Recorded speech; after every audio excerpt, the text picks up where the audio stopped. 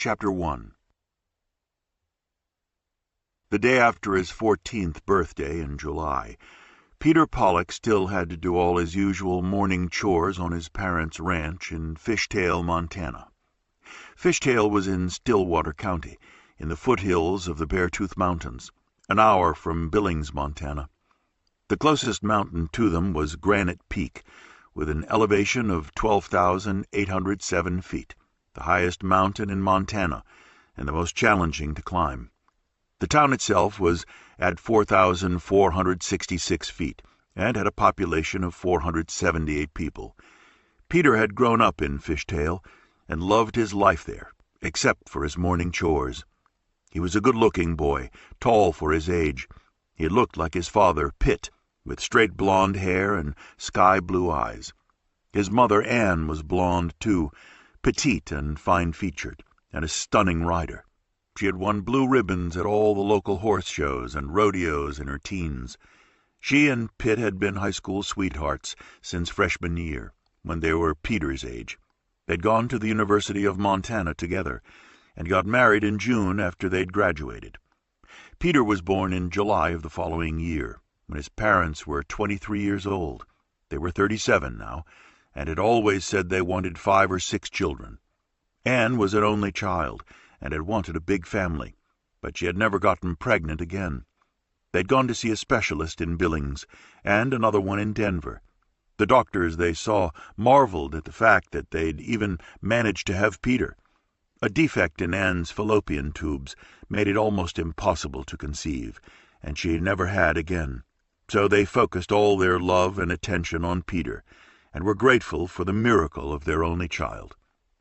Pitt's paternal grandfather had founded the Pollock Ranch. They bred and sold the finest horses in the state, and it was the largest ranch in the area, well known and respected throughout the western states. People came from as far south as Texas to buy their horses, and as far east as Kentucky. The bloodlines of their horses were legendary. Pitt's father had run the ranch when his father died, and as an only child himself, Pitt had inherited it from his father when he died in an accident 10 years before. Pitt Pollock was one of the youngest, most successful ranchers in Montana. Anne had never even thought about that when she fell in love with him at 14. Her father had been everyone's favorite local vet, and he had taken Anne with him many times when he tended to the horses on the ranch. It had never dawned on either father that their children would fall in love, and when they did, their parents figured it wouldn't last. They were just kids when it all started. 23 years later, they were more in love than ever. Anne worked side by side with Pitt in the office and was the chief financial officer. She had majored in business and economics and had a great head for finance. Pitt knew everything there was to know about horses. He had been taught by his father and grandfather and had learned his lessons well. Peter knew that one day he would run the ranch. He was a serious, responsible boy and had never caused his parents any trouble.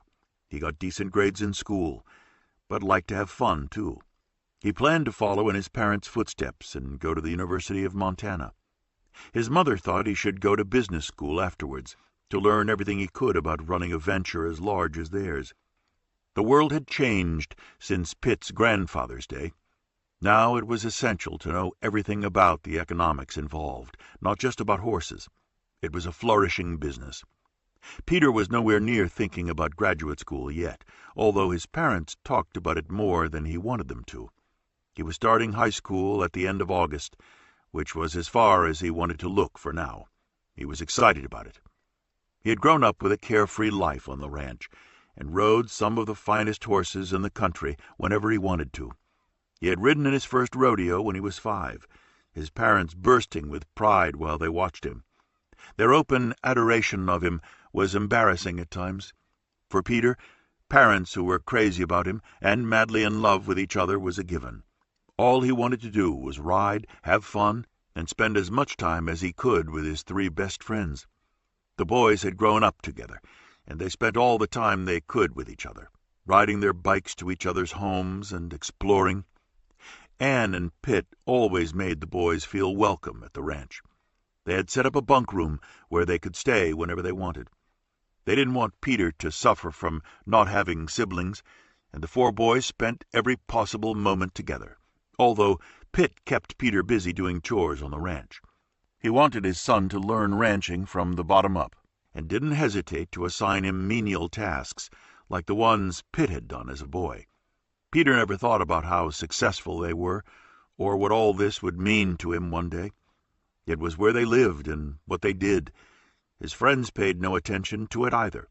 They had no regard for the thousands of acres the Pollocks owned, or the volume of business they did, breeding and selling valuable horses. None of them understood how lucrative the ranch was, which Anne and Pitt thought was just as well. Bill and Patty Brown owned a smaller neighboring ranch. Bill's father had bought the land for it from Pitt's father when Bill was a boy. They had cattle as well as horses and sheep. They owned a successful dairy, and though their operation was smaller than the Pollocks, they did well. They were Anne and Pitt's closest friends. Pitt, Anne, and Patty had gone to high school together. Bill and Pitt were best friends, and once the two couples were married, they were ecstatic when they got pregnant at the same time. Anne and Patty talked about how their babies would become best friends one day, or marry. Their sons were born 3 weeks apart, with Matt Brown arriving before Peter. Anne and Pitt were Matt's godparents, and their wish had come true when the two boys were best friends by the time they went to nursery school together. Anne had been graciously happy for Bill and Patty when they had a second child 8 years later, although the Pollocks knew that a brother or sister for Peter was not in the cards for them. They had made their peace with it. The Browns' second child was another boy, Benji. He was now 6 years old, and his older brother's adoring shadow, much to Matt's irritation most of the time. Matt grudgingly took Benji with him whenever his parents insisted, but he loved escaping to the Pollocks' ranch to hang out with Peter, and whenever possible he would leave Benji at home. Patty had gone to nursing school, while Anne and Pitt were in college. Bill was 3 years older and already working on the ranch. He and Patty got married a year before Anne and Pitt. They had broken up for a while before that and dated other people, but they married each other in the end.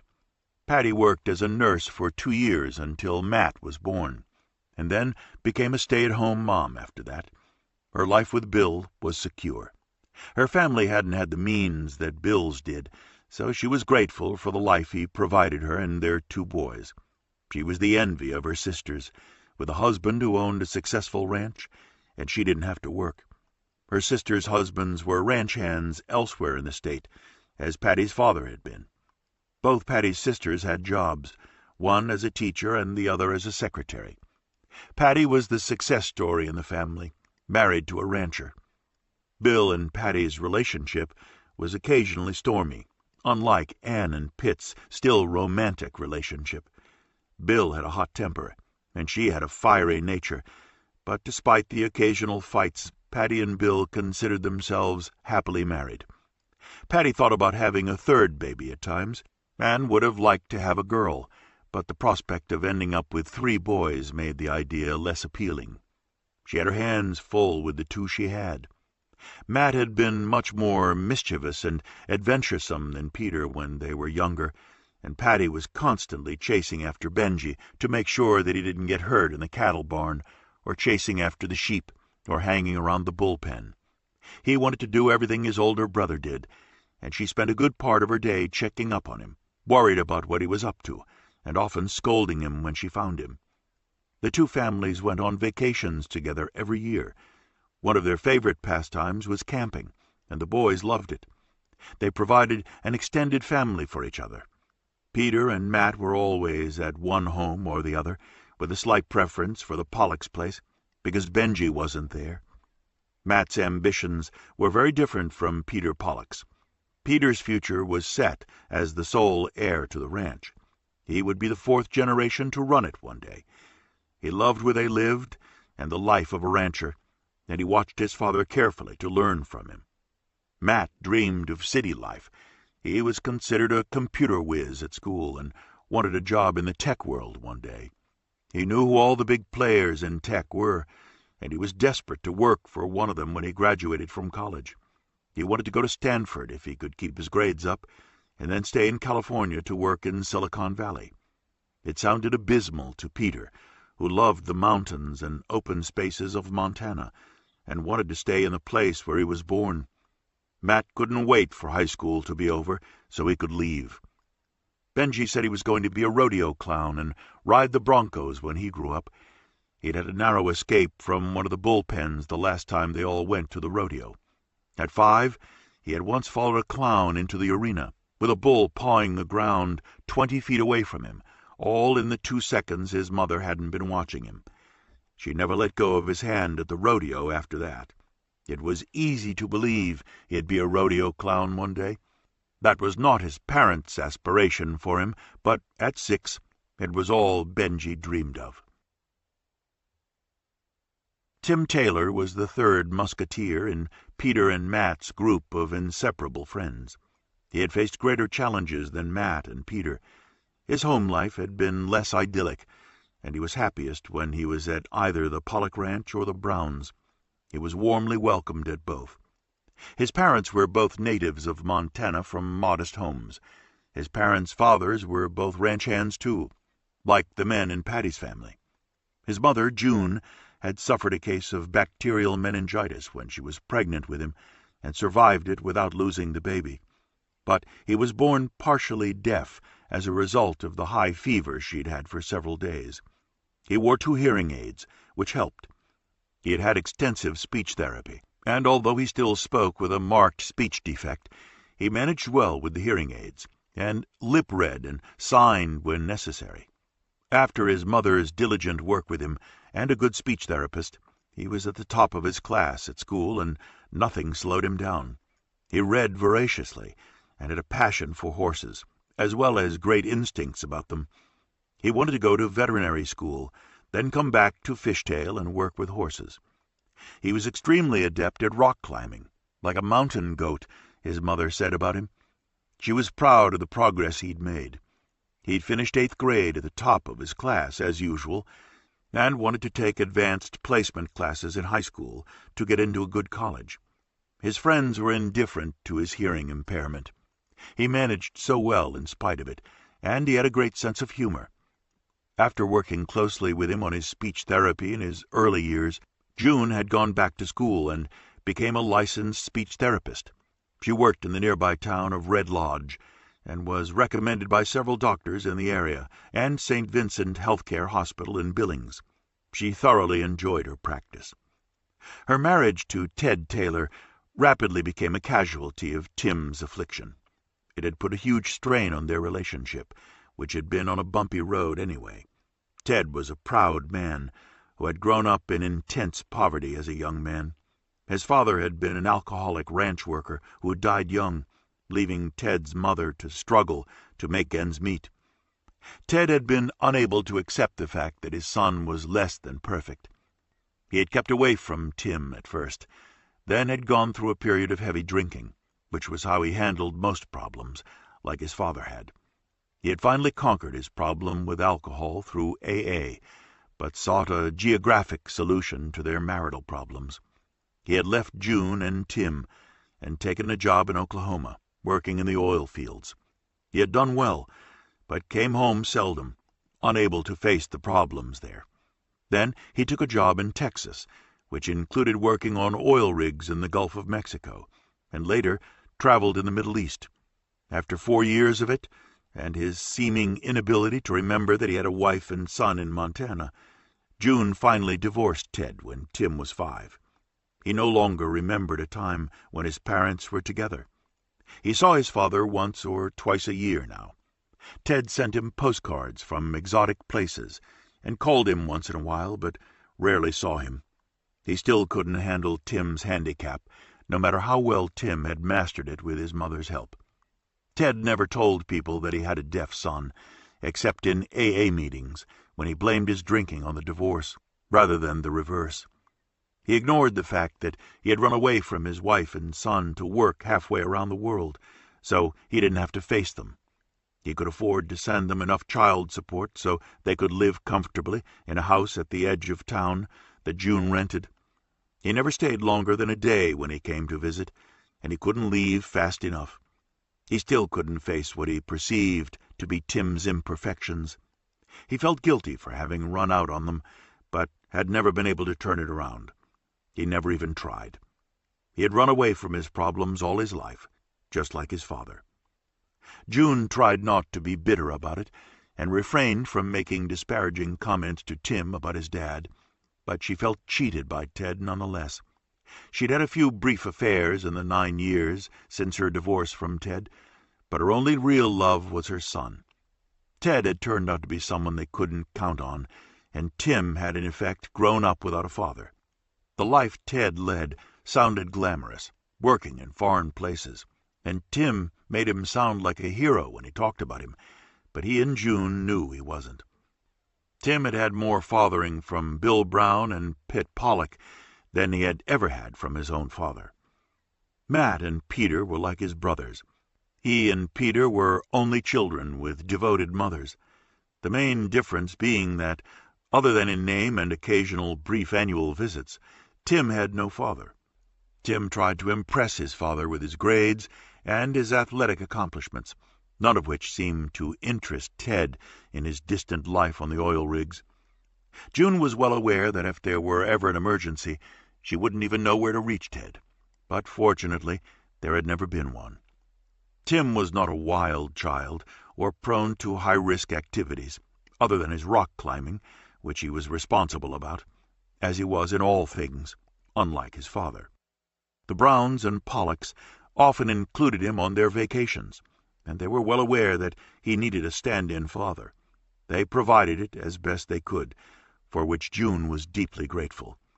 Tim needed a man in his life, in lieu of the fantasy father he had, who was more of an illusion than a reality, and had disappointed Tim all his life. His mother was the person who never let him down. He wanted to be a speech therapist like her when he grew up, so he could help kids like him. The fourth member of their gang lived at the edge of Fishtail, too, near Tim's house. Noel Wiley had gone to school with the other 3 boys since kindergarten. His parents, Marlene and Bob, had moved to Montana from Denver right after Noel was born, and were Fishtail's 2 very respected attorneys. They opened a joint practice, and the Pollocks were clients.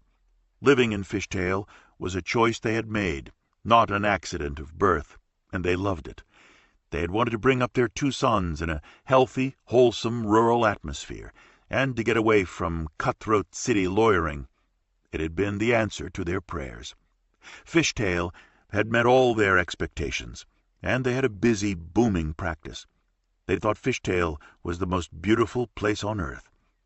Their older son, Justin, was entering his senior year of high school at the end of August, and Noel would be starting as a freshman. Neither of the boys were enchanted with their parents' choice to live out of the mainstream in Fishtail, and both wanted to return as soon as possible to the city life they no longer remembered but were sure they would prefer. They had both decided that growing up in a town with a population of 400 was oppressive and a form of deprivation. Justin wanted to go to law school, and he dreamed of Chicago, New York, Denver, or L.A., wherever he got into college and eventually law school. His parents hoped he'd come back to Fishtail to join them in their practice, but all he wanted was to get hired by a big city law firm, the bigger the better, and never live in Fishtail again once he left for college. He insisted that city life was in his DNA, and he didn't want to spend the rest of his life in Fishtail or the Beartooth Mountains. He was counting the days until he could leave. Noel shared the same opinion. Their parents were highly intelligent, Ivy League-educated attorneys who had chosen the less traveled path, as the children of overachievers themselves. Justin and Noel wanted to try their hands at that kind of achievement in a more competitive, urban, challenging world. Noel wanted to go to med school. The idea had come to him when he was diagnosed with juvenile diabetes at 7. He had faced the challenge well, and wore an insulin pump now, which spared him from having to administer insulin shots to himself. The pump monitored his sugar levels for him and gave him the insulin doses he needed. His 3 closest friends, some of his classmates, and All of his teachers were aware that he was diabetic. He had explained it in medical terms to his 3 closest friends in detail, showed them the pump on his side, and told them the implications of having juvenile diabetes. He wanted to treat juvenile diabetic patients one day, and like Justin, he wanted to practice in a big city, at a teaching hospital in San Francisco or L.A. His parents had taken him to Children's Hospital Colorado and Denver and UCSF in San Francisco for diagnosis and treatment, and he loved the bustle and activity of the hospitals he'd seen. After a while, they no longer frightened him. He wanted to be a doctor like the ones on the teams that had treated him. He'd had some hard times with the disease at first, until they got it regulated. He'd handled it well, with the careful supervision of his mother. His brother Justin was knowledgeable about the disease as well, and knew everything he needed to in case Noel ever fainted or had a reaction from high or low sugar or a problem with the insulin. Justin was as well versed as his parents about how to handle a diabetic crisis for Noel, but there had been none in many years, and Noel himself knew how to deal with it. His friends almost forgot that he was diabetic, and that their parents were well versed in it too, in case there was ever a problem while Noel visited them. Justin and Noel were very different. Noel was down to earth, practical, and mature for his age. In some ways he was fearless. Because he'd been sick at an early age and had to face the realities of his disease, he was undaunted by life, and didn't let anything stop him. He had an outgoing, more gregarious nature than his older brother. Justin was always more anxious and more introverted. Because he knew that his brother faced risks with the disease, he felt protective and responsible for him. His parents expected him to look out for his younger brother at home and at school, and whenever their parents were busy. Neither Marlene nor Bob Wiley realized how burdened Justin felt by it, entrusted with the life of another human being. Justin even felt guilty sometimes that Noel suffered from an illness and he didn't. He was especially kind to Noel to make up for it. In a way, Noel's illness had impacted Justin's childhood more than Noel's. Noel took it in his stride. Justin worried about everything and never expressed it. Still waters ran deep, as his mother said about him. Justin had a much quieter nature than his exuberant younger brother. Justin liked girls, but hadn't had a girlfriend yet. Noel couldn't wait to get to high school and find one. He was a bright, handsome boy. Their biggest medical problem at the moment was not Noel, but Bob, their father. Bob had been diagnosed with pancreatic cancer the summer before, and had gone downhill slowly at first. But the disease gathered speed quickly, and by Christmas he'd had to quit their legal practice, leaving it all on Marlene's shoulders. She had handled it heroically for the past 7 months. Bob's care, their law practice, and mothering the 2 boys. There wasn't a spare moment in her day when she was not caring for someone, her husband, her 2 sons, or the clients in their practice. She was exhausted and hid it as best she could, trying to keep Bob's spirits up, not worrying her sons unduly while preparing them for what they all knew was coming. He had already outlived the prognosis by several months. She had tried to warn the boys as gently as she could, but she knew that neither of them fully understood how hopeless Bob's situation was. She couldn't even understand it herself. He had been so strong and capable, and suddenly so desperately sick. Bob had stopped his chemo treatments in June. They were destroying what was left of the quality of his life, and made him desperately ill. He wanted to enjoy the last months he would have with his wife and sons, although he was too weak to leave the house, and often his bed now. The doctors had agreed that further chemo was useless. Marlene had nurses come to help her regularly when she had to work all day or travel elsewhere in the country and couldn't come home to check on him every few hours. Hospice workers had begun to visit them daily a few weeks before, and that made the process a little easier, but there was nothing easy about it. Marlene was losing the husband she loved and had been married to for 20 years. She was 45 years old and could no longer avoid the fact that soon she would be a widow. Bob was facing it as gracefully and as lovingly as he had everything else in their life, but she couldn't hide from it any more. She couldn't imagine life without him. They had lived together, worked together, shared every task and burden. He had protected her and made all their important decisions, and now it was all going to be on her shoulders, and it had been for the last 7 months as he got weaker. Bob could hardly leave their bedroom now, and she could see that talking to him about their legal practice or any problem of the boys exhausted him. She tried to shield him from everything she could. She had begun to have nightmares about Bob and both boys being in an accident, and all of them dying together, leaving her to face life alone. She was much more anxious about the boys now, and worried about them more, as though trying to protect them would help avert a tragedy. But she knew that Bob's death was heading toward them relentlessly, and wouldn't wait much longer. She had done what she could to prepare the boys, as gently as possible, and they were devastated. Justin was in denial, and would talk about Bob being at his graduation from high school in a year. Noel, being more interested in medical issues, had read on the internet about his father's illness, and would go on walks alone sometimes, crying about what they all knew was coming. Marlene wished she could slow down the process, or cure him magically, but she couldn't. They would all have to face it, and every day she wondered how she would survive without him. She had always been able to rely on him, and without meaning to, she was relying on Justin more than before, since he was older than Noel. At 17, he was almost an adult, and never balked at the responsibilities she put on him, like caring for Noel. Their friends and neighbors had been wonderful, and did all they could to be supportive. They visited Bob when he was up to it, dropped off meals Marlene could just put in the microwave so she didn't have to cook, did errands for her, and offered to pick up Noel from his activities. Justin drove him most of the time, but it was a relief for him when others did it, so Marlene accepted their help gratefully, for her sake as well as Justin's.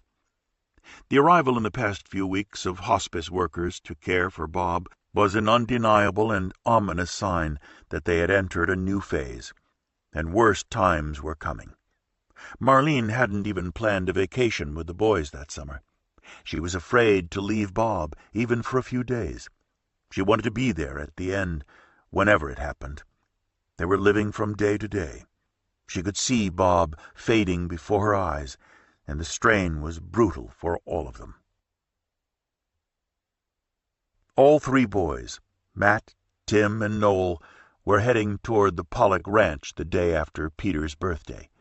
They were going to swim in the shallow stream on their property, not far from the house, go riding into the hills if it wasn't too hot, and Peter's mother had promised to pay for dinner at the diner in town. As a special treat, the boys could dine there alone. They usually went with their parents for the variety of good home-style food.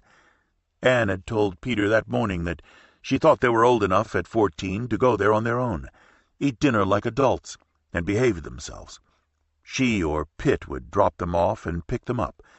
Probably she would, since Pitt often finished at the ranch office late after answering a last slew of emails from all over the country. Then he would come home for dinner with her and Peter. She thought it would be a nice treat for Peter to go out with his friends. He grinned when she suggested it at breakfast. It was a first sign of what he could expect as he entered high school in another month. It made him feel very grown up. He was thinking about it as Matt arrived and dropped his bike on the ground outside the barn and went inside to find Peter. He was just putting away the heavy shovel he had used to clear away some hay, and Matt helped him spread out a fresh bale. Peter said he was finished with his chores, and then told Matt about dinner at the diner. Matt looked worried for a minute. "I didn't bring any money." He never did. None of them ever had more than a few dollars on them. They didn't need it. There was nothing they needed to buy and nothing to pay for. "My parents are treating," Peter reassured him, and Matt looked relieved. He spent the allowance he got on video games and candy every week. He tried to buy a girly magazine once, with naked women in it, But the man who sold books and magazines in town knew him and wouldn't sell it to him, even though Matt had just turned 14, which seemed to him old enough to look at naked women. He would have shared it with Peter. He bought a video game instead. "I hate living in a town where everyone knows my parents," Peter said when Matt had complained, but he was looking forward to dinner at the diner, just the 4 boys. They could talk about whatever they wanted, which was usually horses, or movies they wanted to see, or the next camping trip they were going on with their parents. Matt had had a brief flirtation with a girl in 8th grade that spring, but it had evaporated quickly. Peter hadn't had any forays into romance yet, although he was always aware that his parents had fallen in love when they were his age, and been together ever since. He didn't want anything like that, but going to the movies with a girl, or watching a movie with one at home in their playroom, sounded appealing. He just hadn't met the right girl yet. He'd rather hang out with his pals for the moment. He wasn't desperate for female company yet. Horses and video games still seemed like more fun and less mysterious.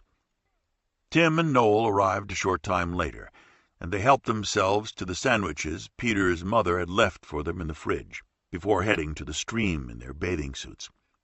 They biked down a narrow dirt road to get there, left their bikes under a tree, and jumped into the stream, splashed each other, laughed as they teased each other for an hour in the water, and then lay on the grass to dry off.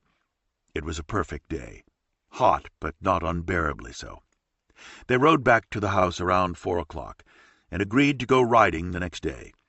When they got back to the house, they headed downstairs to the spacious playroom Pitt had built for them. He liked having Peter's friends around. He and Ann both did. At 6 o'clock, Ann reminded the boys to put their jeans on and said she'd drive them to dinner at the Silver Spur Diner, as she put the money in Peter's pocket. It was going to be their first dinner out alone, as independent young men, and a landmark moment for all 4 of them. When she dropped them off, she watched them walk inside, sauntering like grown men, laughing and shoving each other. She drove away with a smile. Her baby was growing up. It was hard to believe he'd be starting high school in a month. It all went so fast. It seemed like only a few years ago that he'd been a baby. And now they were going out to dinner on their own. Chapter 2.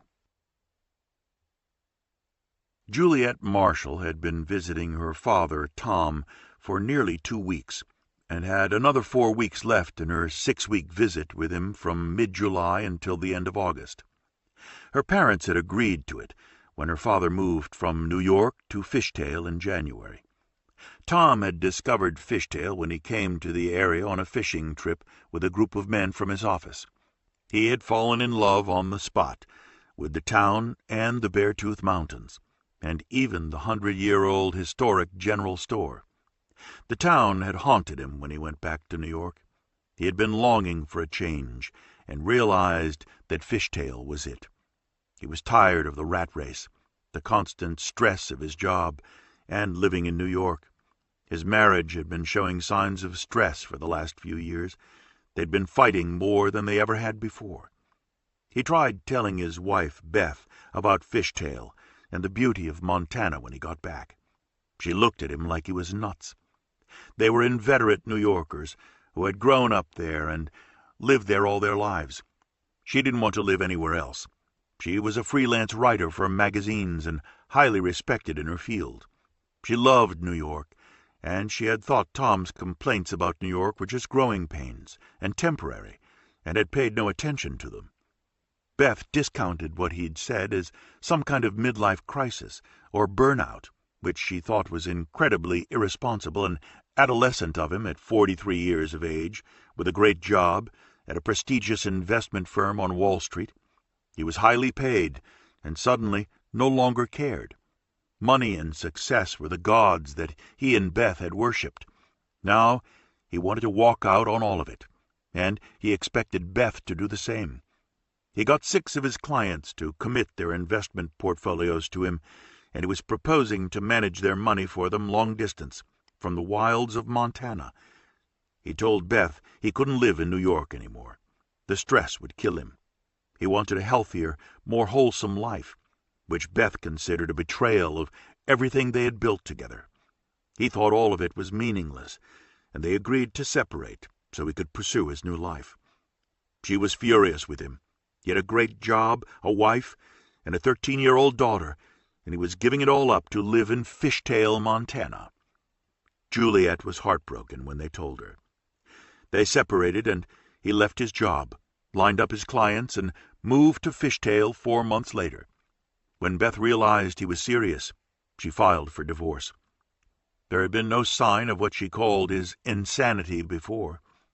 They'd had their squabbles like other couples and minor disagreements, but there had been no hint that he would give up a career and a marriage and move to a town of 400 people in Montana. The news had broadsided Beth, Juliet, and all of their close friends. There were other couples who appeared to have more severe problems, and no one would have been surprised by their divorces. In Tom and Beth's case, everyone was stunned. Overnight, they had nothing in common, except their daughter. He said he couldn't live in New York anymore, not even for Juliet. Tom simply said they had run out of gas. He had felt pushed to the breaking point doing business in New York. The constant stress and pressure, the viciousness, the competition. Never having time to smell the roses, which he was allergic to anyway, Beth pointed out. And the quality of life, or lack of it, living in the city, pursuing goals that had become meaningless to him. He said it was a phony life that he no longer believed in. He didn't want to teach their daughter a value system in which the only thing that mattered was money and the pursuit of it, no matter what it cost the soul. He said that he felt as though he had wasted the first half of his life, and he didn't want to waste the rest of it. He wanted to live in natural surroundings, hike and fish and ride in his spare time, and not have to ride the subway to work every day. It was an argument Beth couldn't win. Their marriage had been shaky for the past few years, as they seemed to be going their separate ways and wanting different things more and more. Their relationship collapsed completely with the weight of the changes he wanted to make, and ultimately did make. He gave up everything Beth cared about in their marriage, all the superficial signs of status they had worked so hard for. Beth had no intention of giving up everything just because he had gone crazy. Tom had completely changed. Living in Montana was out of the question for her. She had been working for a magazine when they'd met 17 years before. She had felt much the same way about the magazine that he did about Wall Street now. She felt stifled, so she had left to become a freelance writer, and had done very well in the years since. She contributed to their life, and he envied the freedom she had working for herself. She no longer had to deal with office politics, which she had hated, and could work at her own pace. She worked harder as a freelancer than she had in her job, working for someone else. She thrived on the overachieving atmosphere of New York. He accused her of being a workaholic, which she conceded might be true. She loved all the cultural and status social events easily available in New York. Their parents had been high achievers too, and she and Tom had gone to the best schools. They had come from similar backgrounds, with the same values. She couldn't understand what had gone wrong. They had become strangers to each other. Beth wanted Juliet to go to the best private schools, as they had, then eventually to an Ivy League college and succeed at a career she loved, not live in the sticks in a hick town. Money, money, money. That's all you think about. Tom had accused her. She was a money machine. He didn't want to be one anymore. I want to provide the best for our daughter, and it takes money to do that, Beth insisted. You went to Harvard. Why shouldn't she one day? Beth's father had run an ad agency, and her mother was a successful publisher. Tom's father was the president of an investment banking firm. Success was important to Beth and Tom, and always had been. Now he was opting to step out of the race. She was furious with him. You want to waste everything we've accomplished and sit on a mountain top in Montana? And what about Juliet? Where would she go to school? That led to a ferocious argument about public schools, the advantages of rural living, the importance of nature, and the admission that he was sick and tired of competing with her and everyone else in Manhattan. He couldn't see the point of it anymore. He said he needed to breathe and wanted a real life, like a normal person. For heaven's sake, Tom, grow up. You're not a Boy Scout anymore. You're 43 years old with a great career, a wife, and a child. You can't just throw it all away and go hide in a cave somewhere. I don't want to hide. I want to breathe and live for a change. Living in New York isn't real, and it costs a fortune. We could live in Montana for a fraction of what we spend here. He had a point, but Beth didn't want to hear it. She was profoundly committed to life in New York and everything it represented. I'm tired of trying to impress people I don't give a damn about. He had some valid points, all of which Beth refused to listen to. You're tired of being a responsible adult, she accused him, and you want to return to the boyhood you never had. His parents had pushed him hard to achieve, and so had she. You want to be Tom Sawyer or Peter Pan. I don't want to be Heidi or Tinker Bell or play Little House on the Prairie. We're grown-ups, for Christ's sake. We have a sophisticated, adult life I love, and Juliet has every advantage we can give her. I'm not going to take that away from her. All you think about is yourself. Try thinking about us for a change. You're being completely irresponsible, Tom. You can't just throw our whole life out the window because you need a change. You could work from anywhere, he reminded her, which was true. You write freelance, and you have a good agent. I write about politics, the economy, the world on a fast track, important current events, heads of state. What would I write about from there? The beauty of a tree? The sunset on a mountain? That's not what I do. Why can't you take a sabbatical if you need a break, or see a therapist, or take medication? He said she completely disregarded what he felt and needed, which was true. She couldn't understand what had happened to him, and she didn't want to. They had irreconcilable differences to an extreme degree. If I went on sabbatical, he said to her, I'd be drowning again as soon as I came back. I hate my job and our life. I need to be true to myself. A therapist isn't going to change that. The sad fact was that, without noticing, they had drifted along the river of life going in opposite directions, and were shouting at each other from the distance. They could hear each other, but they were too far apart now to be able to reach each other, and neither of them wanted to change directions. She was 38 years old and didn't want to turn 40 living in Montana, having given up everything she had fought hard for in New York. She believed in what she was doing, and the life she lived, as much as he believed what he was discovering about himself. Neither of them were wrong, but they were wrong for each other. The battles got more bitter for the next 3 months. The tension Tom was feeling spilled over into his work, and he got into an equally bitter battle with the senior partner of the firm. It was about one of his clients' investments, and how Tom was handling the account. Tom gave notice and left the firm 2 weeks later, which only made things worse between him and Beth.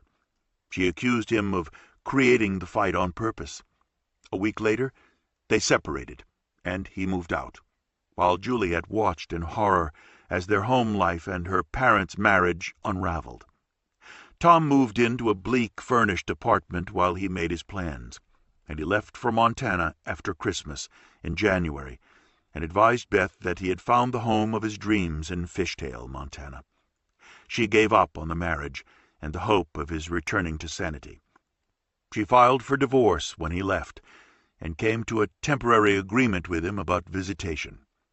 He flew to New York every 6 weeks for a weekend to see Juliet, which was the best he could do for now. Beth agreed to let her stay with him for 6 weeks in the summer, and they would have to figure out more permanent visitation after that in the fall. The hardest part was that he hadn't moved to a city like Boston or Chicago, which was easy to get to. Juliet couldn't easily fly to see her father for a weekend in Fishtail, Montana, and from what Beth could learn, the area was snowed in for half the year. Juliet was bitterly unhappy about the arrangements, and blamed her mother for filing the divorce and not giving Tom a chance to work things out. She blamed both of them for playing tug-of-war with her, and she argued with her mother constantly about everything. She was relieved to get away from her, but still upset at her father when she arrived in Fishtail in July, with no idea what it would be like. She was still crushed that her parents were going to be divorced. Many of her friends' parents were, but they lived across town from each other, not halfway across the country, in a tiny town that was hard to get to. Juliet was happy to see him when she arrived, and surprised to find that he had rented a pretty Victorian house and furnished most of it. He had become adept at ordering furniture and antiques from the internet, and had done a good job with the house, particularly with her big sunny bedroom, which had a 4-poster bed he'd gotten on first dibs. He had wallpapered the room for her himself, and Beth had sent him a few of his things, and some paintings that he loved. She didn't argue with him over their belongings, but she still couldn't believe what he had done. Their marriage had disintegrated in a matter of months. Juliet could see that he was happy. The area was beautiful. He drove her up into the mountains, and they took hikes along the trails. Juliet was tall and athletic like her father.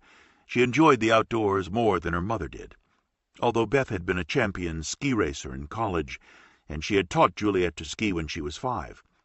But everything Beth did was about competing and winning for money. Tom wanted more than that in his life. He wanted substance and real people and a job he enjoyed. Beth didn't, and she called him irresponsible and juvenile. Tom took Juliet fishing at a peaceful lake. They made dinner together at night, and later tried the few local restaurants in Fishtail and neighboring towns. It wasn't New York, and she missed her friends, but it made her realize how much she missed living with her dad.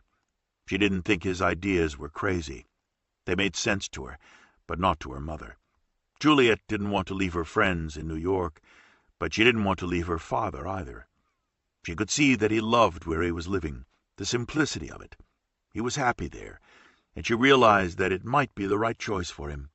It was just terrible luck that Fishtail would have been all wrong for her mother. For Juliet, it now meant that growing up was accepting that she would have divorced parents, and a father who lived far away in a remote place with a completely different life. She could see that he was peaceful, less stressed, and he seemed content. He was much more patient now, and had more time for her. There were things she liked about Fishtail, too, but she couldn't imagine living there. It was too small and felt foreign to her. Like her mother, she liked her life in New York and her friends, but she loved her father and was sad that he was now so different from her mother. She loved them both, even if she and her mother argued much of the time. She had always been so happy that her parents were together, and now she was going to start high school in the fall with divorced parents, like so many of her friends. She wondered if her dad was dating, but didn't want to ask. Her mother wasn't. She was still outraged by what Tom had done. She said he had betrayed her and completely abandoned their life and who he was. But Juliet was able to see that the changes in him weren't bad. He seemed younger and happier and free now in Montana. Her mother was more stressed and tense than she'd ever been before, with everything on her shoulders now and no husband to consult with or lean on. And she hated Tom for wanting a new and different life. Her fury at him was eating her alive, and she snapped at Juliet all the time. It was a relief to be away, and her father was nice to her. Juliet and her father cleaned and cooked the fish they'd caught at the lake. The next day, Tom suggested they be lazy and have dinner at the diner. Juliet hadn't been there yet, and he said it would be fun. It was a funny little town, with antique shops and the general store. They have a jukebox. He told her about the diner as they drove the few miles into town from his house, although the songs are pretty old. He jangled a pocketful of quarters he had brought along so she could play it, and she smiled. A lot of the local kids go there, mostly high school age. She hadn't seen anyone her own age yet, and her father hadn't made any friends in the few months he'd been there, so they were spending all their time together. It was why she had come, to spend time with him, and she'd enjoyed the time she'd been there, so far. There was nothing of the underlying tension she had with her mother. Her mother was planning to spend the time Juliet was away catching up on assignments and meeting deadlines on the weekends in a small house she had rented in the Hamptons. The rest of the time she was in the city. Juliet was going to spend a week in the Hamptons with her when she went back, before school started. She was enrolled to begin high school in the fall at a very fancy, highly desirable and competitive private school. Getting into it had been a real victory, and her mother said it would assure Juliet a place in a good college if she kept her grades up. Beth put a lot of pressure on her, and was very proud of her. But Tom was sorry to see Beth pushing Juliet to start the rat race of power, competition, and status so young. He didn't tell her, but he thought she should enjoy her childhood and adolescence. Juliet had no idea yet what career path she wanted to pursue after college. She was a little nervous about how hard her new school would be, and whether or not she'd like the other kids there. She didn't know anyone else who had been accepted at that school, but her mother had wanted her to go there and made the decision. Juliet felt like she had no voice in her own life, and she wondered if her father had felt that way too. Tom parked his new red truck outside the diner. It looked the same as it had in the 1950s, a relic of the past, which had a certain charm. There were a number of bicycles leaning against the wall outside and lying on the ground. Unlike New York, nothing was locked up here. Her father left his front door unlocked most of the time, too, which had surprised her. Juliet walked into the diner behind her father. She was wearing cut-off jean shorts, a T-shirt, high-top sneakers, and her long blonde hair in a braid down her back.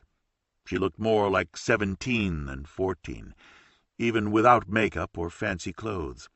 She had a mature look about her and seemed very poised. Tom had observed that the local kids seemed more relaxed, a little more boisterous, and dressed and acted more like kids than their counterparts in New York. Juliet noticed a table of boys talking and laughing at the back of the diner, and she glanced around at the other diners. They all looked relaxed and were engrossed in conversations. Her father recommended the meatloaf or fried chicken when they sat down. She smiled because she couldn't remember his eating anything like it in New York. Her mother favored vegetable salads, kale, and healthy food, and no carbs.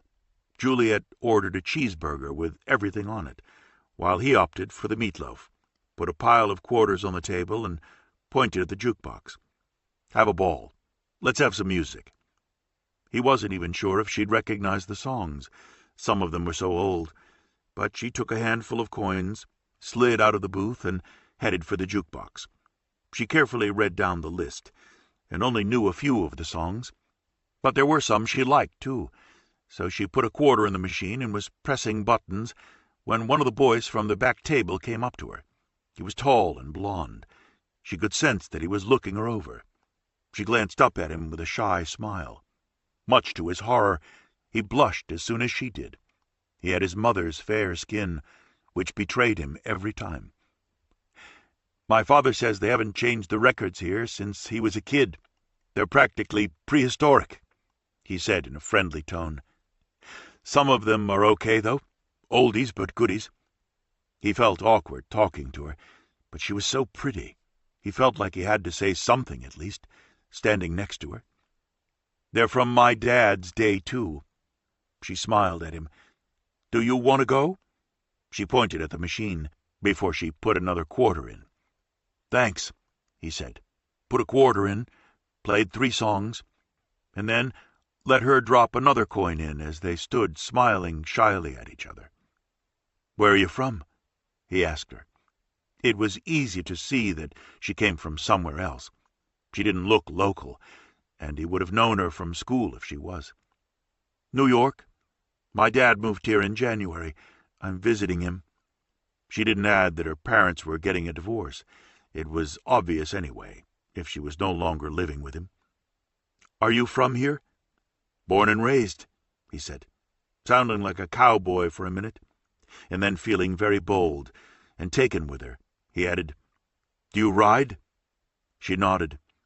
"Do you want to come riding with me and my friends tomorrow? We're going to a lake to swim." She hesitated since she didn't know him, although the invitation was tempting. and he looked apologetic. "Sorry, that was rude. I'm Peter Pollock." He stuck out a hand to shake hers. "Juliet Marshall." She smiled at him.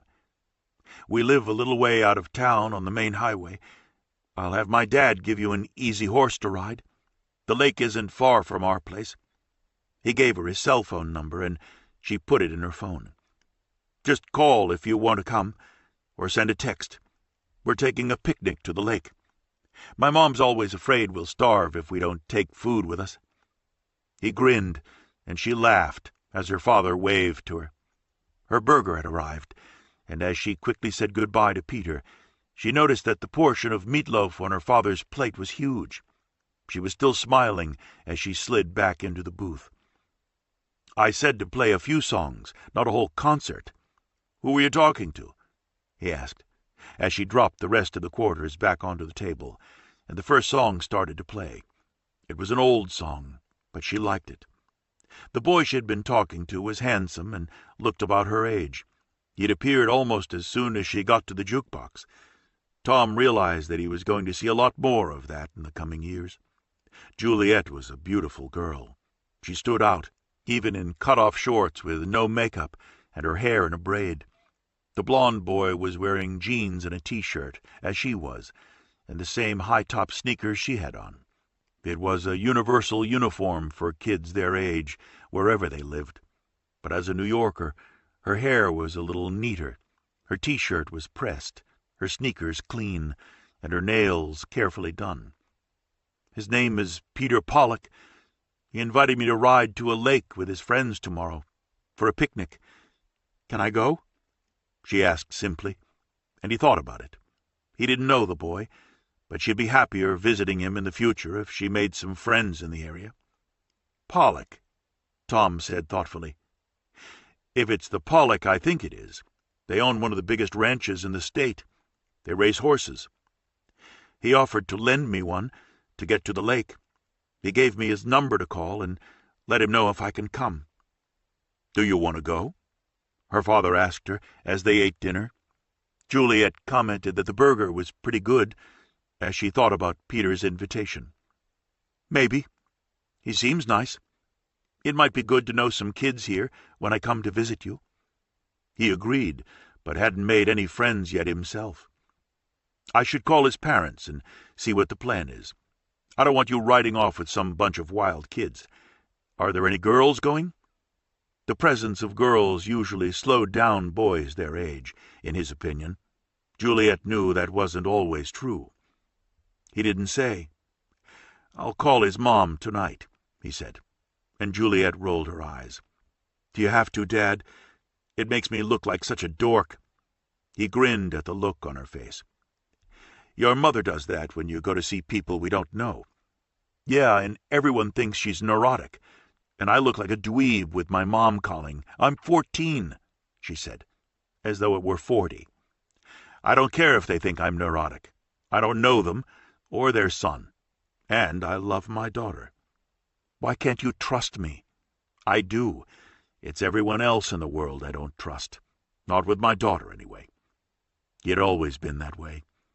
I swear, Mom's still going to be calling parents when I'm 50.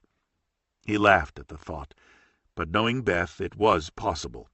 She was an ultra cautious, suspicious mom who wanted to be sure that there would be parents present, and she could trust them to supervise properly.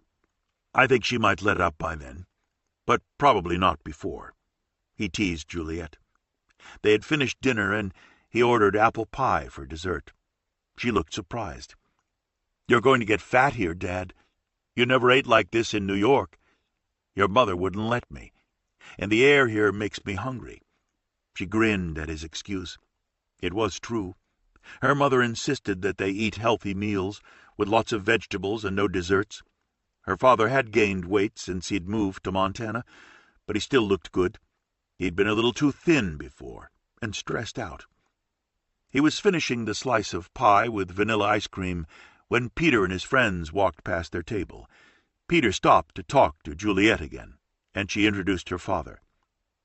"Hi, I'm Peter. We're just going up to a lake not far from my house. I'll give her a really quiet horse.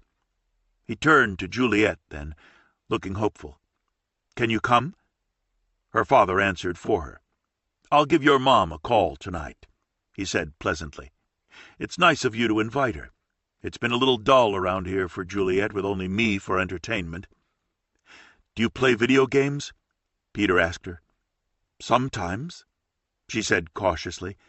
She wasn't crazy about them. That was a boy thing. She played chess masterfully, though, and could beat her father now, even though he had taught her. They'd been playing every night since she arrived. She had missed doing things like that with him. "See you tomorrow," he said, looking happy, and turned back to Tom. "Nice to meet you, sir," he said politely, and hurried off to join his friends, who were waiting for him in the doorway. Tom noticed a truck pick them up a few minutes later with a woman driving. That reassured him, too. Clearly, they kept a close eye on their son, as he did with his daughter. They all seemed young and innocent. "They look like nice kids," Tom commented as they left the restaurant and got in his truck. He called Peter's mother when they got home. Anne answered the phone herself, and she sounded young and busy. All 4 boys were in her kitchen making s'mores and eating ice cream. Tom explained why he was calling. "Your son very kindly invited my daughter to ride to a lake with him and some of his friends tomorrow to have a picnic." "That's true," she said cheerfully. "As far as I know, there are 4 of them going. I know all the boys well. They're like my own kids. They're always together, and they're a pretty tame group. It's what Peter said, a picnic lunch and a swim at the lake. We don't let them ride any of our livelier horses, although they're all good riders. Your daughter can ride?" "She can," he assured her. That had concerned her. She didn't want to take a risk with a girl who couldn't ride falling off one of their horses, getting hurt, and her parents suing them. She didn't know Juliet or her parents. "Peter tells me you just moved here a few months ago. You'll have to come out and visit us sometime. Fishtail can be a little lonely before you meet some folks." She sounded friendly and warm. "I've been enjoying just exploring and getting to know the place, and recovering from New York." She laughed. "That's a big change for you. Well, I'll look forward to meeting Juliet tomorrow. I'll be here when they take off. They'll only be gone a few hours. She's welcome to hang around when they get back, if she isn't sick of the boys by then." She sounded easygoing and pleasant. He gave Juliet his seal of approval when he hung up, and she beat him at chess again that night. She looked happy to be joining the others for the ride to the lake and the picnic the next day. Tom was impressed that he would be meeting the Pollocks. He'd been hearing about them since he'd moved to Fishtail. They were practically considered royalty in the area, and thanks to Juliet, he would be meeting them now. Kids always had a way of meeting up, no matter who they were or where they were from. Juliet wasn't impressed, but her father was. Chapter 3. Tom Marshall got directions at the local gas station about how to get to the Pollock Ranch. It wasn't complicated. "Just stay on the highway out of town. Look for the stone posts and the sign. Take a right into their driveway and keep driving. You'll get there eventually," the attendant said. Tom had noticed the sign before, but hadn't paid much attention to it, since he had no reason to go there. You couldn't see the Pollocks' barns or pastures or the main house from the road.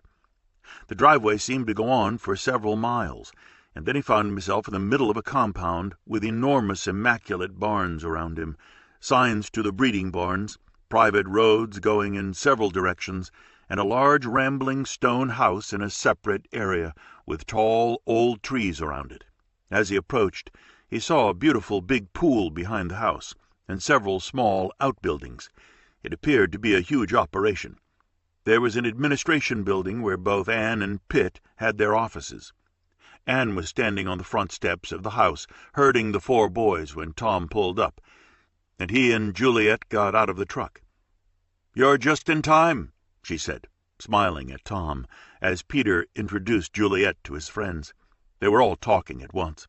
Peter and Matt were carrying the saddlebags with the lunch Anne had packed for them. She was busy talking to Juliet's father and reassuring him again. The boys know the area like their back pocket, and the lake isn't far. It's just a few miles up the mountain in the foothills, and it's an easy trail. Tom and Ann followed the boys to the barn then, so they could mount up, and as they got on their horses, Pitt came out of the barn and greeted Tom warmly. "Happy to meet you. You'll have to come to a barbecue some Sunday night." He looked like he was in a hurry and left them a few minutes later, after asking Ann to come to his office once the kids left.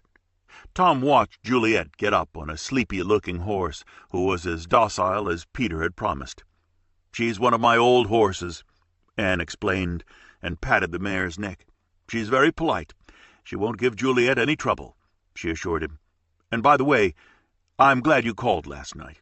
I would have done the same with strangers who had invited my daughter somewhere, or even with Peter. You never know how responsible other parents are. It's always good to check. And it's good for Peter to see that other parents do it too, and that I'm not completely crazy when I call parents I don't know."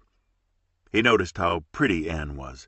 She was a little younger than Beth, but had a fresh, natural, wholesome look. Beth was chic, intense, harried, and a product of New York City living. "Juliet hates it," he confided, "but her mother and I both do it, at least for now. When she's a little older, we won't be able to get away with it. But at 14, I want to know who she's with and where she's going." "I completely agree." The 5 teenagers were mounted up by then. The lunch was stowed, and they were ready to leave. Juliet was wearing a cowboy hat her father had bought her for her stay there. Ann reminded them to have fun and to bring their trash back from the lake, not just leave it there.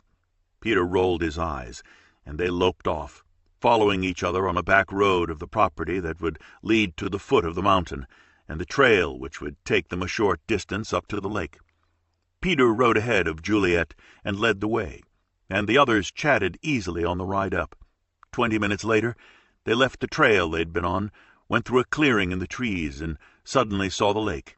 It wasn't vast, but it was picturesque, with some lovely vistas and a narrow sandy beach.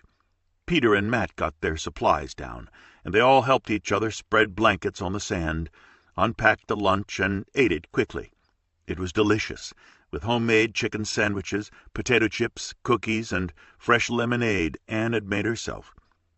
"Your mom makes the best picnic lunches," Tim said in his affected speech, which was noticeable, but they could all understand him clearly. "My mom is a terrible cook," he said, and they all laughed. They knew it was true. "My mom's not much of a cook either," Juliet added. She liked them. They were all nice boys, and she had enjoyed talking to Matt on the way there. She could tell he was crazy about computers. Matt said he was happy he didn't have to bring his pest of a little brother, Benji, with him. "They sent him to some kind of day camp this week. I think he's making mugs or decorating something. He always wants to come with me. He'd have wanted to come with us today." She was learning a little bit about each of them. Peter had whispered to her earlier that Noel's dad was really sick, which sounded very sad to her. She had noticed part of Noel's insulin pump clipped on his jeans and didn't comment on it. One of her girlfriends in New York had one too, so she knew what it was. She had heard about his older brother Justin, who was helping his mom with his sick father, and took care of Noel a lot these days, since their mother had her hands full with their father, their office, and her 2 sons. Juliet could tell that they had grown up together and were almost like brothers. She was disappointed to discover that none of them had sisters. There were 4 boys in their group and an older and a younger brother, but not a single girl. But they were good company anyway. They wrapped up their garbage from lunch and put it back in the saddlebags to take home with them. Then they stripped down to their bathing suits and went swimming. They played water games for a while and dove under the water. Juliet kept up with them. She was strong and as tall as they were. She was taller than Noel, and they had fun with her. Peter stayed close and was attentive to her. After they swam, they lay on their towels on the sand and dried off in the sun. At 4 o'clock, they headed back and were at the Pollocks' barn shortly after. They walked their horses into the barn, took off their saddles and put them away, and filled the feed bags for them. It had been a really nice day, the best one Juliet had had since she'd gotten there. Afterwards, they went into the house and played video games for a while. Juliet played with them. Anne had left snacks out for them. Juliet couldn't help thinking how lucky Peter was to have parents who were still together, and Matt, too. Tim had mentioned that his parents were divorced, and his father worked on oil rigs all over the world, so he only saw his father between assignments for the company he worked for. Noel didn't say much about his father, and he looked preoccupied a lot of the time. He was about to leave on his bicycle to go home around the time Juliet's father came back in the truck, and he offered Noel a ride home. They put his bicycle in the back of the truck. Juliet thanked Peter and said goodbye to Tim and Matt, and then they drove away. Noel told Tom where his house was. It was very close to the house Tom had rented. They stopped to let him out, and his brother Justin came out of the house to help him. Juliet's breath caught when she saw Noel's older brother. He was really handsome and looked very grown up, with broad shoulders and long, powerful arms. He was striking-looking with dark hair, and he paid no attention to Juliet whatsoever. He thanked her father for bringing Noel home, and then they headed into the house together as Tom and Juliet drove off. Juliet thought he looked very serious and acted like an adult, which wasn't surprising with their father so sick. "They look like nice boys. They all do," Tom commented. Anne had told him in a quick aside about Noel's father and how upset they all were. With hospice on the scene now, they knew he couldn't last much longer.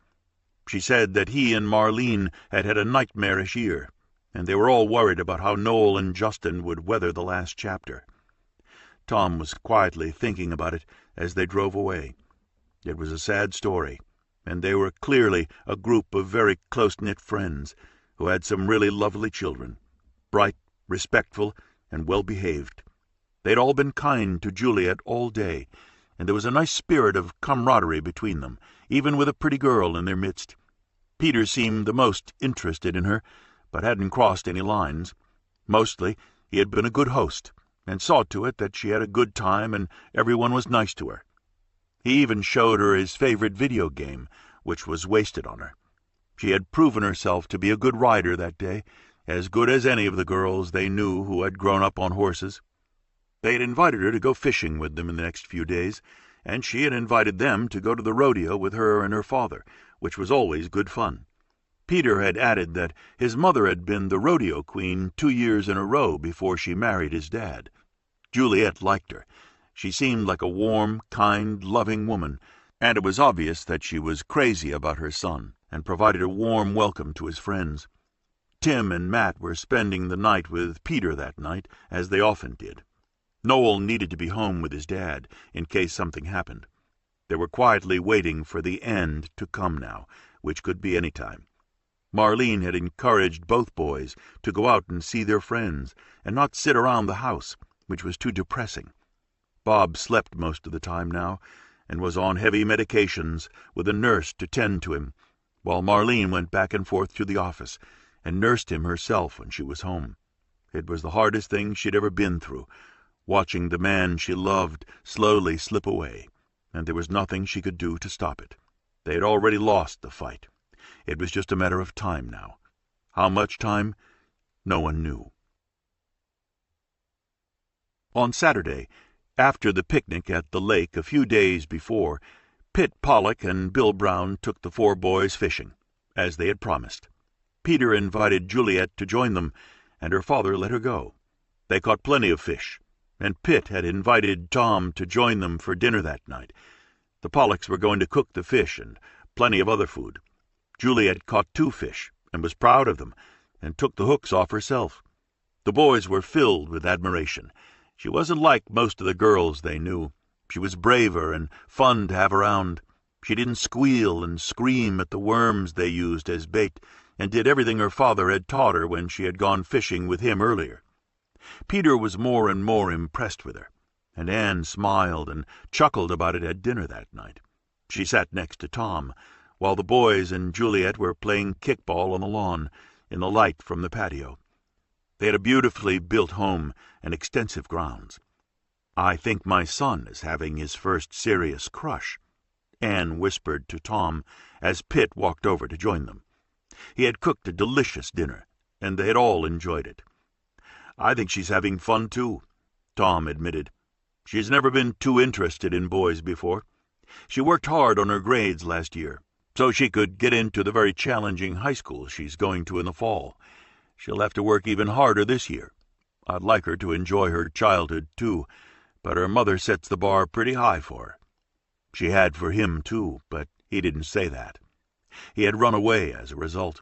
He wasn't proud of it, but he was happy to be out of the rat race he'd been a part of in New York. "They're sweet together," Anne commented, "and it's harmless. None of them are ready for serious romance at this point." Pitt hooted at her when she said it. "How quickly you forget," he teased her. "We were their age when I fell for you, hook, line, and sinker. And how many years ago was that? 23? He reminded her. "Don't underestimate the power of the human heart, or of teenagers in love. We were both 14, too." She smiled at the memory. The world was different then. Everything was more innocent. Kids are more sophisticated today. But I still don't think any of our kids are ready for all that. These kids would rather play video games and go fishing than get in too deep with romances. She sounded convinced of it. "Give them a few months, or a year," Pitt commented. "It all changes when they start high school, and that's only a month away for them. That innocence will be gone pretty soon. If your father hadn't been breathing down my neck all through high school, I wouldn't have been nearly as well behaved with you. I was scared to death of him," he told Tom, and all three of them laughed. "I was sure he'd kill me if I did anything I shouldn't. That all changed when we went to college." He grinned at Anne, and she leaned over and kissed him. They had their secrets, too. "At least we held out till college. I'm not sure kids do that anymore." "You're scaring Tom to death," she scolded her husband, and Tom laughed. "I'm not worried about Juliet right now," he said, "and I can't imagine people falling in love as freshmen in high school today and still being together 23 years later like you two." "It doesn't happen often," Pitt admitted.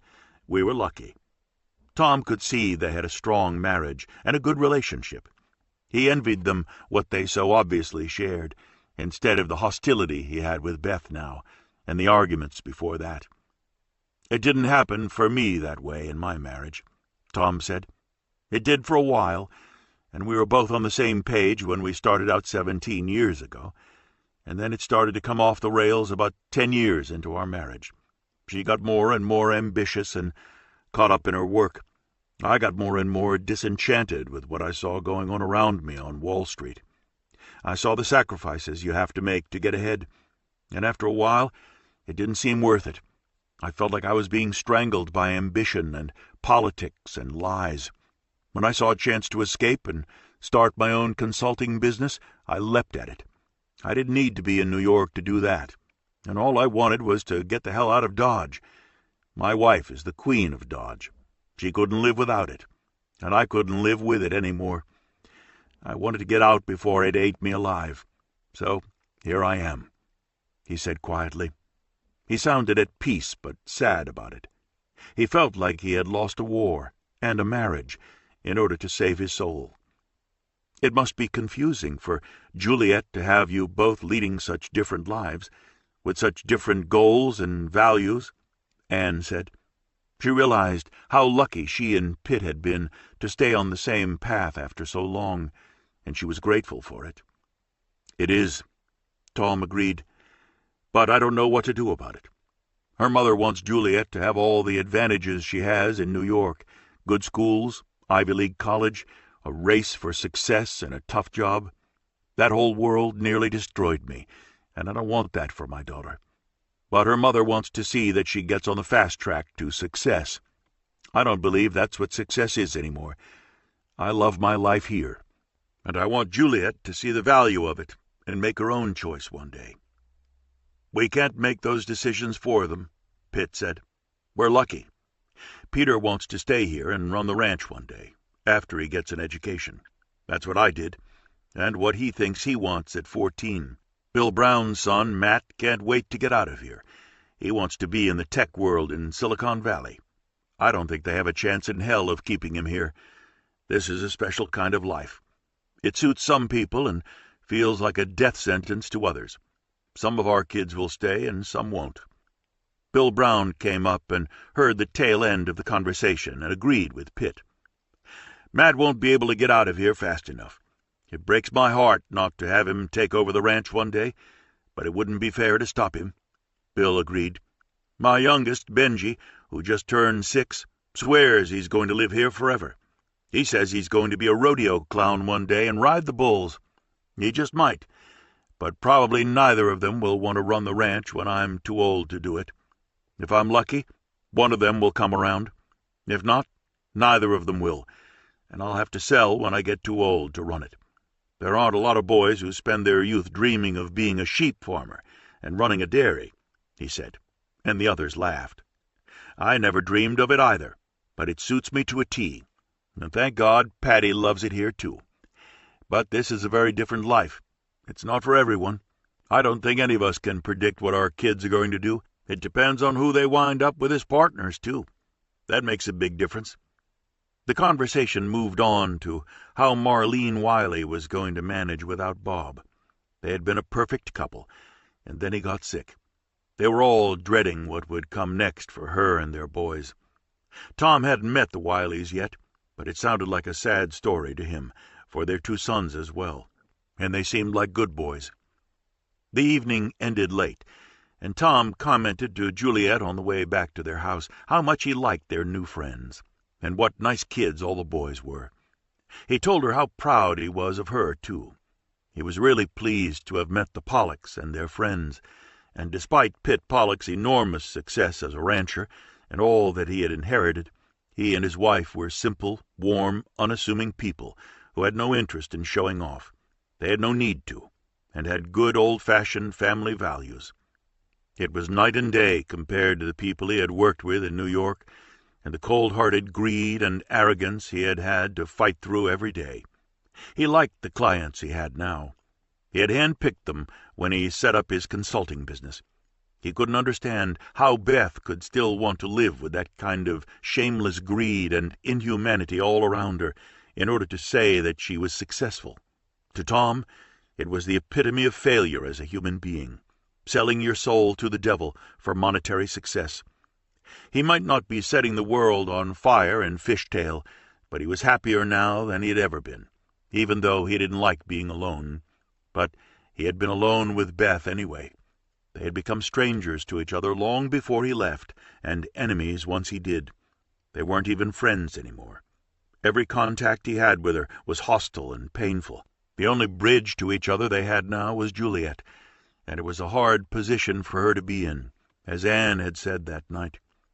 Juliet lived on the firing line between 2 parents who had come to hate each other, and had completely opposite views of life now.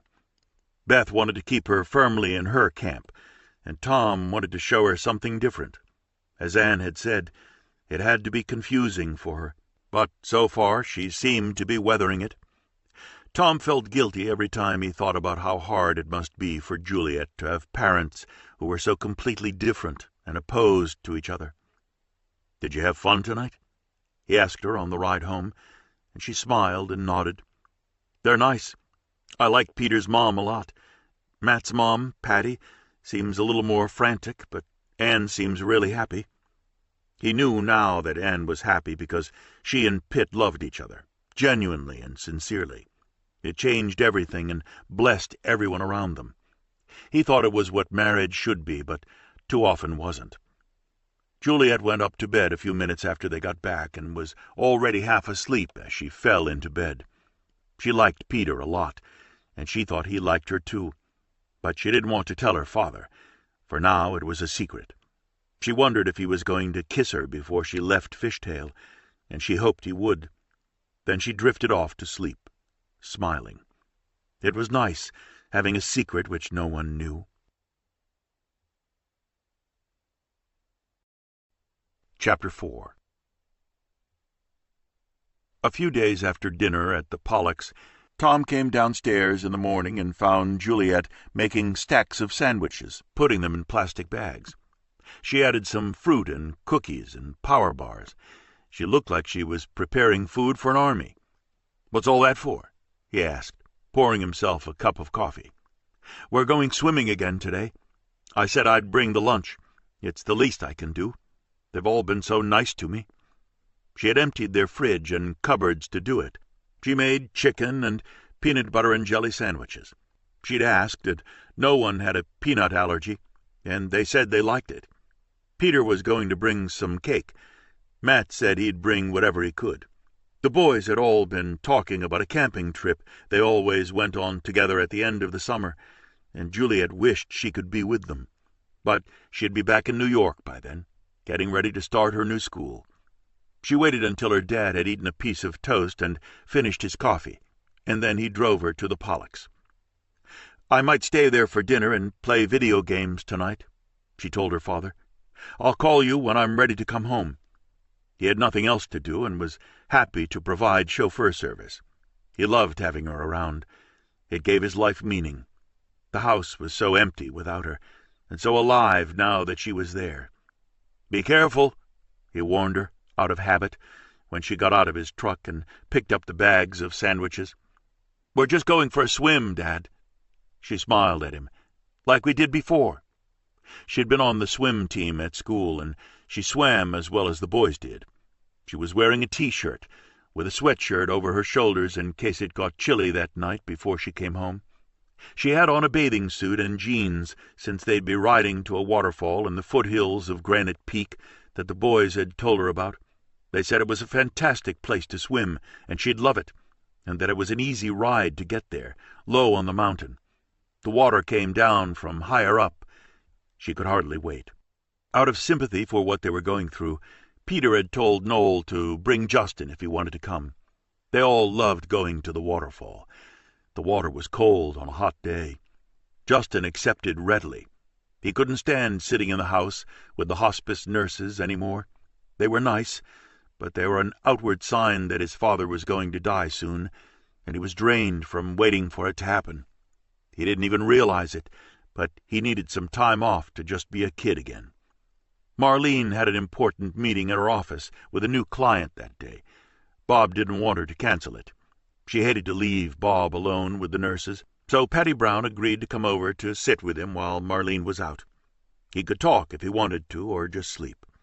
As a nurse, Patty would know what to do if she needed to call 911 for him, or summon Marlene from the office. Bob had always loved Patty and her sense of humor, so he was happy to have her come. Patty told Matt the bad news at breakfast. She was going to spend the day at the Wileys with Justin and Noel's dad, Bob. "I know you hate it, Matt, but I can't do anything about it. I don't know what you have planned today, but you have to take Benji with you. I can't leave him alone, and I can't take him to the Wileys. It's too sad over there now, and he'll get restless sitting around. You have to keep Benji with you." Matt groaned. "Why can't he stay with Dad? We're all going swimming again and having a picnic. Your father's too busy to watch him, and swimming and a picnic will be perfect. He'll love it. Just keep an eye on him. Anne will take care of him when you go back to Peter's house. There's nothing else I can do about him today. I owe this to Marlene. She doesn't want Bob to be alone with just the hospice nurses. I promised her." Okay, Matt said grudgingly, and he still looked upset about it when he got to Peter's, after Patty dropped them off on her way to the Wileys. "He always ruins everything," Matt said to Peter about Benji. Peter thought about it and consoled his friend. "No, he doesn't. He can swim. We'll take him to the waterfall with us.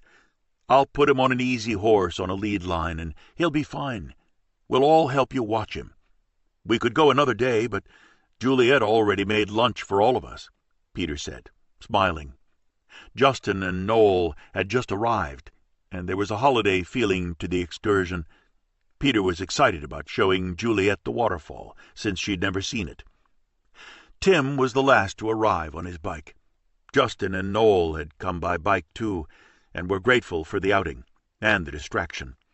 Juliet was playing guessing games with Benji as they headed to the stables and saddled the horses. Pitt was at a horse auction and had taken Anne with him right after breakfast. Everyone was busy. Peter put the lead line on Benji's horse himself, and one of the stable hands handed it to him once he had mounted his horse. He had chosen Black Diamond, a horse that was so slow and old but sure-footed that Peter liked to tease him and say he was dead. But he was exactly what Benji needed, so he couldn't get into any mischief while he was riding. Nothing was going to make Black Diamond move faster than the snail's pace that was his preferred speed, and he was never skittish around other horses. Peter knew Benji was completely safe riding him, and for extra protection he had put a strap around Benji's waist and attached it to the saddle. He rode beside him as they left the main courtyard that led to the trail they would be taking to get to Granite Peak. They would be going higher than they had last time, up to where the waterfall was, which was at a higher elevation than the lake, but not so high as to be dangerous. The upper elevations of the mountain attracted the most serious and experienced mountain climbers, but they weren't going far, and it was one of their favorite destinations for a hot day. They all loved the waterfall, and it was safe there. As they left the yard between the barns, one of the stable hands waved to Peter as though he had something to tell him. Peter was leading the group, but he slowed to find out what the stable hand had to say. "There are fire warnings on the other side of the mountains. The fire is still a long way away, but good to know." It had been a dry summer, and by the end of it, there were always fire warnings somewhere. Peter wasn't worried. "Thanks, Joe." They started up again and headed for the trail at a slow trot. Peter didn't want to wear the horses out in the heat, and a short time later they were on one of the lower trails toward Granite Peak. Juliet was riding behind Peter's and Benji's horses, and the other boys were strung out single file behind her. It took them an hour of steady climbing to get where Peter wanted to go. The boys knew the trail, and here and there were beautiful vistas. They slowly gained altitude. Then they took another trail, and could hear the waterfall before they saw it. It was spectacular. They reached the clearing where they all knew they could tether the horses and leave them in the shade. Peter was disappointed to see that the waterfall wasn't as full as it usually was because of the dry summer, but it was still beautiful, and the pool at the base of it would be even better for swimming. Once the horses were tied up, they left their clothes in a heap near them and raced each other to the base of the waterfall. They cavorted and played in the water for an hour, and Juliet kept an eye on Benji so Matt could play with the others. They dove off the rocks into the deep pool. Justin stayed with Benji then, and Juliet dove into the water with the others. They were all being careful and responsible with their young charge, and finally Matt took his brother in with him and let Benji ride on his back. Benji squealed with delight and pretended to whip him like a horse until Matt threatened to take him out of the water. Then Benji calmed down again. They had all cooled off and climbed out of the water, then lay on the rocks to dry off. Matt didn't let Benji out of his sight, and Benji sat near him, begging to get back in the water again. They promised they'd go for another swim before they left, and then Peter suggested they hike upstream along the riverbanks that were around a bend. The water was deep there, they all knew, and Peter explained to Juliet that the water would be too turbulent for them to cross the river. They hadn't been to the river all summer, but they came to the waterfall every week. They took out Juliet's sandwiches, spread out the blankets, and ate lunch. All the boys thanked her for having brought them, and as soon as they finished eating, they put everything away. Peter told her that up here at a higher elevation it was particularly important, so they didn't attract bears looking for something to eat. Juliet didn't find the warning reassuring, but Peter told her that they never saw bears. Then they took off on the familiar hiking trail to meet up with the river. They expected it to be roaring past them, and were stunned when they rounded the bend to see a dry creek bed full of gigantic, jagged rocks. The river had gone dry, and there was barely a drop of water at the bottom of it.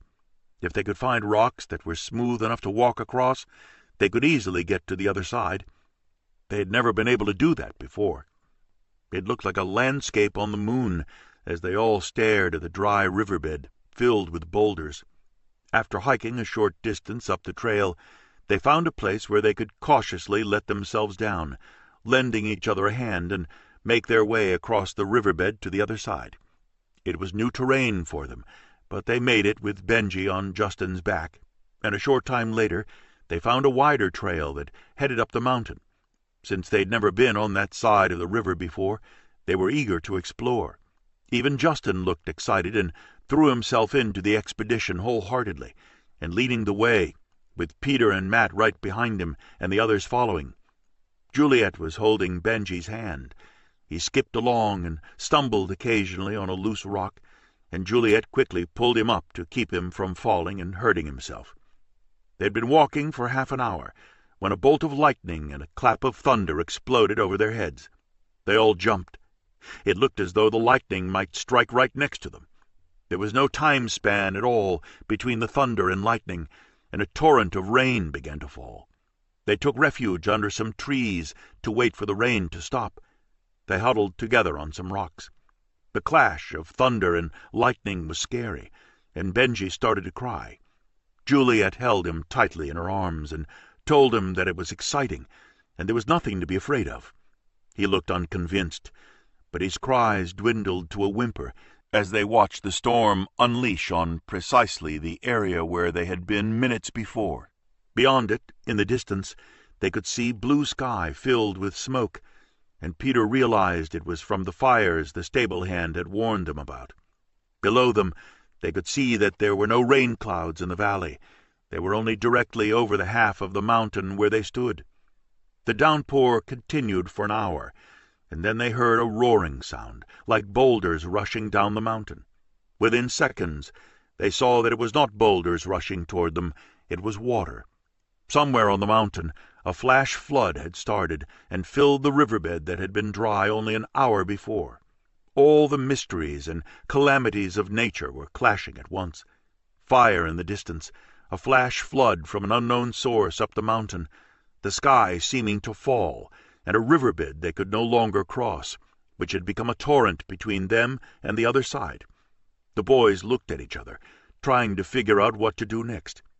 Juliet watched their eyes, trying to determine if she should be panicked, or if this was all an ordinary occurrence. Peter looked confident when he spoke, which reassured her. "That water can't be coming from the peak. It's some kind of spring that surfaced. All we have to do is get above it, cross back over and come down the other side, and then get back to where we left the horses." It sounded sensible, and his theory presumed that the flood hadn't come from too far above them. Maybe some deep subterranean well had become unblocked.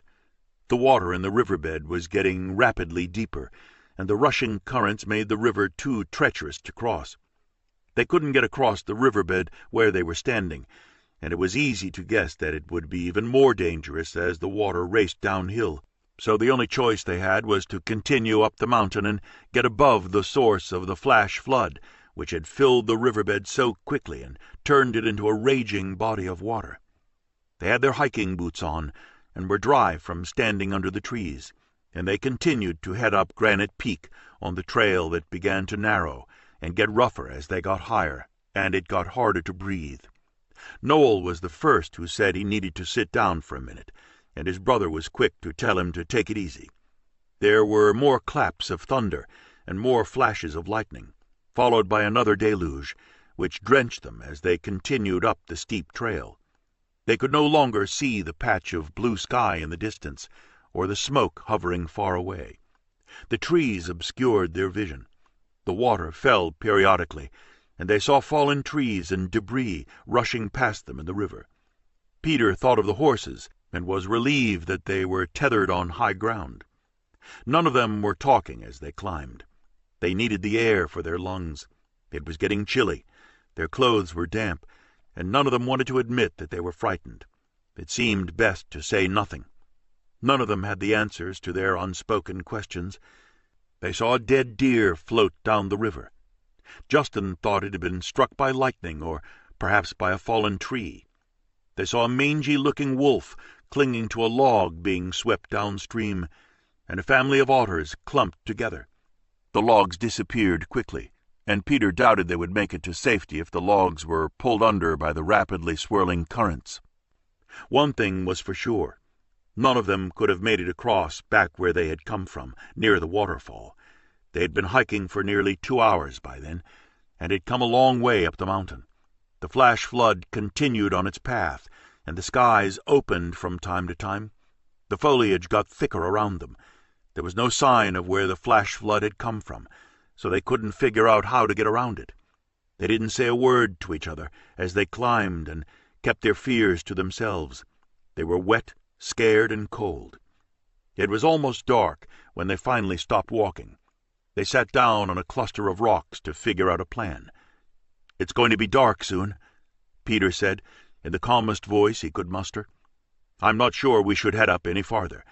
The flood must have started higher than we thought." The others nodded agreement, somewhat stunned by the situation. They hadn't meant to climb that high. "Maybe we should head back down the way we came," he suggested, but they had seen the river overflow the banks farther down and cover the trail, so they'd be trapped if they went that way. "I don't want to scare my parents," Peter said, feeling both foolish and worried. It had been a rugged few hours on the trail, which ran parallel to the riverbank they had been on earlier and could no longer reach. "But maybe we should call and let them know where we are." Justin thought it was the wisest course before nightfall and pulled out his cell phone to find that the battery had gone dead. Noel had one too, and had carried it for years due to his diabetes, but he discovered he had no service. Juliet didn't have service either. When they checked, none of them did. And then Peter remembered hearing that there was no service on the mountain because of the altitude, so they were on their own. Suddenly, they realized that they had been cut off from the world, with no possible communication. Benji started to cry. "I'm hungry and thirsty." He started to wail. "Stop crying," his brother said harshly, because he wanted to cry himself, and was afraid he would. Juliet put an arm around Benji to calm him. "I thought that might happen," Juliet said in a gentle voice about the lack of cell phone service. No one had paid attention to the fact that she had worn her backpack when they crossed the riverbed. She had brought some sandwiches for him in case he got tired, and some bottles of water. She passed around one of the bottles, and each of them took a small, conservative swallow, not wanting to be greedy or waste a drop, and then gave it back to her. She had suddenly become the keeper of their sustenance, like Wendy with the Lost Boys in Peter Pan, which was what they had become. She had a plastic knife in her backpack and cut a small wedge from a sandwich for Benji and handed it to him, and then she wrapped the sandwich carefully again. She had brought 4 sandwiches, 2 apples and 2 bananas in her bag, just in case. It would keep them going for a while, and surely they wouldn't be there long. "Even if we can't call them," Peter said, "once they figure out that we haven't come back, they'll come looking for us." He reassured the others. They knew that what he said was true. Their parents would send out a search party. Peter just hoped that they'd come for them before dark. Matt nodded agreement, and Tim and Noel exchanged a look, with fathers who couldn't rescue them, with one in a foreign country and the other too ill. Justin had another thought and looked at his younger brother with concern. "How are you with your pump? How much have you got left?" Justin knew from classes he had taken in order to help his brother that Noel's pump would last 3 days and no more. After that, he would slip into a coma. Without insulin in the pump, he would die. "I'm okay," Noel said in a low voice, embarrassed to have his frailty revealed so openly. "I've got about 2 days left in it. We'll be home by then." "You don't have a spare with you?" Justin asked, looking tense, and Noel shook his head. It added another element of drama to the situation. "You know you're always supposed to carry one. Why the hell didn't you?" "I didn't think we'd be out overnight, or that we'd get stuck up here," he shouted back at his brother. At worst, they'd be found by morning, and he had 2 days left. It was worrisome, but it wasn't a disaster. Yet. Unconsciously, Matt pulled Benji close to him and put an arm around him, while Juliet moved nearer to Peter. Benji suddenly seemed so little, like such a baby. He was only 6, and had been a good sport all afternoon as they hiked up the mountain with the flood rushing past them, getting more and more lost. They should never have crossed the riverbed, even if it was dry. They all knew better.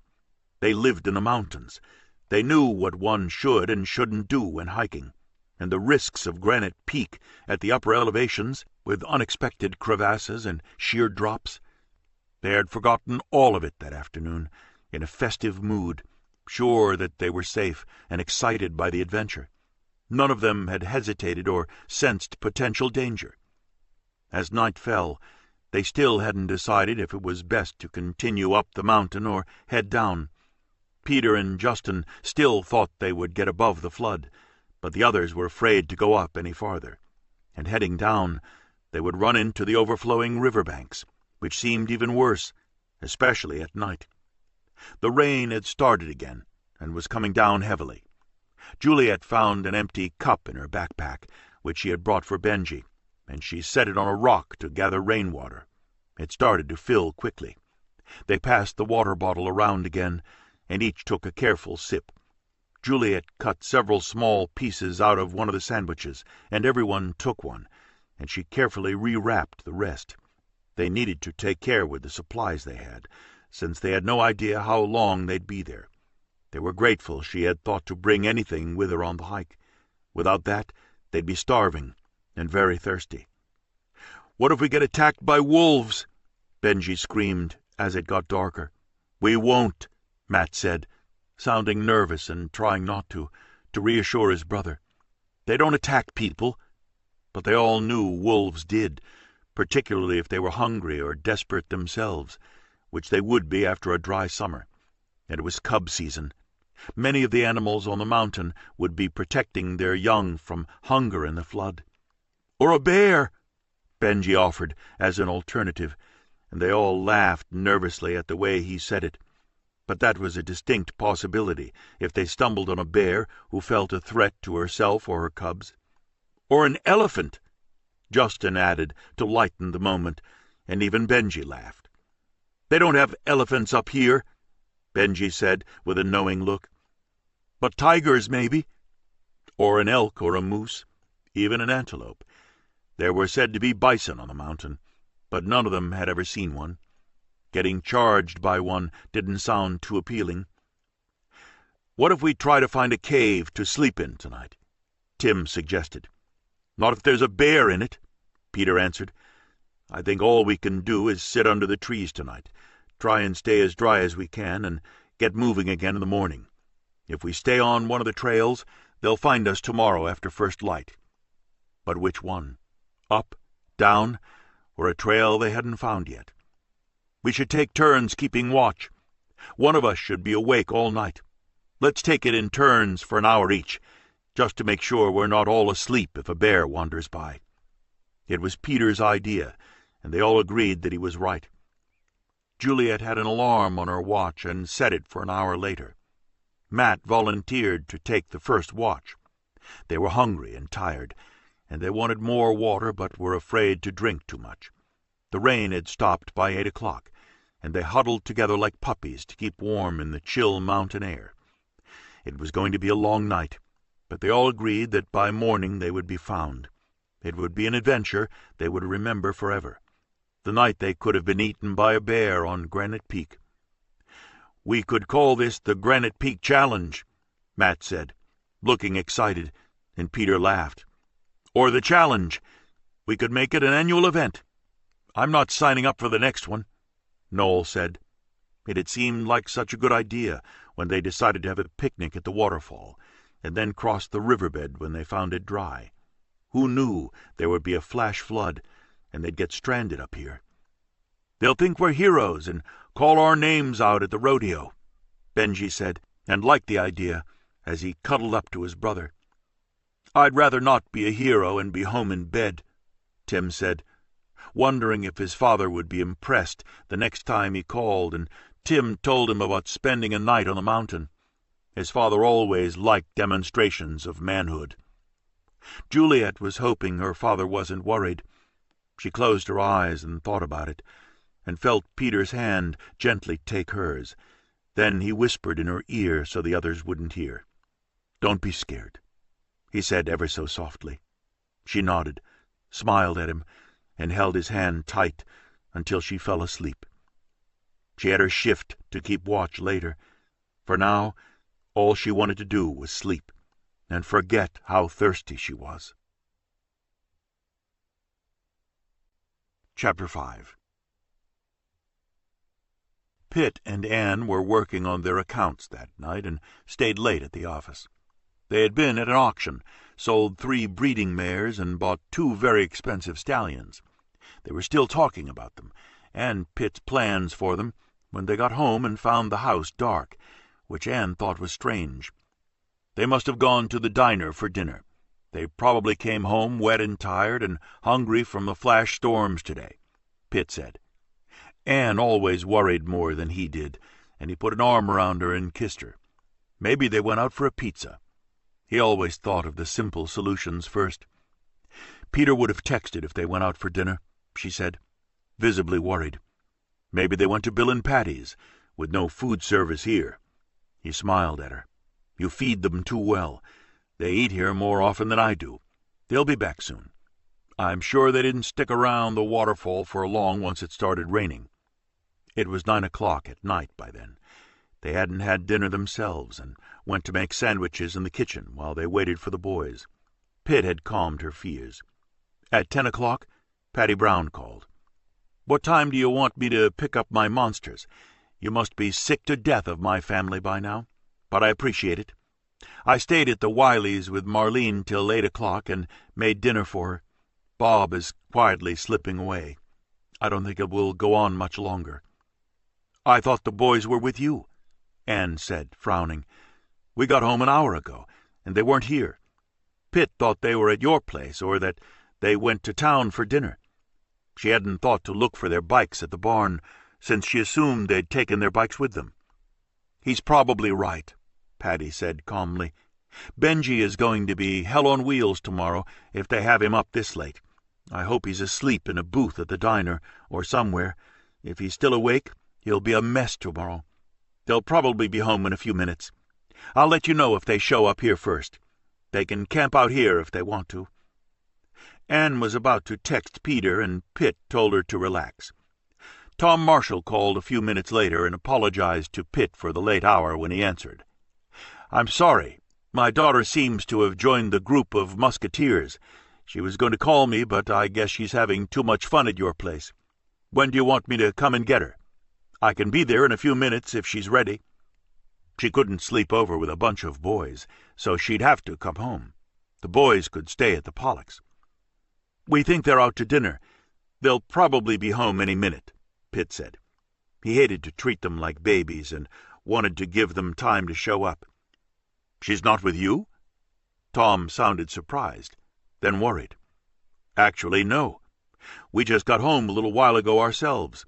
We were at an auction all day, buying breeding stock. I'll call around and see where they are. I'll call you back in a few minutes. Pitt looked at Anne when he hung up. Where the hell are they? They're not at the Browns or here, and Tom wants to know when to pick Juliet up. They're not at the Wileys. Patty was there with Bob, and they wouldn't go there now with Bob so sick. And I'm sure they're not at Tim's. They never go there. Tim comes to us. June works late, and they all hate her cooking. She looked embarrassed when she said it, and Pitt laughed. I'll call the guys in the barn and see what time they brought the horses in. They're too young to go to a bar, he said with a grin, so they have to be at someone's house. The head stable hand answered the phone in the barn, and Pitt was startled by his response. The horses never came back tonight. I figured they took them over to the Browns and were staying there, and would bring them back in the morning.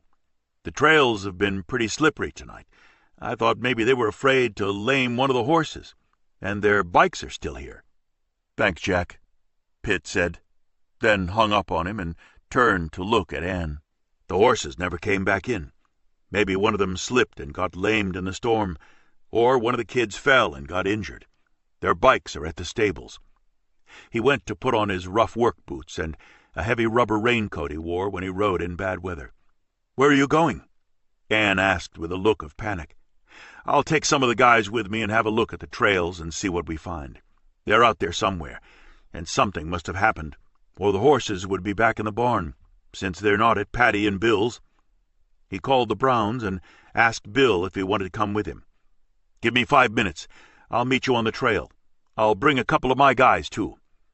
Pitt called the barn again, then to ask Jack to bring one of the other stable hands, and Pitt told him which of his workhorses he wanted saddled. He took a solid horse he knew he could rely on.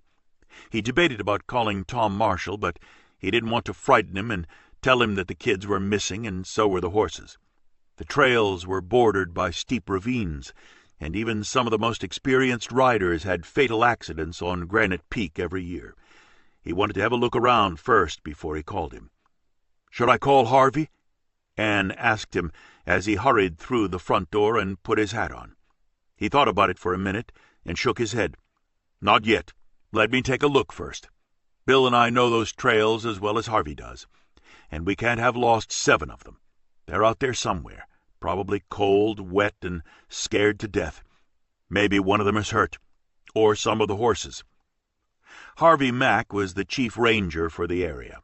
He and Pitt were old friends and had known each other for years, since Pitt was a boy.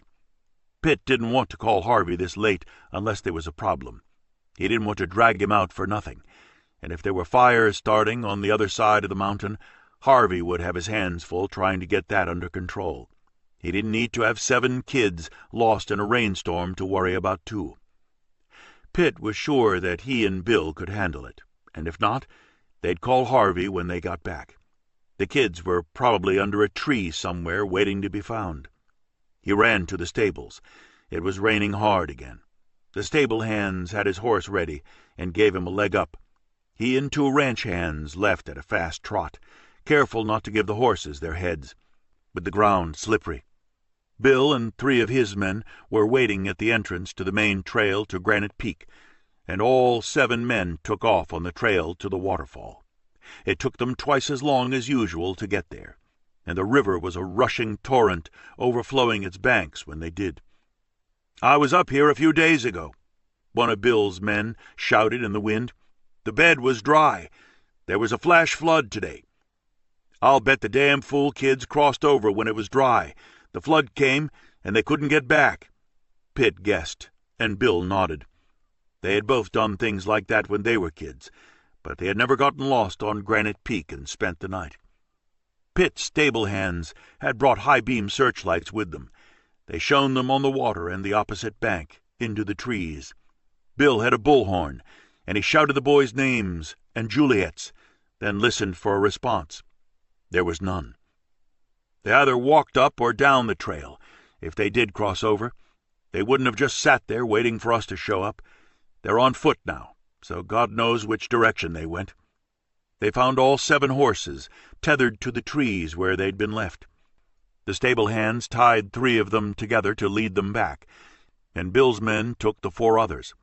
They'd have to be careful that they didn't slip and fall into a ravine, just as the kids might have, especially now if they were on foot. Pitt took the searchlight himself and shone it slowly on the opposite shore, and then he stopped and gave a shout for Bill. There was a small scrap of red fabric flapping in the breeze on a bush at the water's edge. He squinted as he looked at it.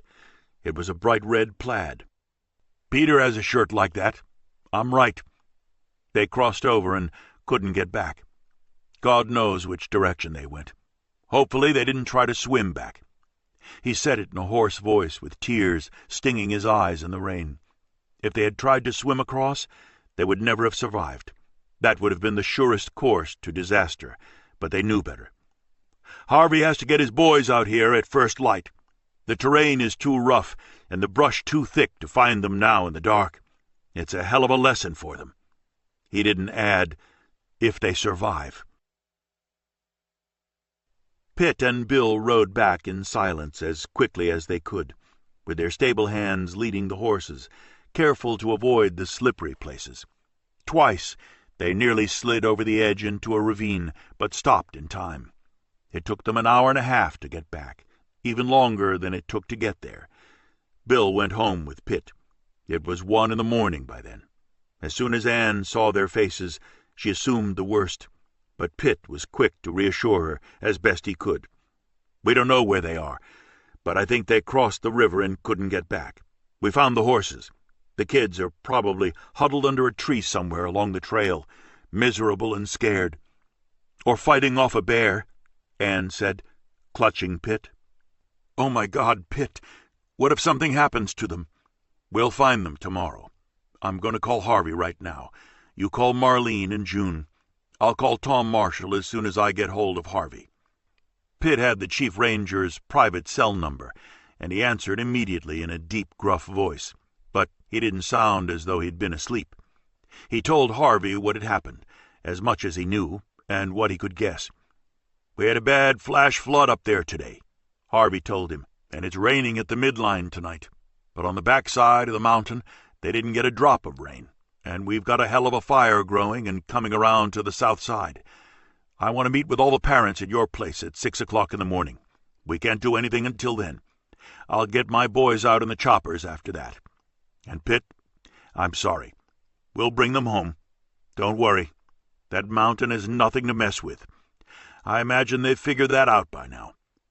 And they knew it from the stories they'd heard all their lives about climbers who had run into trouble and gotten lost. Granite Peak could be merciless. We've got some extenuating circumstances on our hands, too. Noel Wiley is a 14-year-old diabetic. He's Bob Wiley's boy. Bill Brown's 6-year-old son is with them. And we have a 14-year-old female in the group. Oh, God. What else? Thanks for the heads up about the Wiley boy. I'll get the medevac team alerted. How is Bob doing, by the way? He's not. He's in the home stretch, Pitt said. Hospice is with him. This is all Marlene needs on top of everything else. She's a wonderful woman. She doesn't deserve this. They both agreed.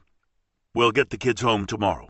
I want to get them off that mountain before the fires move any closer. This is a worry none of us needs. See you tomorrow morning, he confirmed. Pitt called Tom Marshall as soon as he hung up from Harvey. Harvey always had a way of making you feel as though everything would be all right, even if you didn't see how it could be. He found a way, and pulled a rabbit out of the hat more often than Pitt would ever have thought possible. Pitt was counting on him to do it again this time. He took a sharp breath when Tom answered immediately. This was one call he didn't want to have to make, to tell him that his 14-year-old daughter was MIA somewhere on Granite Peak. But no human bodies had been found as the river rushed downstream. Harvey had assured Pitt of that. The kids were up there somewhere. The question was where and how soon they could find them. Pitt was hoping the helicopter pilots could do their job and get all 7 kids off the mountain safely.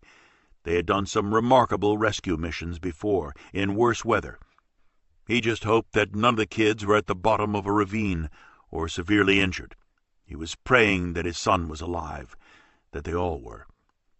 Tom, Pitt said when Tom answered, we have some mixed news here. The kids are still on the mountain somewhere. They didn't come home. We think they may have crossed a dry riverbed before there was a flash flood, and then they couldn't get back. We found the horses, but not the kids, so we know where they were, and they couldn't get too far on foot, especially with a 6-year-old with them. The chief ranger wants us all at my place at 6 in the morning for a meeting. After that, they're sending out the rescue helicopters and a medevac team to look for them. If you know what Juliet was wearing, it will help a little. Oh, my God. How did that happen? Tom was shocked. He hadn't expected to hear that they hadn't come back. I don't know. 7 kids exploring on a mountain, with no concept of how dangerous that can be, is how it happened. We can give them hell when they get home, but let's get them off the damn mountain first. I'm sorry this happened. I'm going to ground my son until his 30th birthday. Pitt sounded serious.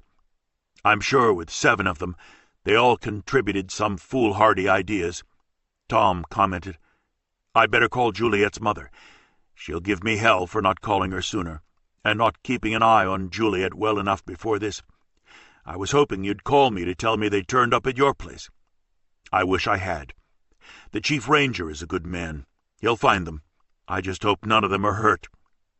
Tom fell silent as he thought about it and felt sick, and a moment later they hung up. Pitt met Anne in the kitchen. She had just hung up with Marlene. I don't know how much more that poor woman can take. Her husband is dying, and now her 2 sons are missing on Granite Peak. If she loses them, I don't think she'll survive it. Neither will we if something happens to Peter," he said with tears in his eyes as he held his wife, and they clung to each other. Neither of them could imagine sleeping that night. The morning couldn't come soon enough. They wanted the helicopters out there to find the children. Marlene sat watching Bob breathe heavily in a deeply drugged sleep, and she prayed for him and her children. Almost as though he could hear her thoughts, he opened his eyes and looked at her, suddenly awake. "Are the boys okay?" He looked agitated. "They're fine. They're at the Pollocks," she lied to him. He nodded, as though he believed her, and looked at her again. "You wouldn't lie to me if something was wrong, would you?" "Of course not," she said, trying to make him believe her. He closed his eyes and drifted back to sleep, as she sat next to him, praying he wouldn't die, and her boys would come home safe. She kept trying to calculate how much insulin Noel had in his pump, and hoping he had brought a spare with him. Sometimes he did. If he didn't, they were racing against the clock for Noel's life. Justin knew it, too, as he sat next to his sleeping brother under a tree on Granite Peak. His father was dying, and his little brother might die, too. It was more than he could bear, and he was sorry he hadn't stopped them from coming up here. He should have, and he blamed himself, but it was too late now for that. All he knew was that if Noel died, he would never forgive himself, and he was sure his parents wouldn't either. Tom waited until it was 5 a.m. in Montana to call Beth. It was 7 a.m. in New York, a respectable enough hour to call her, without terrifying her more than he had to. He told her as quickly and as simply as he could. "Juliet went up a mountain with a bunch of local kids here yesterday, since it was the next day for her in New York. They're all good, wholesome kids. They rode up to a waterfall where they went swimming, and they didn't come back last night. They found the horses tied to some trees, and we think the kids went hiking and got stuck somehow. There is no evidence that they got hurt. They're sending out rescue helicopters to search for them in a few hours, and a medevac team. That's all I know, Beth. And I'm so sorry to have to tell you this. I think she's going to be okay." He had no grounds for saying that, but it was all he had hoped for since Pitt called him. Beth said everything he thought she would. "Are you insane? You let her go up a mountain with a bunch of kids? What were you thinking? How irresponsible are you in that dream world you live in? Are you ever going to grow up? I can't trust you with her for 5 minutes. You're never taking her back there again if you can't keep her safe." "I shouldn't have let her go," he admitted. "Most of them are her age. They're all good kids, all boys, except Juliet. I thought they'd take care of her, but something must have happened. I just hope they're okay. I think they got turned around and lost somehow. I'm sorry I didn't call you sooner, but I just heard a few hours ago, and I didn't want to wake you with this kind of news." "I'm coming out there," she said, with both vengeance and terror in her voice. "If something happens to Juliet, Tom, I'll never forgive you," she said angrily. "I won't forgive myself either. Life can't be that cruel." But they both knew it could be. Other people had lost children in circumstances like this. Accidents, illnesses, plane crashes, motorcycle and car accidents. No one was exempt from the whims of fate. He couldn't bear the thought that their beautiful, innocent daughter might be injured or dead or afraid. It ripped his heart out when he thought of it. "How do I get there?" his ex-wife asked him in a shaking voice. He told her what airline to take, the connection she'd have to make, and what airport she'd arrive at. Fishtail was situated between two fairly major airports, each an hour away, and flights from JFK landed there. "I'll meet you if you want me to. We have a meeting with the chief ranger at 6 a.m. an hour from now. Some of the most important ranchers' kids are in the group. They'll push everyone to organize the search parties quickly and keep looking till they find them. No one wants these kids to be lost, no matter who their parents are." "I'll see you soon," she said. "I'll text you what flight I'm on." It was only after she hung up that she started to sob and couldn't stop, as she threw some clothes into a carry-on bag, dressed rapidly, rushed downstairs, locked the apartment, and took a cab to the airport. The last thing she wanted was to go to Fishtail, Montana. All she wanted was to bring her daughter home, alive and whole. And then she never wanted to see Tom Marshall ever again. If his carelessness and irresponsibility were the cause of Juliet's death, she would never forgive him. Tom knew it, too. Chapter 6. When Chief Ranger Harvey Mack walked into the Pollocks' living room at 6 in the morning, he filled it with his presence and the aura around him. The word Anne always used to describe him was huge. It referred to his size, the power of his presence and personality, and the way people responded to him. He was 6'5", with the widest shoulders Tom had ever seen. He had a stern expression, which broke into a smile at regular intervals. Long arms, big hands, long legs. He had a deep voice, which seemed appropriate. A mane of dark hair with gray at the temples, and piercing dark eyes. He was someone whose authority was unquestionable. He could be tough when he needed to be, and gentle as a child when a situation warranted it. He was a born leader. He had played college football at the University of Michigan, been a Navy SEAL for 10 years after that, and had been decorated several times. He had been a forest ranger for more than 20 years now. He had frequent dealings with the military when they needed to call in the National Guard for emergencies, and was one of the highest-ranking forest rangers in the state. He came to the meeting in his ranger's uniform, and still had his military bearing. His size made him seem ominous until he spoke, and his face creased into a warm smile when he saw Anne and Pitt. He hugged Anne and told them both how sorry he was that their son was momentarily out of sight, but he assured them convincingly that they would find him soon and have him back home.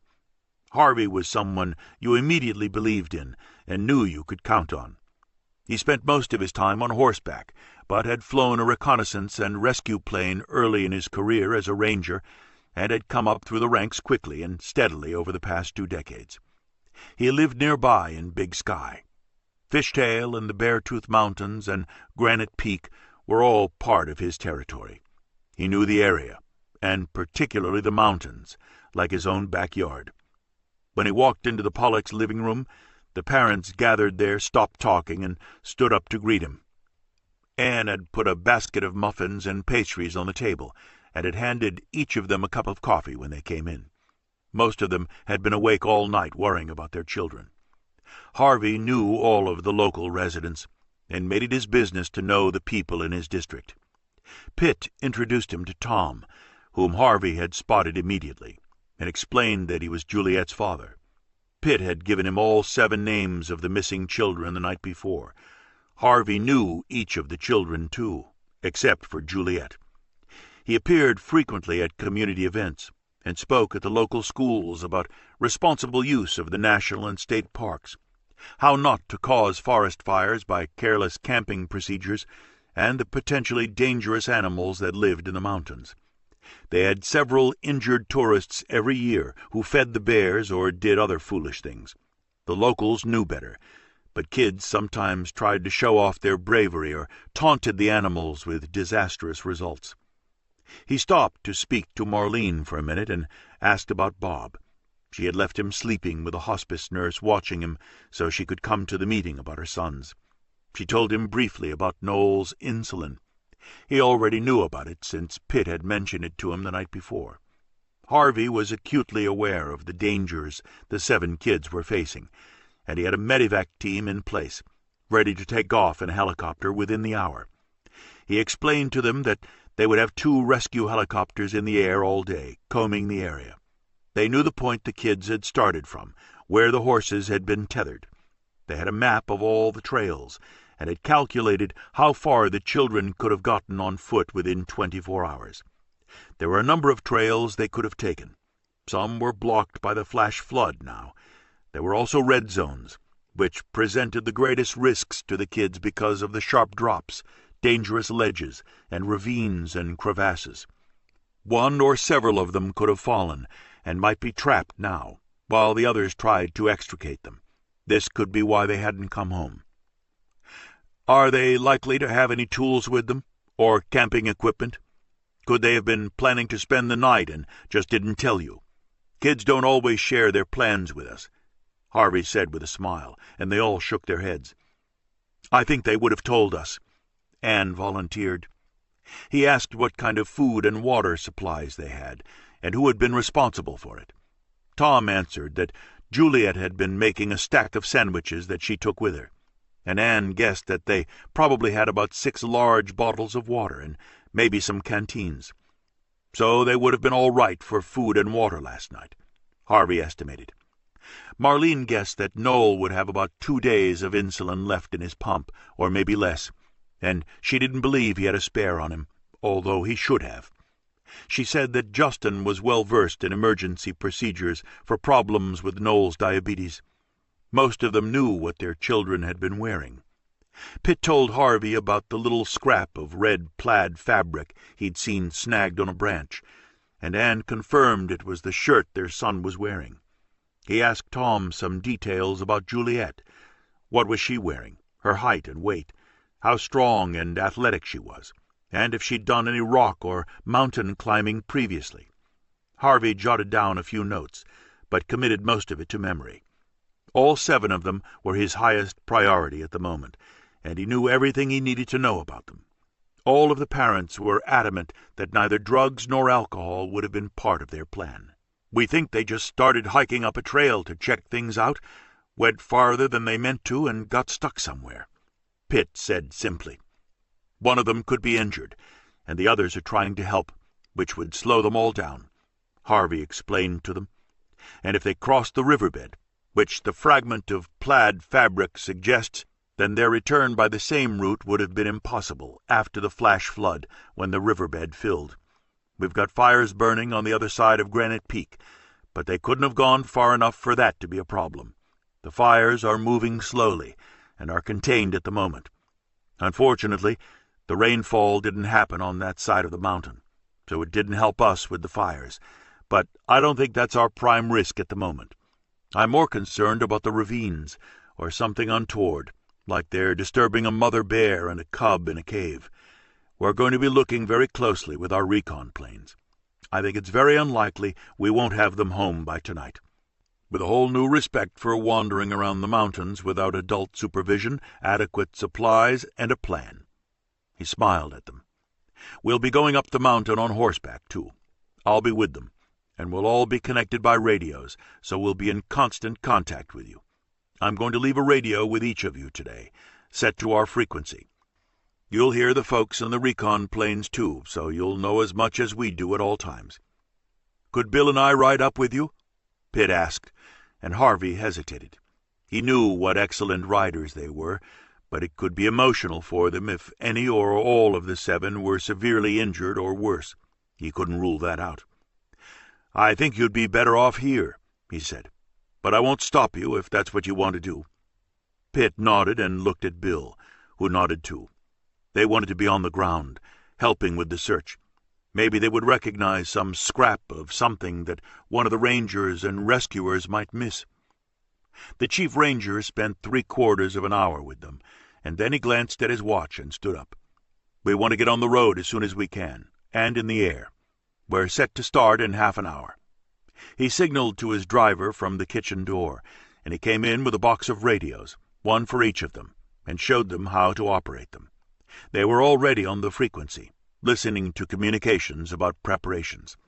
They were taking several additional horses with them, in case some of the young people would need to ride to an area where the helicopters could pick them up. They had 12 paramedics in the medevac plane, and St. Vincent Healthcare Hospital in Billings had been notified and were ready for them. They had a very efficient trauma unit. Most of their rescue missions happened in winter during snowstorms, with hypothermia and icy conditions involved. Summer rescues were rare, and they hadn't had one in several years. They all followed Harvey to the door and thanked him. Marlene was rushing back to Bob to relieve the hospice nurse. Bill and Pitt agreed to a meeting place where they would join up with Harvey and the rangers on horseback. June had patients to see in her office and was going to keep the radio on, and Anne invited Tom to spend the day with her and Patty while they waited for progress reports from the search in the air and on the ground. Then Harvey stopped on his way out as he thought of something else. "I almost forgot. Press. If we don't find them pretty fast, this is going to turn into the hottest story of the hour. It could go national, which means we'll have news trucks, reporters, and cameras all over town, and in your faces. Brace yourself for that. It's always best not to get tangled up with them, and best not to comment. They'll put words in your mouth whenever they can, and once they get caught up in the technical aspects of a rescue, they cause a lot of confusion and slow us down. You're free to talk to them if you want to, of course, but I always prefer to keep it to a minimum. As far as I'm concerned, nothing good ever comes from too much contact with the press." Harvey knew, too, the press's involvement would also depend on whether there were fatalities or not. If there were, it would be an even bigger story, and it would make headlines everywhere. "God, that's all we need," Pitt said, with a glance at Anne. He could just imagine what that would be like, particularly if any of the kids were hurt or, God forbid, dead. He hoped not.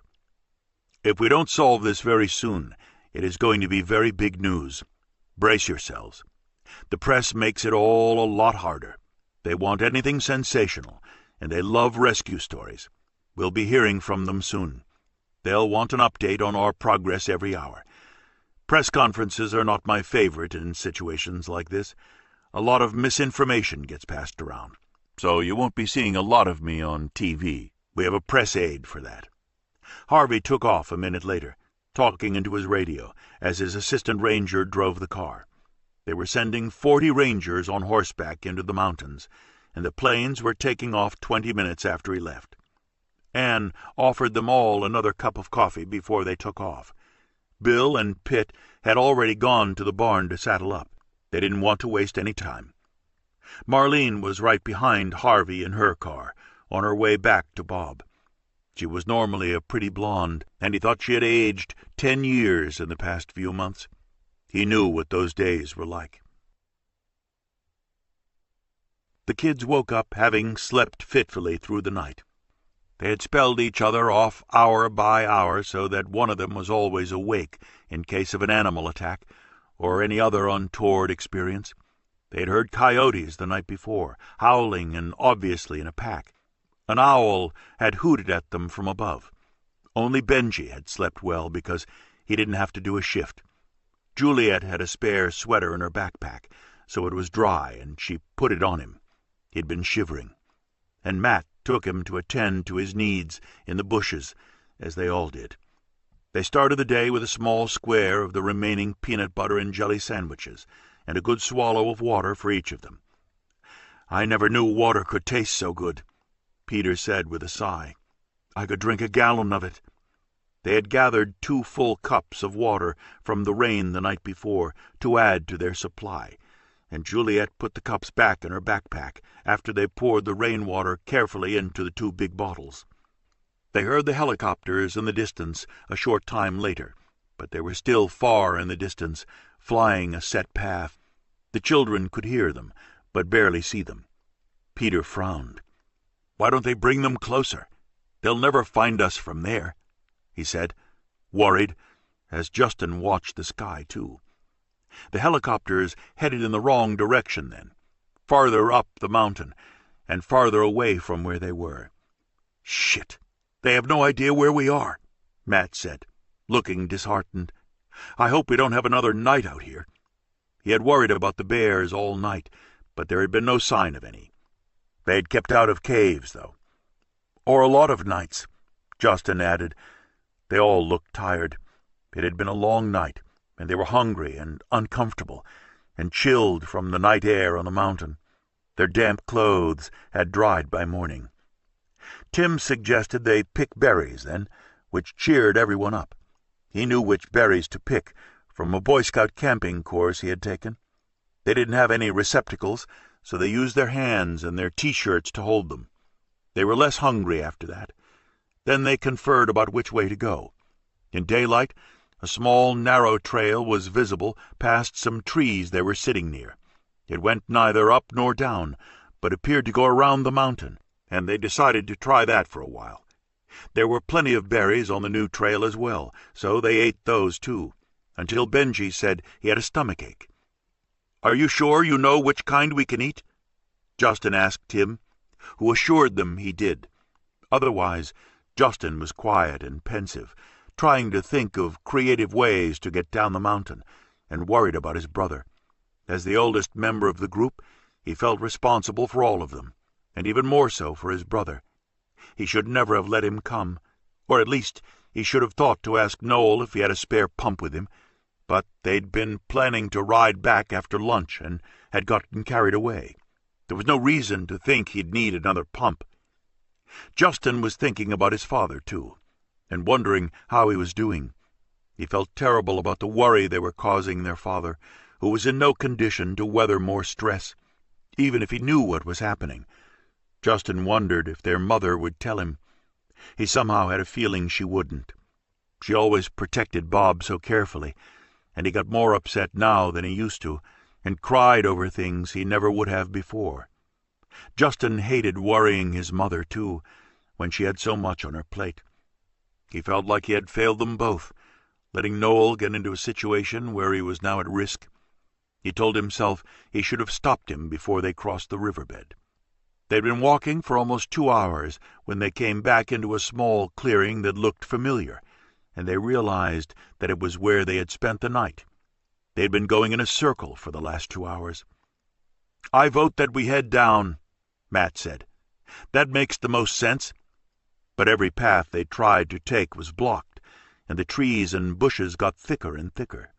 No recon plane or helicopter would be able to see them in the thick brush. They headed up the mountain then. It was the only path open to them at the moment, and they all gave a start as they walked along a narrow ledge and looked straight down into a ravine. One misplaced step and they would have fallen. They passed it without mishap, but were all very quiet. In the dark, they would have fallen to their deaths for sure. Nothing about this adventure was fun anymore. Juliet doled out another tiny ration of their sandwiches, with a sip of water, and a few slices of the banana she had in her bag. They divided up 2 power bars, and all felt better after they ate, even though the quantities were small. "It doesn't make sense to me to head up the mountain," Peter complained. So far, they had all agreed on the best route to take. "We could still get above the flash flood so we can cross over," Justin reminded him. They watched the recon helicopters in the distance all day, but they never came close enough to where they were, so the children could wave or give any kind of signal. The pilots were far from where they were climbing, which was discouraging to watch. The rangers on horseback had come up with nothing either, not even a shred of clothing stuck on a branch, or any clue that the 7 kids had passed by there. In the trailer Harvey was using as an office, he scowled at the computerized maps they were using. "I have the feeling that the trail is getting colder, and they're headed in a different direction," he said to 2 of his assistants. One of them pointed to a paper map on the desk, and Harvey nodded and instructed one of the pilots to fly through that zone and see if they saw anything. Harvey felt like he was throwing mud balls at a barn, and nothing would stick. They had come up dry at every turn so far. "Damn it, they're out there somewhere. I wish they'd give us some kind of sign, or we'd catch a glimpse of just one of them, which would lead us to the others." "Do you think they split up?" the younger ranger asked him, but Harvey shook his head and studied the maps again. "No, I don't. They know better. They're safer as a group. 6 of those kids are local. They know something about the mountain, and they're probably too scared to try to get out alone, or even in pairs." The younger ranger nodded. He agreed. In the Pollock kitchen, Anne had been making stew all day. Patty had gone home for a while, and Tom and Anne sat at her kitchen table. When she turned off the stove, she ladled a good amount of the stew into a Tupperware box and pressed the lid on it. "What's that for?" Tom asked, curious. "I thought I'd drop it off for Marlene. She'll need something to feed the boys when they get home." Her eyes filled with tears as she said it. They all would, if they were lucky. She couldn't even let herself think of what her life and Pitt's would be like if they lost Peter. There would be no meaning to their life any more without him. She couldn't even put her fears into words, but Tom could see it in her eyes, and hugged her. They'd heard Pitt on the radio a little earlier. The rangers and other men on horseback had come up with nothing. There had been no trace of the kids anywhere so far, on the ground or from the air. "I can drop the stew off at Marlene's place if you want," Tom offered. He needed to stretch his legs and get some air, and to do something useful. Anne had called her earlier, and mercifully Bob had slept all day, while Marlene sat and listened to the radio for news of the boys. "I have to pick Beth up at the airport in a couple of hours. I can stop at Marlene's on the way. Will you be okay here by yourself?" She smiled sadly at him. "It's not my place to say, and I don't know what went wrong in your marriage. But you're a good man, Tom Marshall. She was a fool to let you get away." "I'm not sure I know what happened either," he said seriously. He'd been thinking about it a lot lately, more than he had in the beginning, when he first left New York. The anger had gone out of it for him. We grew so far apart. We both changed. We had all the same goals when we got married, and then suddenly we didn't. I think we were focused on all the wrong things, or the wrong things for me. She thinks I let her down. I guess I did. I got to hate New York and everything about our life. I just couldn't do it anymore. I couldn't see myself living there for the rest of my life. It was an epiphany for me, and a death sentence for our marriage. My job was soul-crushing. I tried to explain it to Beth, and she thought I'd lost my mind. Maybe I did. I came out here for a weekend with a bunch of guys, and all of a sudden everything came into focus. I knew I was leading the wrong life, and I had to get out. I wanted her to come with me, and when she wouldn't, I ran. So maybe I'm not such a nice guy after all. I let her down. But I love my life here. It's what I needed, but it wouldn't have been right for her. She would hate it here. It's not New York. I love everything about it. Or I did until Juliet got stuck somewhere on a mountain. God, Anne, if something happens to her, it'll kill me. It'll kill us all, Anne said grimly. She had been thinking about it all day. They all were. Pitt and I are lucky. We've always loved what we do. We love it here, and we really are partners. I couldn't live in New York either, and neither could Pitt. We love our work, which makes it fun, and we'll hand it off to Peter one day, and hope he loves it too. As she said it, she shuddered and could feel a chill down her spine. If Peter wasn't there to step into their shoes, it would lose all meaning for them too. I want Juliet to have a meaningful life, doing something she loves, not just chasing all the big prizes of success like her mother. You have a better shot at a real life here than I did in New York. I guess I wasn't cut out for that life after all. And the only one who didn't know that was me. In the Bible it says, "Know thyself," and I didn't. I didn't meet myself until last year, at 43. It's a little late, but I figured I'd make a run for it before it was too late. It killed my marriage, but if I hadn't done it, it would have killed me. You're a brave man, Tom. It takes a lot of guts to walk out on a life like that. She could guess that he had been successful there, and his ex-wife still was. I hurt Beth, he confessed to Anne. I hurt Juliet, too, when I left. I hate that part. Fishtail is a long way from New York. We have to work out a better visitation schedule. I need to see more of Juliet than a weekend every 6 weeks, with me staying at a hotel in New York. I'd like to have her spend time with me here, but she's going to be busy in high school, starting in the fall, and it'll be hard. Her mother wants her in New York. She wants her to go to a killer school, so she gets a great job and has a big career one day. I want more than just that for her. Maybe she can have both worlds, with me here, he said quietly. She'll figure it out for herself. They all do. I see that with kids here all the time. Some stay and love it. Others can't wait to get the hell out and head for a big job in the big city. And others fall in love with all this later in life, and they find their way here from a very different place, like you. I think we all end up in the right place in the end. I hope you're right," he said with a sigh. They were all exhausted, waiting for good news that hadn't come yet. He picked up the stew for Marlene. "I'll drop this off on the way to the airport. It's going to be tough. Beth is even more pissed at me now. She thinks I'm a total loser because I gave up on New York. And now I let Juliet slip through my fingers. She thinks I'm completely irresponsible. Maybe she's right. They all slip through our fingers," Anne reminded him. "And we keep a close eye on Peter. I think they just got distracted and were having too much fun. The mountains here are beautiful, but they can be treacherous. We can't forget that, and I think they did. Who knows? Maybe they thought it was some kind of challenge to see how far they could go. Boys are like that. They love a challenge just for the sake of it." He smiled. "That's what happened to me in New York. I got so caught up in the challenge that I never noticed that the prize wasn't worth a damn. Now I know. So will they, when they come home," she said quietly, and he kissed her cheek. He knew that in this ridiculously small town of 400 people he had found real friends. They were going through hell together, but at least they weren't alone. "Pitt is a lucky man," he said to her, and he knew that Pitt was well aware of it. She was lucky, too. "I hope I find a woman like you when I grow up, if I ever do."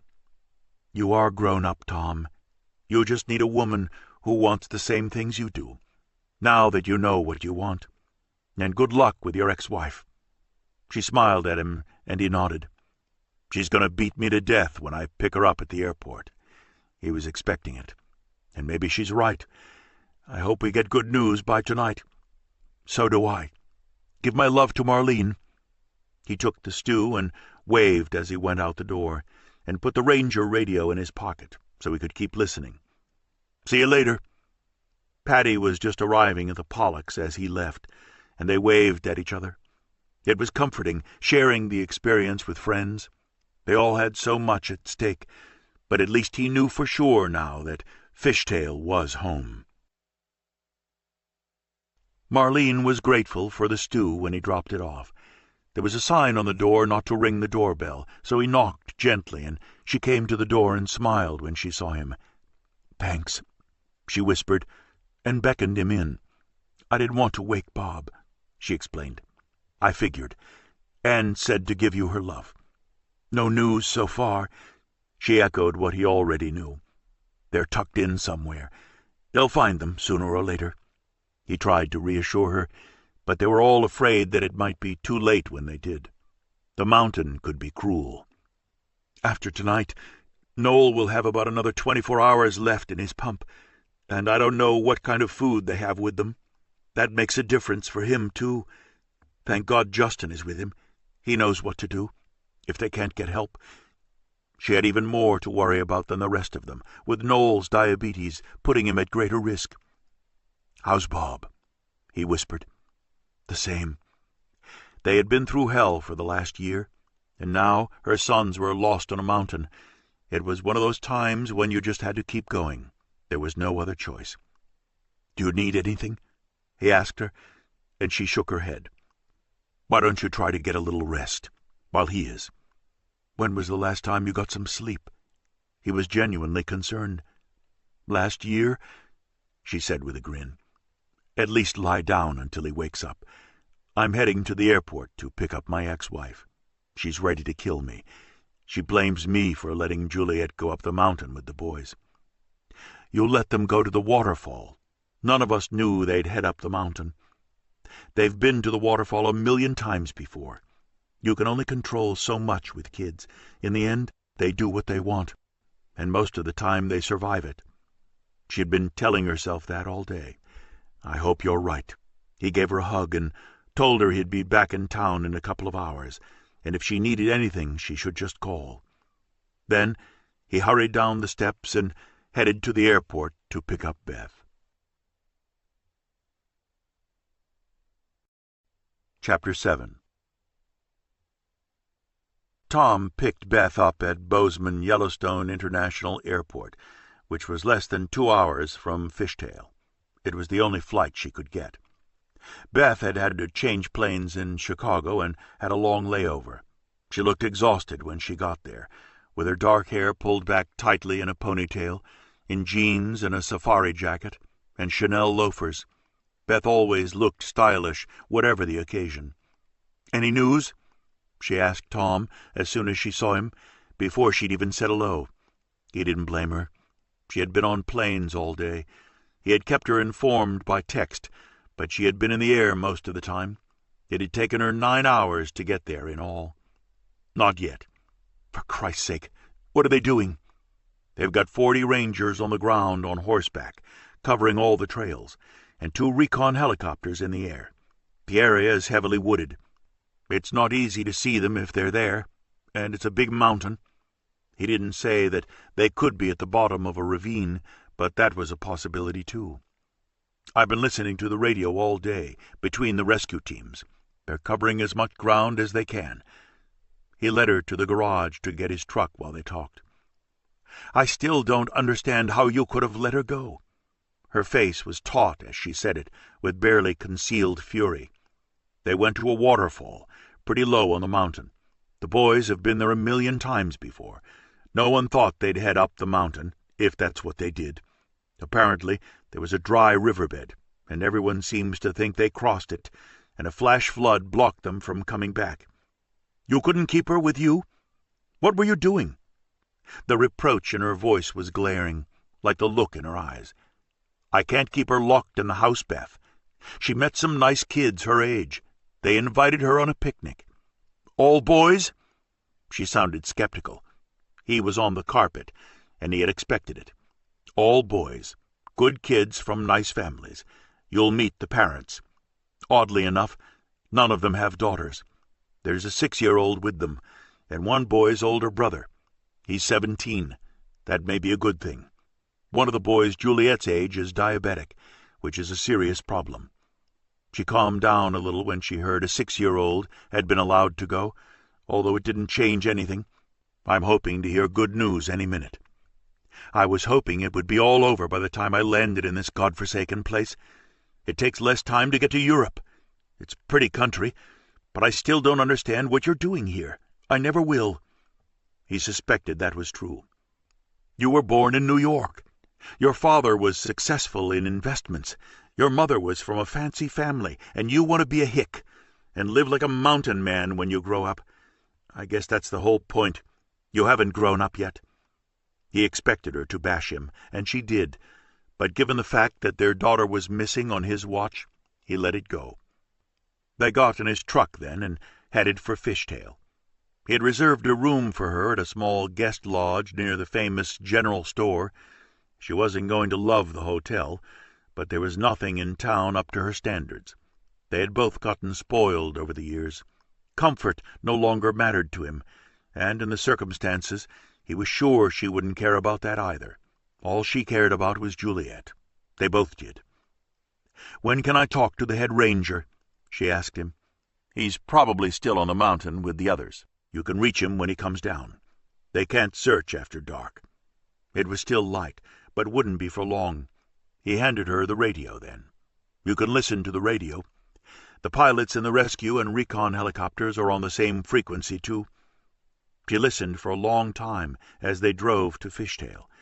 There was nothing new in the exchanges, just a lot of reports about their position, and that they hadn't seen anything. It had been the same all day. It took them almost 2 hours to get to the hotel he'd booked for her. She didn't comment, but she didn't look happy when she saw it. "It's not the Ritz in Paris or the Carlyle in New York," he conceded, "but it's about the best you can do here. There are some Airbnbs and a couple of guest ranches. I didn't think you'd want to stay with me." "You're right. I don't." She sounded hard with him, but he could see how terrified she was. She had cried most of the way on the plane, and her eyes were puffy. They were all facing the horrifying possibility that their children might not be alive. It was hard to consider, and she loved Juliet as much as he did, even if they expressed it differently and wanted different things for her. They both loved her. "What happens if they don't find them today?" she asked him before she got out. "They keep looking," he said quietly. "There's a diner up the street if you get hungry. They have pretty decent food." "I'm not hungry." She never ate when she was upset. She was always on a diet, and she had a slim figure. At 39, she had changed very little physically since they'd met in graduate school. She was studying journalism, and he was in business school at Columbia. They were native New Yorkers and were going to set the world on fire one day. They had, and it still mattered to her, but it had turned out to be meaningless to him. It was just fireworks with nothing behind it. Her beliefs and her goals hadn't changed. He wondered how much money and how much success would have satisfied her. Maybe if he had become the head of a company or a startup, and she won a Pulitzer. It all sounded empty to him, which was why he was here. "Can I get you anything?" he asked before he left her, and she shook her head. He could see that she was on the verge of tears. He pulled her into his arms, and she didn't resist.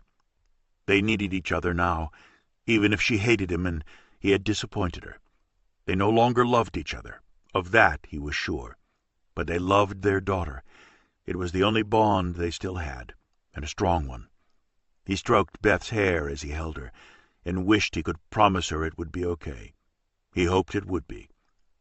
"We just have to get through this," he said softly, and she nodded. She wiped her tears when she pulled away. "The waiting is killing us all. I hope they find them soon. Call me if you need anything at all. If Chief Mack wants to meet with us, I'll call you and pick you up." She nodded again, and looked less aggressive than she had when she got off the plane. She was a mother who was worried sick about her daughter, not an angry ex-wife, for now. She suddenly seemed smaller and more human, and he felt sorry for her. He had friends here. She didn't. All she had was him, all the recent bad history between them, and a pending divorce. It would be final soon. They were both eager to have it behind them, and if they lost Juliet, it would be like erasing the best part of the history they'd shared. It would make it all seem pointless. June Taylor felt that way too. Losing the child of a divorced marriage made the marriage seem irrelevant. There would be nothing left to show for it. He drove back to his house after he dropped Beth off, and sat on the couch, staring into space, waiting for news, and trying not to think of what he and Beth had once shared. The blackboard of their life together had been erased. The kids walked all day, and had no idea where they were by the end of it. They were higher up the mountain, the trees were thicker and hard to navigate around, and the foliage made it even harder for them to be seen on the ground. They had seen helicopters in the distance, but they were too far for the band of 7 to catch their attention. They could see smoke in the sky now, coming from the other side of the mountain, and there was a thin film of ash falling around them like early snow. They tripped over tree roots frequently. Benji had fallen several times and hurt his knees and his hands, and cried when he did. Matt carried him for a while, and Justin took a turn since he was bigger and stronger.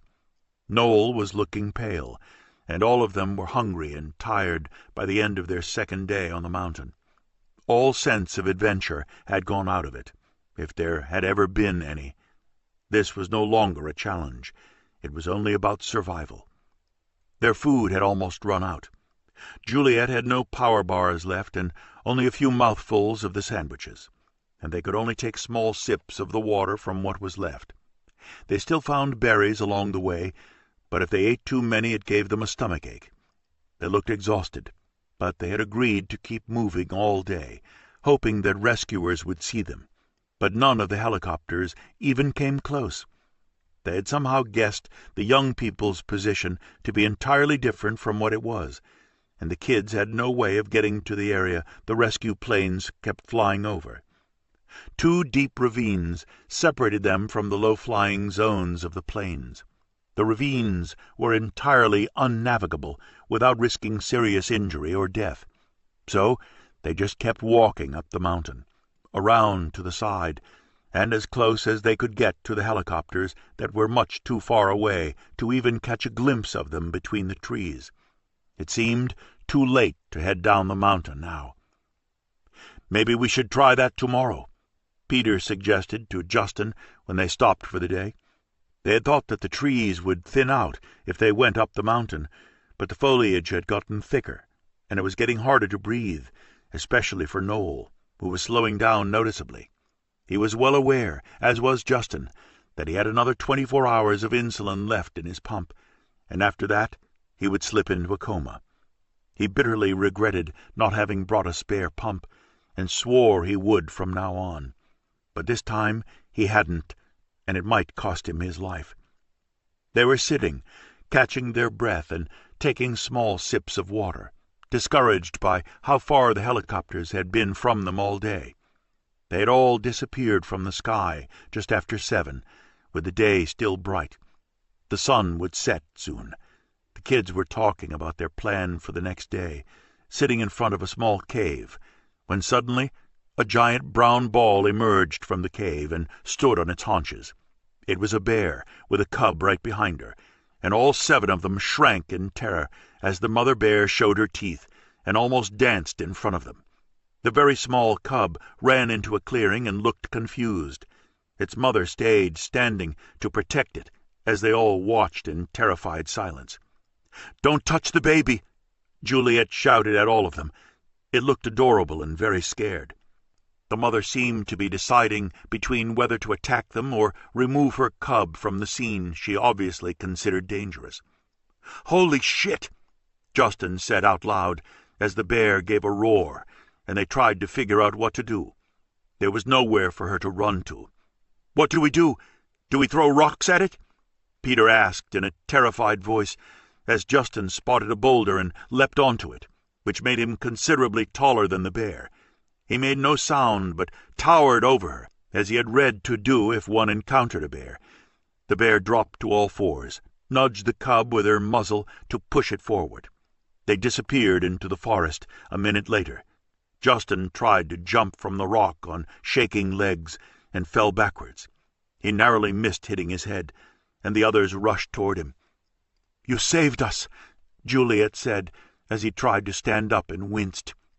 "I read somewhere that if you try to make bear sounds, they attack, but if you look taller and stay quiet, they take off. I've never tested the theory, though." Peter gave him a hand to get up from where he lay, and Justin grimaced in pain. "I think I sprained my ankle," he said. He couldn't walk when he stood up. So much for walking down the mountain tomorrow. He appeared to be in serious pain as they moved around, glancing between the trees as they did, to make sure the bear didn't come back. They guessed that she would be looking for another lair to hide her cub, but they kept a close eye on the area around them. They were amazed that Justin's ruse had worked, except that now he was incapacitated. "Lie down," Juliet suggested. He did, looking miserable. Peter brought a log over so Justin could rest and elevate his foot on it, but within minutes his foot had tripled in size and looked like a football. Juliet could see Justin was fighting back tears from the pain and the shock of scaring off the bear. "Maybe it's broken," Peter whispered to her when they walked away for a minute, before Juliet returned to give Justin a sip of their precious water. "I hope not," she said, worried. Things seemed to be deteriorating. They had been on the mountain for 2 days, and no one had found them. They were beginning to think that no one would, despite Justin's promises that they'd be home soon, to keep their spirits up. "Matt, Pete, and I can carry Justin tomorrow. We'll take turns," Tim said gamely. All 3 boys were strong, although Justin was taller and heavier. They had been good sports so far. They all calmed down after the bear incident, but Benji clung to his brother and Juliet once it was dark, terrified that the bear would come back. Noel was quiet and getting weaker without food. Juliet had reserved all the juice she had for him. They still had some left, and she gave it to him. Justin was quiet, but groaned whenever he moved. They were all resigned to going without food that night.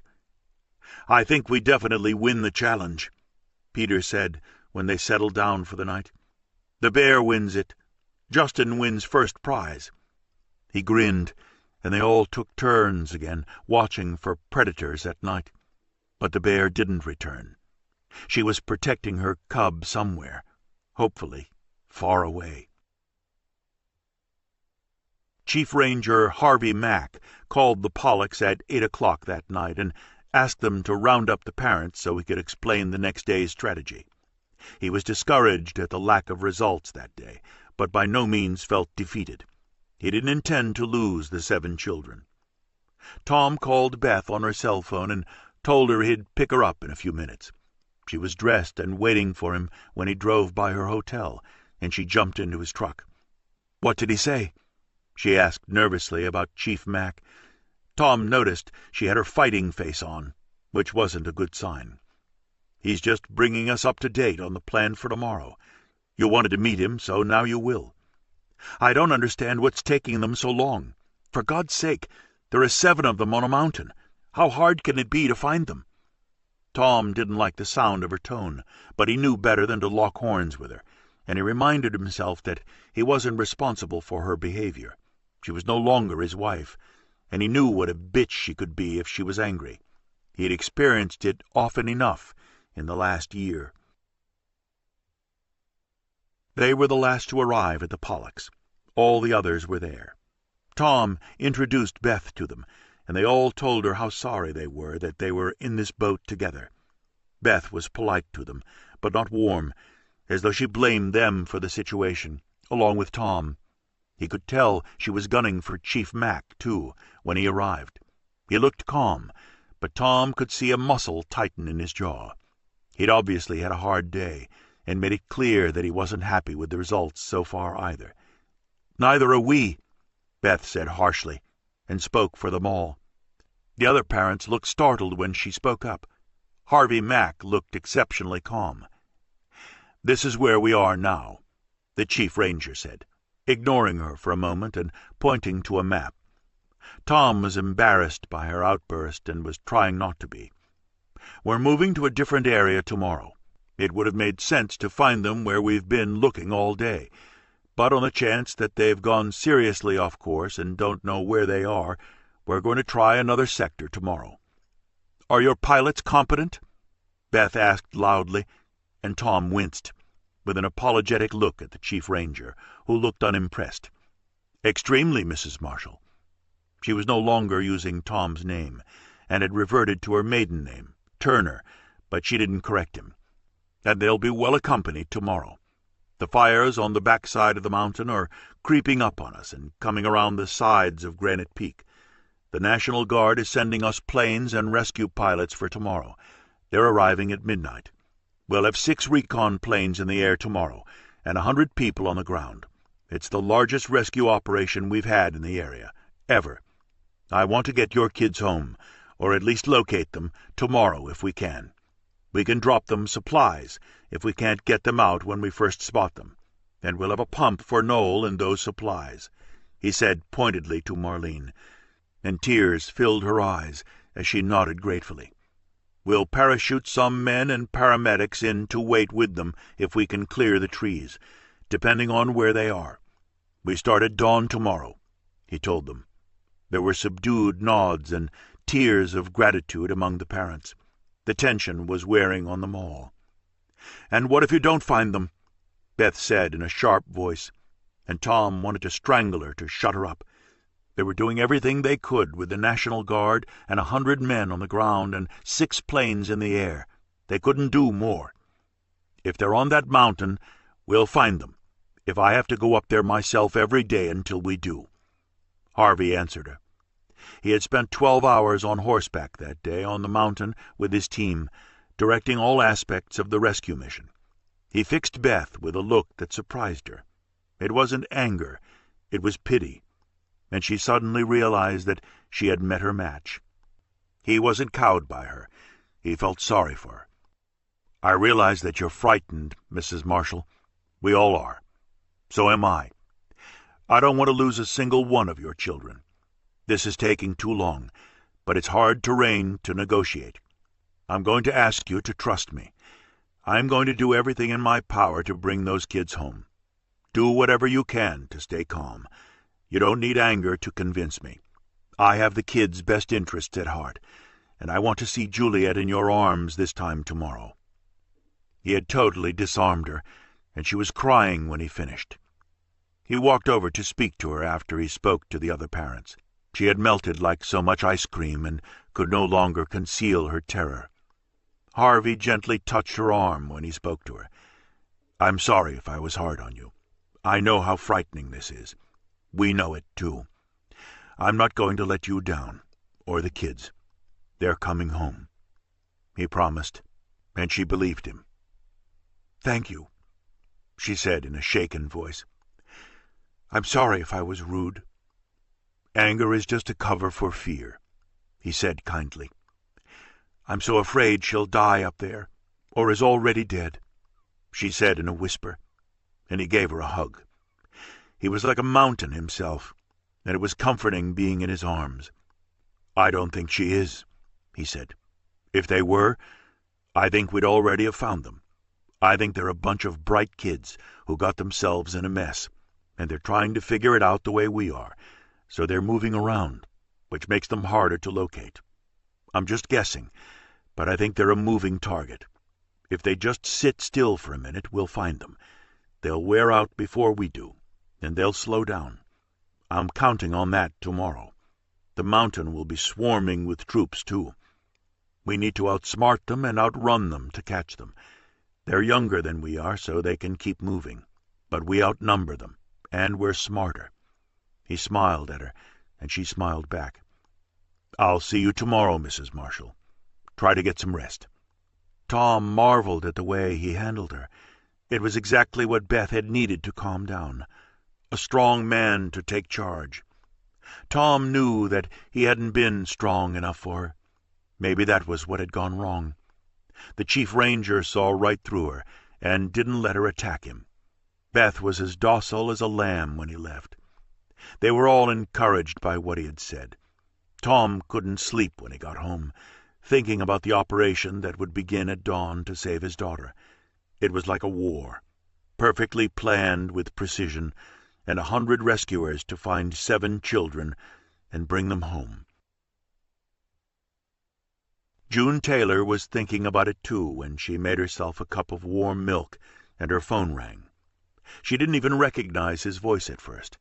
It was Ted, her ex-husband, calling from somewhere in the Middle East. "I've just gotten back to my apartment. I've been away. You left me about 10 messages. What's up?" He sounded annoyed. He had never completely forgiven her for divorcing him, nor she for abandoning them and rejecting their son all his life because he was deaf. It wasn't Tim's fault. He was such a great boy. He didn't deserve a father like the one he had, who thought postcards from foreign places and child support were all he needed to contribute to his son's life. She told him what had happened. He sounded shocked. "How long has he been up there? Do you think they're still alive?" They'd been on the mountain for 2 days in warm weather, which was a plus, but they were probably without food or water, and might be injured, which wasn't good. "I hope so," she said with tears in her eyes again. What Harvey Mack had said that night had made her cry too. They were all worn out from the strain and lack of sleep. "If they aren't, you missed your son's whole life, Ted. Just because he has a hearing impairment from a fever I had when I was pregnant, you've punished him for it all his life." She had wanted to say it to him for 14 years, and finally had. It was long overdue. He didn't respond at first, and when he did, she could hear that he was crying too. "I'm sorry, June. I hope to God he's okay up there." "So do I," she said, sounding choked. They talked for a few minutes, and she promised to keep him posted. She told him about the rescue plans for the next day with the National Guard. He said he was too far away and couldn't come home, which didn't surprise her, but it was the most civil conversation she'd had with him in 10 years. She just hoped that Tim didn't have to die for his father to wake up. He deserved a real father, and not a handful of postcards every year. She sat at the window that night. The moon was bright, and she thought about her son and prayed he was still alive. Beth was doing the same thing, thinking about her daughter. They all were.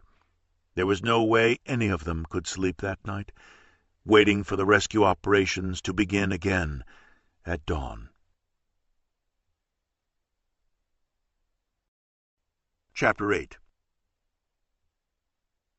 Tom only dozed for an hour or so before the increased rescue operation began. He lay awake thinking about Juliet, praying for her safety, and worried about the day ahead. He finally got up to make himself a cup of coffee, and was startled when he looked out the window. There were 4 TV news vans outside and a sea of reporters. Harvey had predicted it in the beginning, and it had taken the press 2 days to catch on. Calling in the National Guard had obviously done it, although it was surprising they hadn't picked up the story before, with ordinary rescue procedures in place.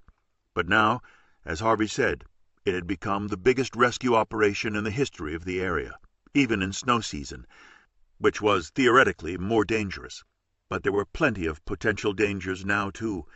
Everything from bears and all the other wildlife on the mountain, ravines and gullies, the fires burning an ever larger area on the back of the mountain, possible injuries, to Noel's health issues.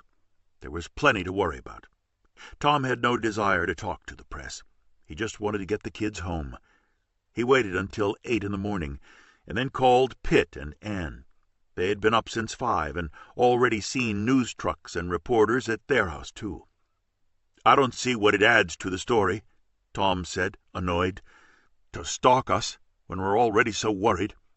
"It's the nature of media," Ann said. Pitt was upset about them, too, and they felt sorry for Marlene, who had enough happening with Bob, and now worrying about both her sons. They wondered if the press knew Noel was diabetic and would use that to add more color to their story. "We're staying out of sight today. Apparently they've already been over to the stables. The stable hands told them it was private property and chased them off. They were taking videos of everything in sight, and tried to get into the barns to photograph the horses. They're so intrusive," Tom complained. "They should leave us all alone, and the kids, when they get home." He called Beth shortly after and warned her. She peeked out her window and saw 2 TV trucks parked outside, and half a dozen reporters. It was apparently a national story. They were swarming all over the Pollock and Brown ranches, which made for better visuals, and trying to interview whoever they could for their reactions. He told Beth to stay inside and avoid them. He called Marlene to make sure she was okay, just to be friendly, and she said reporters were grilling the hospice nurses when they arrived about Bob's condition, and had asked how much longer they thought he would live. Tom thought that was disgusting, and Marlene agreed. "Do you want me to come over and run interference for you?" he asked, and she hesitated. "You have your own problems. You have your ex-wife to deal with. She seems like a handful," she said with a smile. "That would be correct. I was mortified when she went after Harvey last night. He's a big boy. He can take care of himself. He defanged her right away. I heard her apologize to him later. He handled her masterfully. I never did. I had to run all the way to Montana to get her teeth out of my neck," he said, and she laughed. It was a relief talking to him. He had a light touch, and she thought he was a good father. She couldn't imagine him married to a woman like Beth, who seemed very hard. "Keep your doors locked," he advised her, and warned the hospice people not to give them information. It was so wrong of them to stalk the home of a dying man. "I already locked them," she said. He forgot sometimes that she was a capable woman, an attorney, who ran her own business. She seemed so vulnerable as the wife of a man so desperately ill, and now with 2 missing boys on top of it. It was a lot for anyone to handle. She seemed fragile to him. He went out to pick up Beth later, so she wouldn't have to stay trapped at the hotel. As soon as he left his house, a young woman wearing too much makeup, with a mass of blonde hair, an impressive bust, and a low-cut sweater made a beeline for him. She trapped him just as he was getting into his truck. "Tom Marshall?" she asked, but he could tell that she knew who he was. "No," He denied it, but she pressed herself between him and the truck door so he couldn't get in. "How do you feel about how the rescue mission for your daughter is being handled?" she asked him, looking for dirt or criticism of the rescue operation. "It's been beautifully handled," he said, outraged on behalf of Harvey. "Then why do you think the children haven't been recovered yet?" She pressed him, and he wanted to shove her away to get into his truck, but he knew better and wouldn't have dared. "They've been up there for 3 days now. This is the 3rd day. Don't you think that's a long time to leave 7 young people up on the mountain? Do you think they were slow getting started?" "No, I don't. I think it must be damn hard to find anyone up there. They've been doing everything they can, right from the beginning." "Do you think there were drugs or alcohol involved on the kids' part?" she asked, her face almost pressed against his. He thought the question outrageous. They might even be dead, but she was trying to make the kids and everyone involved look bad. "I do not," he said, incensed. "Except maybe the 6-year-old. Maybe you should do a story on 6-year-olds on drugs." She was unfazed by his response, and was obviously used to being given inappropriate responses, given the nature of her questions and her aggressive style. "Are you concerned that the fires are starting to burn out of control on Granite Peak? What if they can't get to your daughter in time?" He couldn't believe what she was asking. He looked horrified. "Are you seriously asking me how I'll feel if my daughter is burned alive on the mountain before they rescue her? Are you insane? What kind of morality do you have to ask a question like that? How do you live with yourself, exploiting people who are potentially facing tragedy and worried sick about their kids?" "Do you think any of them will die?" she asked in a morbid voice, and the muscle went taut in Tom's jaw. "Get away from my truck or I'm calling the police," he said in a low growl, but she heard him. "How do you feel about the amount of tax dollars being spent on this rescue? With the military called in, what it must be costing, many millions of dollars, and the poverty programs that could have been funded with that money? You mean just let the kids die? Is that what you would suggest? I just wonder if you feel a social responsibility for the way that money is being spent. I'm grateful that the authorities are spending what they need to save my daughter and the 6 other children lost on the mountain with her. Now, if you don't move your ass away from my truck door, I am calling the cops. And by the way, what's your name?" "Selma Thornton," she said proudly. "If you come near me again or camp outside my house, I'm suing the station for stalking me and then demanding your job. Are we clear?" Tom was livid. "Crystal," she said with a broad smile, completely indifferent to what he had said. "Thanks for a great interview." He was on the verge of telling her what she could do to herself, but he refrained. But a later report said that he had threatened the reporter, and they implied that he was crazed with grief. Marlene Wiley didn't leave her home all day. Pitt and Anne got in their car from the garage. The Browns stayed home and pulled down the shades. Beth snuck out of her hotel and said no one had recognized her. She had gone to the general store. They got June on camera running to her car. The press was a menace, and all the parents thought they were disgusting. Ideally, the media would have liked photos of them all crying. But the most important thing was that the rescue operation was going well. 100 men on the ground was a huge number, and the 6 planes were covering areas they hadn't before. They were systematically exploring areas where the young people could have gone or taken refuge, and eliminating them one by one. The 3rd day for the kids was the hardest. Noel wasn't feeling well. The food had run out, except for berries they couldn't eat anymore. They had tiny little sips of water left in the bottle, and they cut 2 apples in quarters, and each of them got a quarter of an apple, and that was it for the day. They saved the last of the orange juice and the 1 extra quarter of the apple for Noel. The others had agreed not to eat.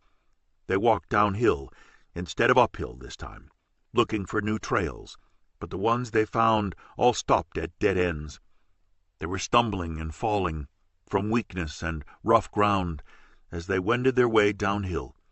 Justin couldn't walk at all, and Matt, Tim, and Peter took turns walking in pairs and making a seat with their hands to carry Justin downhill. It was slow going, since he was heavy for them. They were visible for a minute or two between the trees occasionally, The helicopters sounded closer, but they couldn't see them, with the heavy foliage of the trees, which obscured both the kids and the helicopters from sight. But the kids at least had a sense that there were people nearby, and realized that the Rangers were still looking for them. They had no idea that the military was involved, and the National Guard had been brought in, since they couldn't see the men or the helicopters. It was almost 6 o'clock, and the rescuers were about to end for the day, when Peter looked straight up between the tall trees and saw a helicopter just above them. He could see the pilot's face, and then the chopper flew away, as all 7 kids screamed, but no one could hear them in the noise from the motor. The pilot flew in a circle, and his co-pilot looked at him and asked what he was doing, as he dropped as low as he could over the tall trees. "I swear, I thought I just saw a boy looking up at me, in a red plaid shirt. Maybe I'm hallucinating, and it's what I wanted to see. I'm trying to get another look." He was staring down intensely. "You can't see shit with all this foliage," the co-pilot commented. But Peter had seen him, and so had Justin and Juliet, and Justin had an idea. "Quick, everyone, take off your clothes, now." "Now? Why?" Tim asked. He hadn't seen it. "Just give me your shirt. Shirts! Everybody!"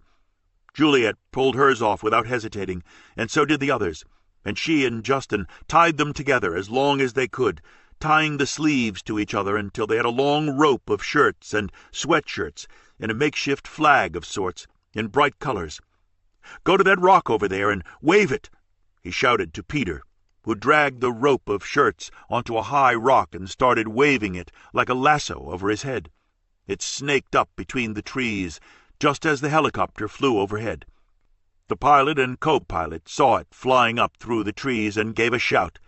They could see Peter standing on the rock, using all his strength to wave it aloft. They radioed the other 5 helicopters, who flew into the area, and they circled again and again and caught glimpses of an arm or a face, and there were shouts going back and forth over the radio to the base. "Bonanza! We got 'em!" They gave the exact location, and then flew a wider circle for several miles, but they could find nowhere to land. Harvey came onto the radio himself minutes later, with deep emotion in his voice. "Is there anywhere you can land near them?" "Not close enough, sir. We've got 20 miles of trees here, maybe 25. And it was almost dark. "Can you drop some guys in?" "Negative. They'll get stuck in the trees. No way in or out from here. We'll either have to walk in to get them, or they'll have to walk out to us. It'll be a long walk for them." It was getting late. They didn't know what kind of shape the kids were in, but they had been healthy enough to make a flag and wave it. "Did you get a head count?" "No, sir. Just glimpses. Faces, arms. They made some kind of flag. They're in there, and they're alive, but I can't give you an accurate count. There are definitely several of them, maybe all 7. We couldn't tell." They were a long way from where the reconnaissance had started. They had traveled many miles, halfway around the mountain, which had brought them closer to the fires.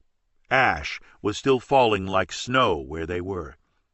"If you can't get them out tonight, you need to drop in supplies. They may not have eaten for 3 days, or had water, and one of them is diabetic. We have a medipack for him. He needs it now. He's got an insulin pump, which will give out by tomorrow morning."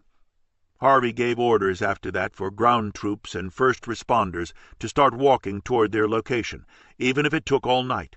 He wanted them out by morning. He ordered the helicopter pilots to do a drop of supplies. His voice was so powerful, everyone responded to his orders immediately. The parents had heard him and were crying. "The supplies are liable to get caught in the trees. They're pretty close together up here," the pilot told him. It was why they couldn't drop any men in. They would have either gotten injured or trapped in the branches, and even packages of supplies might not get through. "Drop as many as you have to. The boy needs the pump, and they all need water and food." The ground troops and paramedics on each of the helicopters started bundling up the packages to drop out of the helicopters. At least one was bound to land in their hands, or close enough. They were dropping rescue rations of high-sustenance food, bottles of water and juice, bandages, splints if they were injured, some Mylar thermal blankets, and an insulin pump for Noel in each package, so he'd get at least one he could use. 10 minutes later, The packages were ready to drop.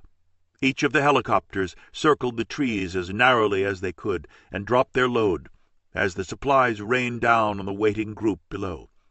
There were at least a dozen bundles, and then the helicopters flew off. They would be back in the morning.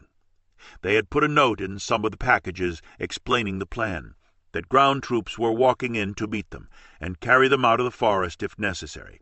They only had one last night to wait, and then they were going home. But they hadn't seen the notes yet. Every single one of the packages that had been dropped sat in the tree branches like Christmas ornaments above their heads. They could easily guess that there was food and water in them, and possibly other things they needed, but they had no way to reach them. They hung in the trees, trapped in the branches. Not a single one of them had reached the ground. There was pandemonium on the radios as the helicopters flew back to the base. They had finally located the children. They didn't know how many had survived, hopefully all. The parents had another night to get through before they would know if their children were safe, and the nightmare was truly over. There was guarded celebration in each of their homes, and only hours left before it would end. They already knew that the ground troops were heading toward the kids up the mountain and would reach them by morning. Then they would know the rest of the story and who had survived, maybe all of them. They had been located at last, miles from where they started, in an unexpected direction no one had guessed. The fires were still raging near them, but Harvey was sure they would have them out in a matter of hours, before the flames that were spreading rapidly engulfed the mountain. They couldn't lose them now, and he didn't intend to. He dropped in at the Pollocks that night and said they had battled water, fire, and the mountain itself to get to them. It had been the most complicated search and rescue mission they'd ever undertaken. His guess had been right. The kids had moved at surprising speed and had kept on the move, changing directions and trying different trails, which made it even harder to find them. It was like chasing a target that moved with no particular plan or direction. They had energy, youth, and ingenuity on their side, to their own detriment. It was like chasing a flea, as Harvey put it. It was almost over now. He just needed the winds to slow down enough that night so the fire didn't get to them before the rescuers did. All 7 of them stood looking up at the trees in dismay, at the silver packages resting on the branches after the helicopters left. The pilots didn't know if any of the packages had reached the ground. They needed Noel's pump, and they were desperate for food and water. "Someone has to climb the trees and knock the packages off the branches," Justin said, counting how many there were, a full dozen. It looked like treasure to them. Matt had always been the champion tree climber when they were younger, but he was too heavy now, with broad shoulders and strong legs and arms, and the branches were brittle and dry. If he climbed the trees, a branch could break and fall to the ground and kill him. Peter was even taller and not as heavy, but he had a man's body. Justin was taller and heavier, and he was in no condition to climb a tree. He still couldn't stand. His ankle was painful and probably broken after his encounter with the mother bear. They estimated that Tim was too heavy too. Benji wanted to try, and they unanimously said it was too dangerous for him, and Noel was dizzy and weak without food and his blood sugar issues. "I'll do it," Juliet volunteered, looking up at the dozen packages that hung there. "I used to climb trees all the time when I was a kid." They looked skeptical. She was tall but very thin, and she had a much lighter frame than the boys. She weighed much less than they did, and there was a chance she'd get away with it. But if a branch broke and she fell, she could break her neck. The question was, how hungry and thirsty were they? But it wasn't about food or water. It was about getting a fresh pump for Noel, if there was one, before he went into a coma, maybe as soon as the next morning, or even that night. As far as Juliet was concerned, there was no choice. "Are you sure?" Peter asked her before she started. He was worried. "Yes," she said without hesitating, and he bent over so she could stand on his back. She jumped lightly up on him, and then shimmied up the tree at a surprising speed. She slowed as she got to the upper branches. Some of them were creaking, and she heard one give a loud crack as she went past it. A few smaller, Very dry branches fell, but she wasn't on them. She tried to keep her arms wrapped around the trunk, but she needed the branches for support, too. The tree scraped her bare arms as she went. Finally, she reached the first 3 packages. She tapped them lightly, and they fell neatly into Peter's hands, and then Matt's. Tim caught the next one. Noel caught the 4th. She had to switch trees then, and she felt like Tarzan as she did. There were 3 packages she couldn't get to, but she got 9 to the ground in all, and then cautiously made her way down. She got splinters in her arms and through her jeans as she descended, but paid no attention to them. It was like Christmas when they opened the packages. They had 9 pumps for Noel in all. Water, juice, dried meat, fruit, all different kinds of food, chocolate, thermal blankets, inflatable splints, one of which fit Justin perfectly. They had everything they needed, including matches, eating utensils, and several flashlights. They all drank many bottles of water. Justin helped Noel change his pump, and within a few hours he felt better. His had been almost out, and wouldn't have lasted through the night. They lay at the base of the trees, having eaten enough for the first time in 3 days. They had drunk all they wanted, and were warm under the blankets. They saw the night sky glow red from the fires through the branches. Later that night, as Peter and Juliet lay talking side by side, they saw 2 wolves rush past them. The animals paid no notice to the humans on the ground.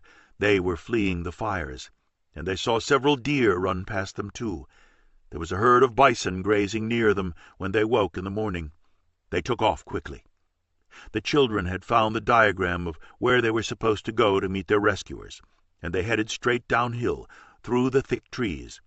Peter and Matt supported Justin. The inflatable splint eased the pain enough for them to move him more easily. They had eaten more of the food before they started, and an hour later they ran straight into their rescuers heading toward them. They walked for another hour to a clearing, with one of the paramedics carrying Justin on his back. There were 2 paramedics to make sure that Noel was fit to be moved. 2 helicopters landed in the clearing, and all 7 of them climbed aboard. Benji sat with the pilot, and they flew off to St. Vincent Healthcare Hospital in Billings, where they would be examined. Harvey was first to get the message, which he relayed immediately to the parents. He had cut the frequency to their radios until he was sure they were all alive, and now he was. He hadn't wanted them to hear bad news over the air. He reactivated their radios and announced in his deep voice, "7 little Indians are on their way home." All had survived. They wheeled Justin into the hospital in a wheelchair, and the others walked in under their own steam. Benji was jumping up and down, and Peter had an arm around Juliet. They were all beaming, and they were startled when they saw all the photographers and TV cameras in the hospital parking lot. They were taken in quickly. Sitting at his desk, Harvey was smiling and wiped the tears off his cheeks. Chapter 9. Tom was alone in his house when he heard Harvey's announcement on the radio. He burst into tears and sat there sobbing in relief. He called Beth immediately to make sure she'd heard it, and she was crying too. She had stayed in her hotel room to avoid the press, but she wasn't dressed yet anyway. "They all made it. They all survived," Tom sobbed. It was a miracle, and had been an enormous effort on the part of the Park Service and the National Guard. "I'll drive you to the hospital if you want," he offered. It felt like the war was over between them too. They were no longer together, but they weren't enemies anymore. There was nothing left to fight about. Their daughter had survived, which was all that mattered. "Where's the hospital?" she asked him. "In Billings, about an hour from here." "Okay. I'll pick you up in 10 minutes. When he left his house, the same blonde reporter headed for him with about 30 others, snapping his picture, and she put the mic in his face first. "How do you feel?" "Elated, thrilled, grateful. So happy and relieved that they all made it." She was smiling at him, and when she turned off her microphone, she looked at him, embarrassed. "I'm sorry I pushed so hard the other day. Sometimes you lose perspective in this business."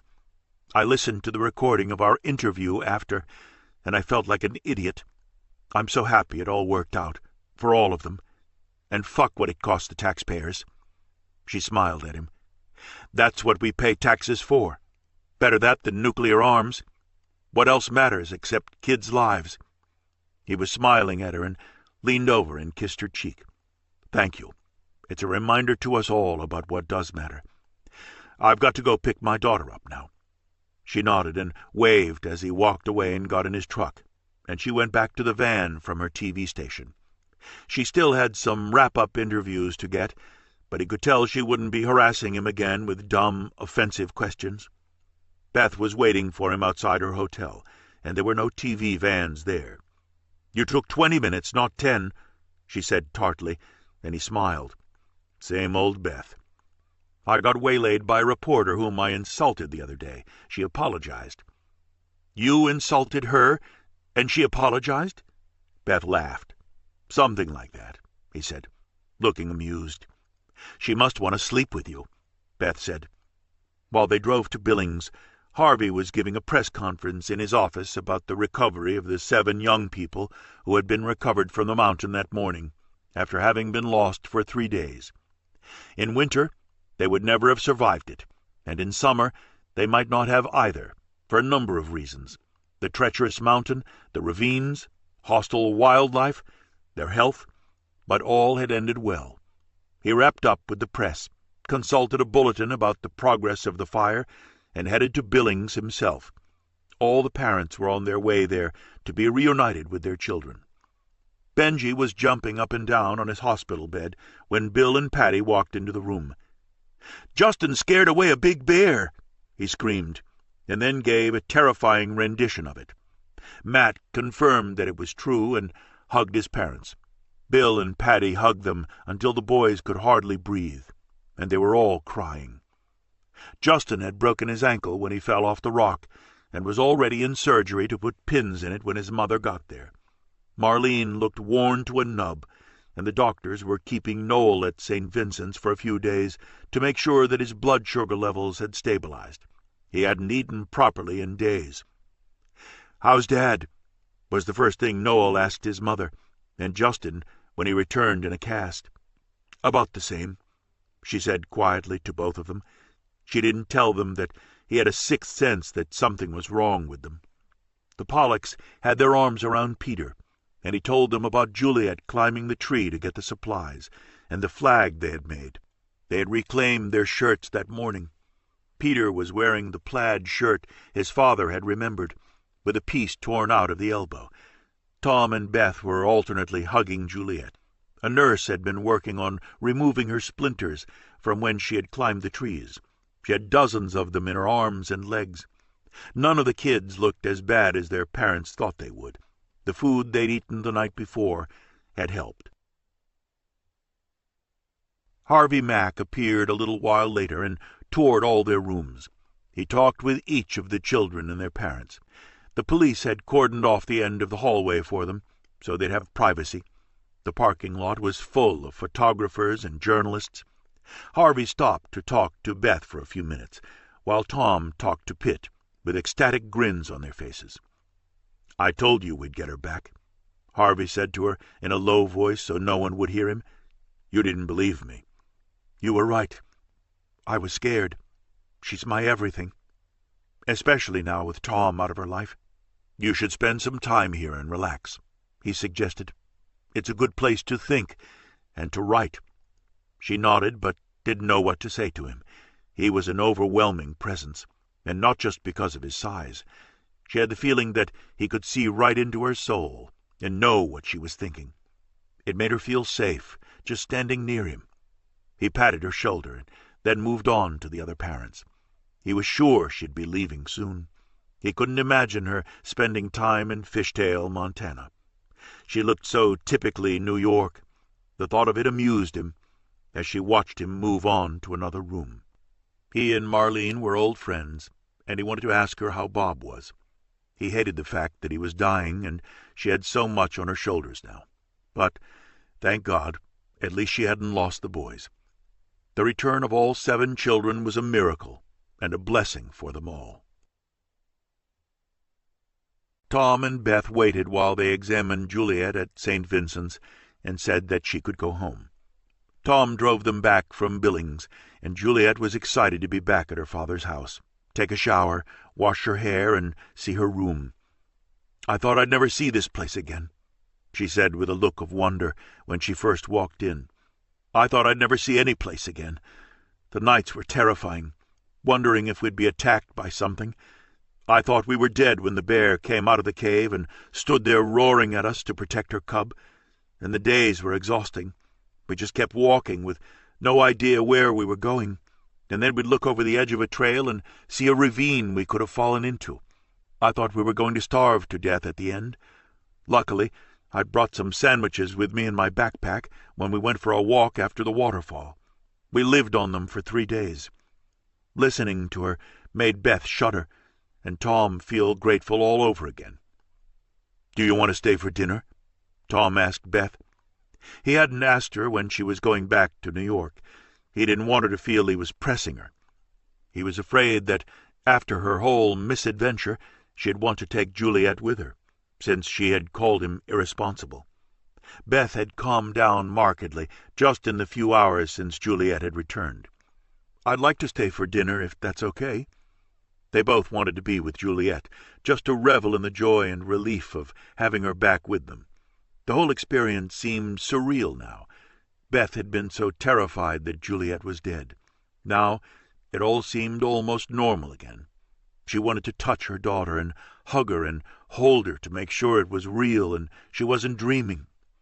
Tom was making pasta and a salad, while Beth poured 2 glasses of wine and handed one to him. Juliet was upstairs taking a shower. "I'm sorry I called you irresponsible," she said, looking humbled. It was an incredibly stupid and dangerous thing for the kids to do. Luckily, they all seemed to have handled it as intelligently as they could in the circumstances, but it wasn't your fault. You were right. They really are good kids, and their parents are all nice people. I guess kids just do incredibly dumb things sometimes. I don't think any of them will ever do anything like that again," he said, and took a sip of his wine. It was nice being able to talk to her when she wasn't furious or half-crazed or all wound up. They hadn't had a decent conversation in a year. "You're not irresponsible, Tom. I was just so mad at you when you wanted to turn your whole life around and leave New York. I can almost see why you love it here. Not quite," she said, and smiled at him, "but almost. I couldn't fight the wars in New York anymore. The prize at the end of it wasn't big enough or worth it to me. Something changed for me. I felt like I was living someone else's life, and we became strangers to each other, heading in opposite directions. I don't think I understood that until now. You're different here. You seem happier," she said quietly. "I am. Everything got downsized to something I can live with. The only thing I don't like is being so far from Juliet. I guess I'll have to come and see her more often. Every 6 weeks isn't enough. But if I were to move back to New York, it would eat me alive again. It's just not worth it to me anymore. Somehow, I can't see you as a cowboy either. Are you sure Montana is the right place for you?" "It seems to be. I like the people I've met here. They lead wholesome lives and spend a lot of time with their kids. I'm kind of the odd man out, with Juliet in New York and my being single, but they've been very good to me. My clients don't seem to care where I am. I can do pretty much everything I need to from here. I guess I'm a little old to be finding myself, but I like who I am here.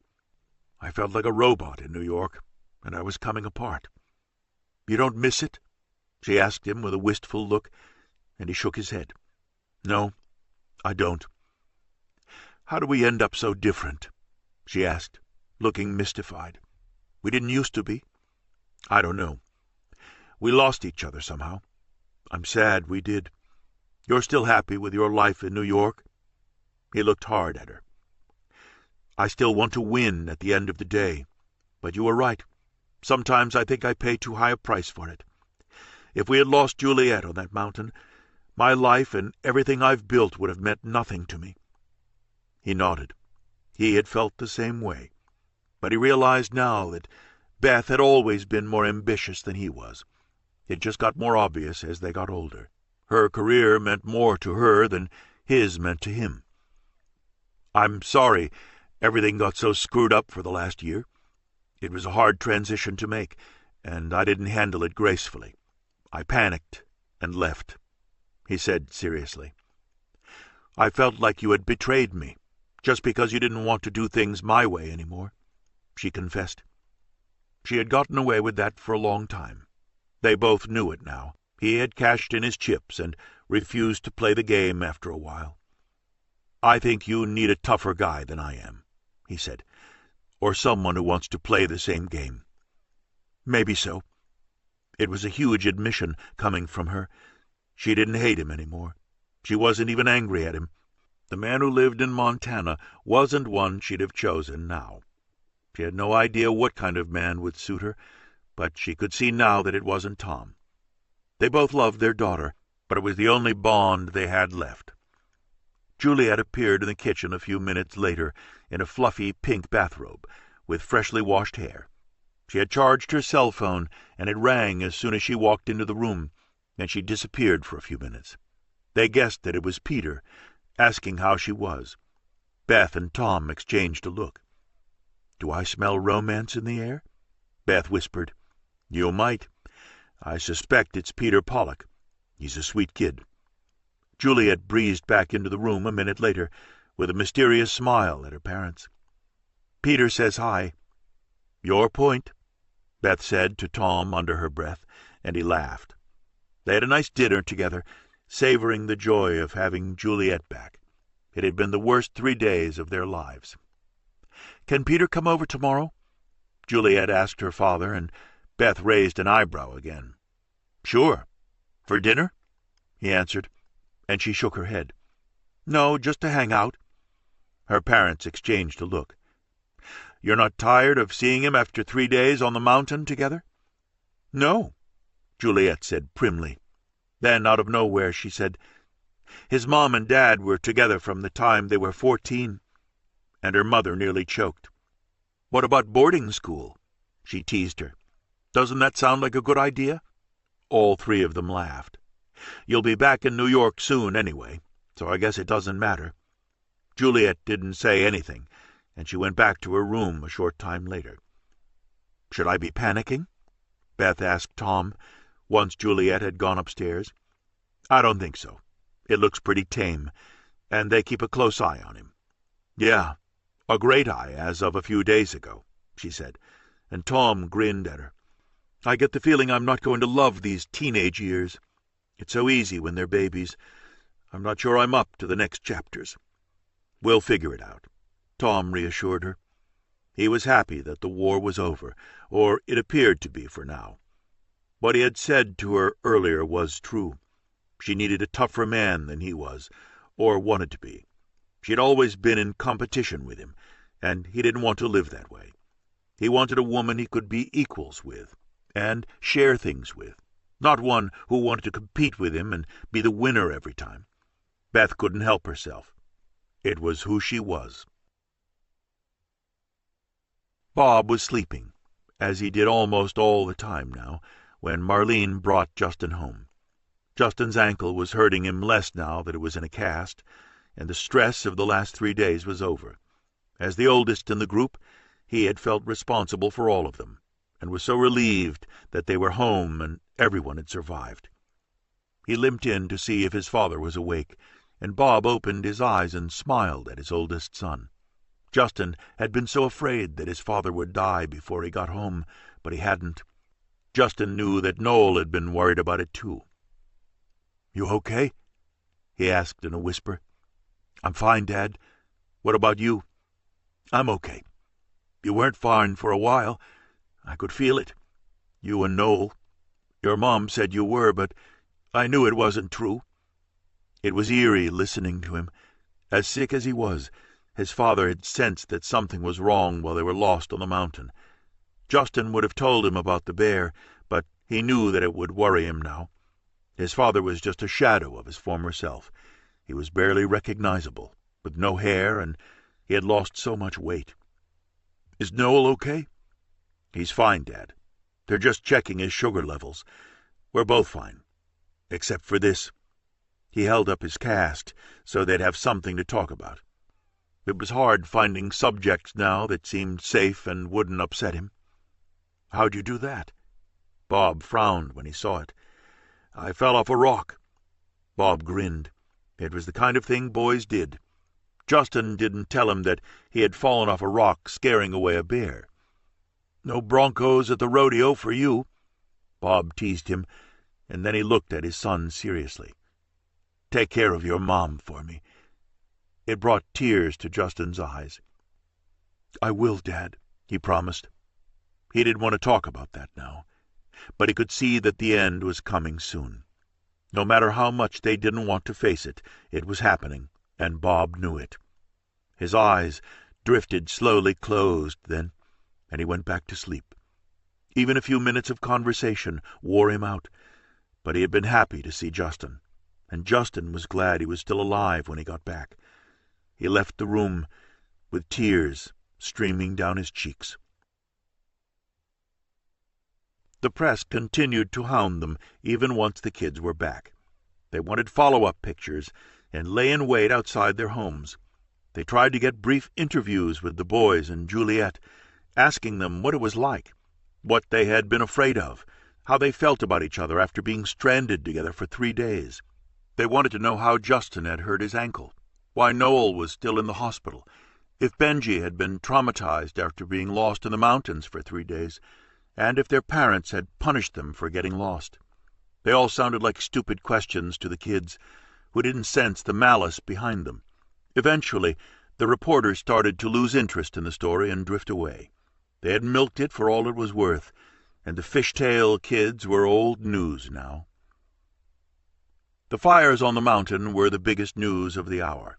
The winds had come up and shifted after the kids were rescued, and within days the front of the mountain was in flames. The mountain looked like a volcano, glowing red at night.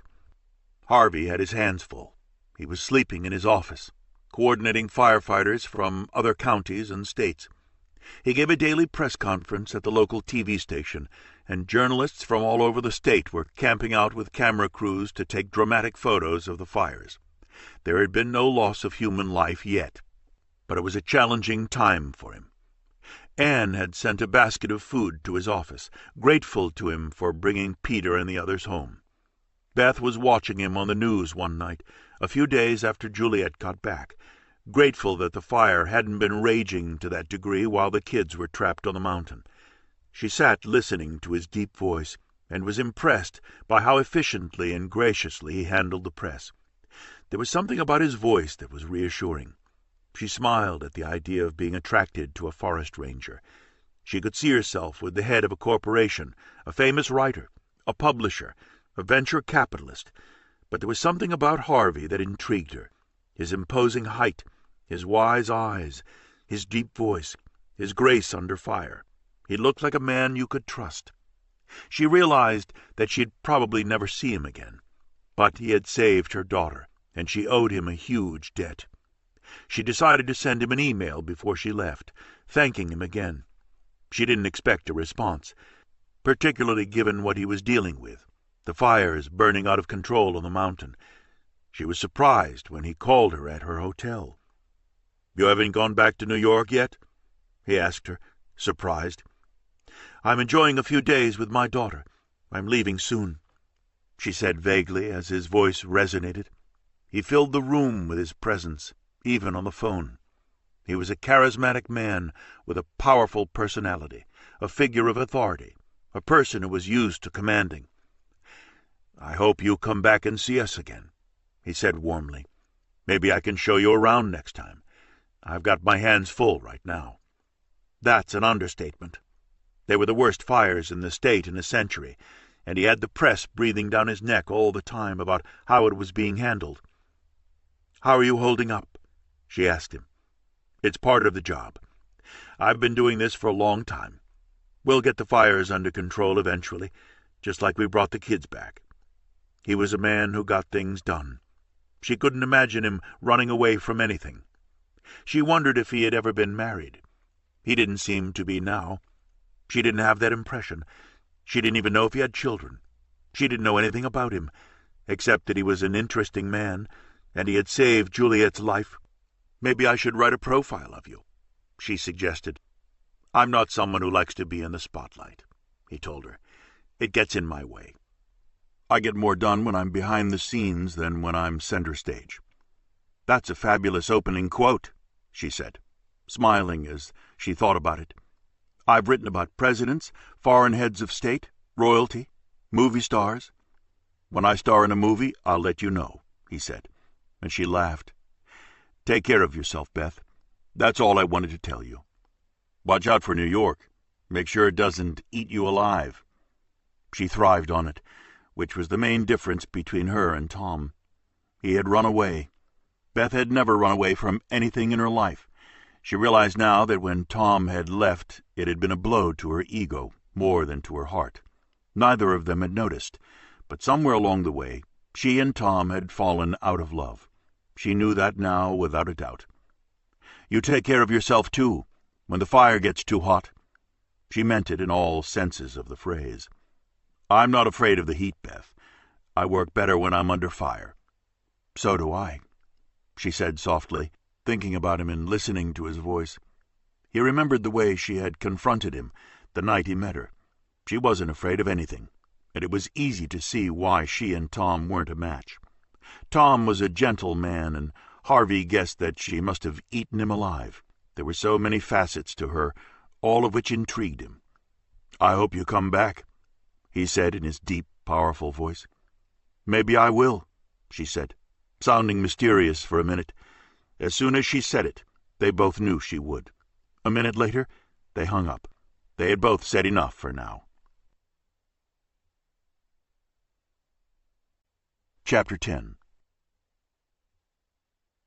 Juliet threw her mother a curve the day before she left. She had liked having her mother there, especially since her parents seemed to be getting along for the first time in a year. Their shared concern for their daughter had brought them closer together as friends. It was a new chapter in their lives that they were both enjoying, especially since Juliet's adventure in the mountains had a happy ending. If it hadn't, things between them would have been very different. Juliet and Beth walked around town together. Peter had dropped by several times, almost every day, and the Pollocks had Juliet to dinner. They included her in their open-door policy, where all kids were welcome. She was the first girl to be included in Peter's group of friends. The only thing his parents didn't do was invite her to spend the night, but she could stay as late as she wanted with the boys, and then her father would come to pick her up. Juliet and her mother went to the Tippett Rise Art Center, and they had lunch in town. There wasn't a lot to do, but there was enough to keep Beth busy for a short visit. She bought cowboy boots for herself and a matching pair for Juliet before she went back to New York. She enjoyed her mother's company. It was different staying with her father. They did things like riding, bowling, and fishing. She'd always enjoyed girl time with her mother, too, and her mother had mellowed after nearly losing Juliet. They stopped for lemonade after they bought the cowboy boots, and Juliet looked at her. She was nervous, but dove in.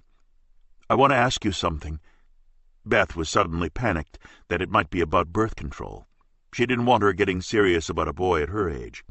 A crush was fine, but more than that wasn't, at 14. "I want to stay and go to school here," she blurted out. Beth was stunned and stared at her. "Is this about Peter?" she asked, looking at Juliet intensely. Juliet shook her head. "No, it's more about school and Dad. I like it here. I don't like the school we picked in New York. It was one of the best schools in the city and very demanding academically. Juliet had always been a good student, but the school Beth had pushed for was extreme, to get their students into the best colleges. It had been her mother's choice, not Juliet's. You haven't even tried it yet. I like the kids here, Mom, and the way people hang around home and spend time with their families. I can see why Dad likes it." She sounded like him when she said it. "So can I," Beth admitted. But Juliet had taken her breath away. She couldn't imagine her own life if Juliet lived in Montana with her father. Their apartment in New York and Beth's life would be empty without her daughter.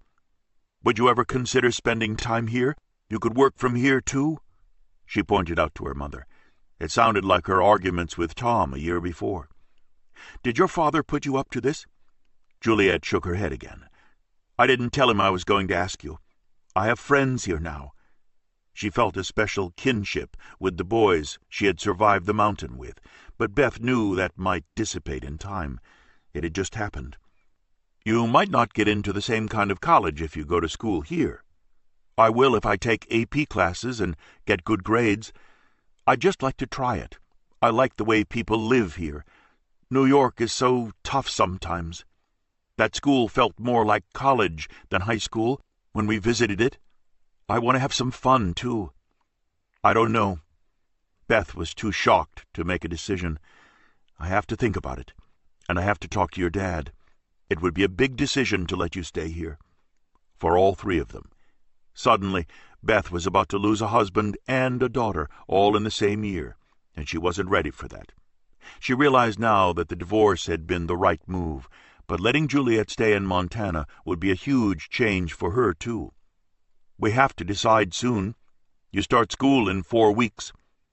Thank you for thinking about it. I could come to New York to see you every month." "You won't want to," her mother said. "You'll get busy with your friends once you start school, and you'll be snowed in here all winter. Think about that, too. Best of all would be if you'd spend time here, too," Juliet said with a pleading look, which reminded Beth of Tom again. She was her father's daughter. Beth was quiet when they walked back to the hotel. After Juliet left, Beth called Tom and told him. He was as shocked as she was.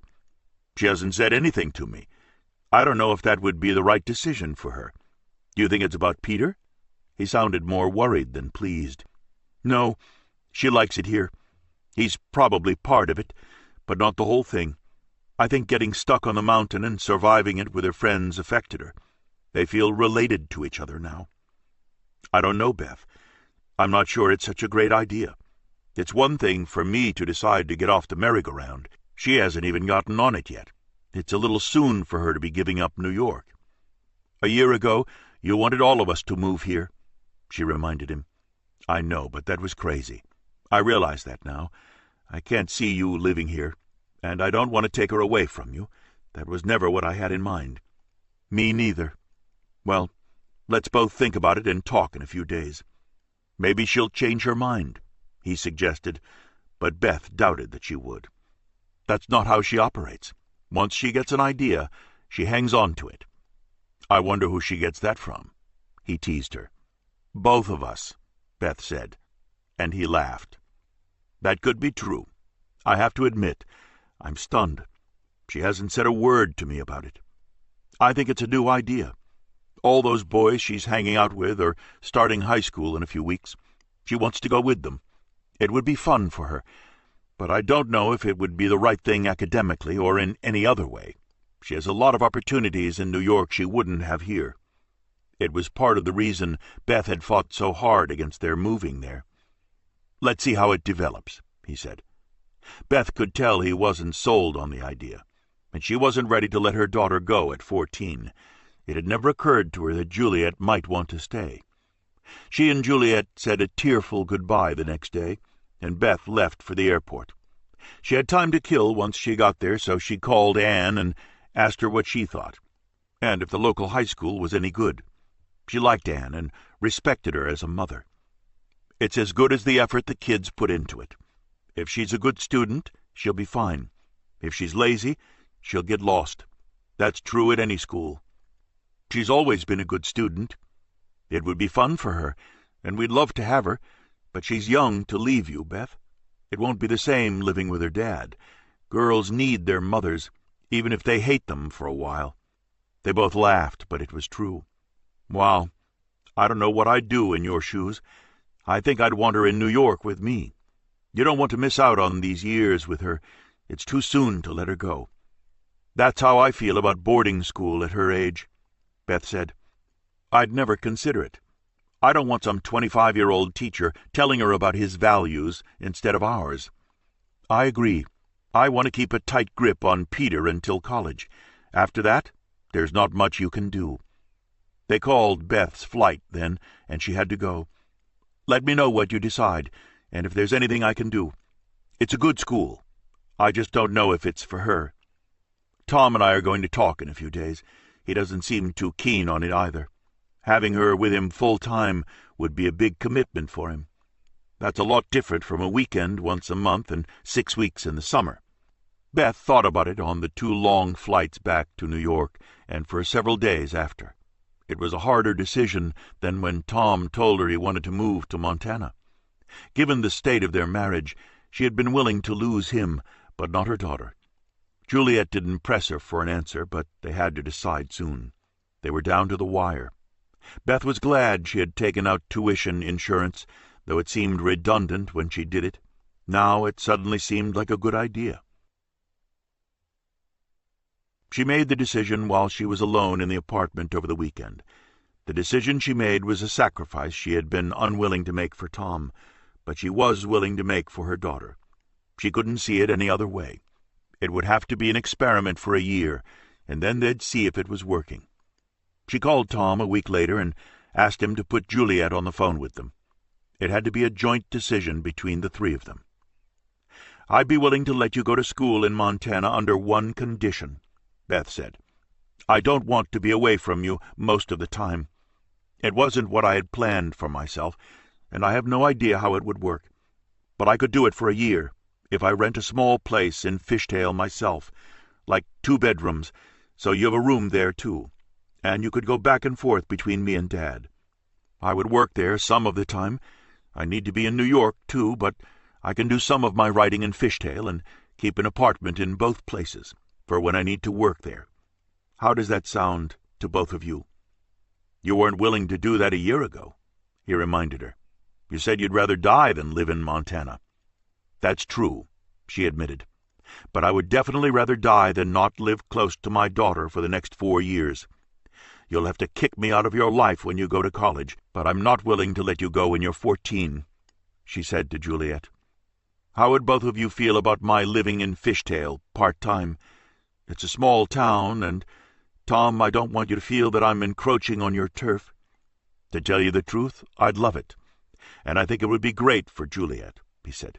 "She'd have both of us, at least part of the time. Do you think you'd be happy here?" She had thought about it and asked herself the same question. "I'd be a lot happier than I would be alone in New York without my daughter. There are sacrifices you just don't want to make for a man, but you will for a child. What about you, Jules? What do you think?" "I think I'd love it, Mom. I didn't want to leave you either. It's the best of everything if I have you and Dad, even if you're not together. And when you're in New York, I could stay with him. And we wouldn't need formal visitation rights," Tom said, warming to the idea. "Juliet could go back and forth between us and stay where she wants. In some ways, it might really work. If you don't hate living here. If I do, I'll move back to New York full-time in a year. But something tells me this might work for all 3 of us, especially if I have the flexibility to be in New York when I want to, or need a fix at Bergdorf's." They all laughed at that. "So, shall we do it?" "Yes." Juliet sounded ecstatic. "You have my vote," Tom added. "I'm in too," Beth said. "Tom, please go to the school tomorrow and get that all worked out before I cancel the tuition here. We don't want her to end up with no school at all." "That would be cool too," Juliet said, giddy with the decision. They talked for a few more minutes, and Beth said she'd come out in a few weeks and find a place to rent, but she had work to do in New York first. "Well, it took a year, but you got me out there after all," Beth said to Tom. But they both knew she wasn't doing it for him, and she wouldn't have. She was doing it for Juliet. It seemed like a compromise that might work for all, and Beth wouldn't be trapped there. She would still have one foot firmly planted in New York. The next morning, Tom called Absaraki High School and made an appointment to enroll Juliet for freshman year. When Juliet told Peter, he couldn't believe it.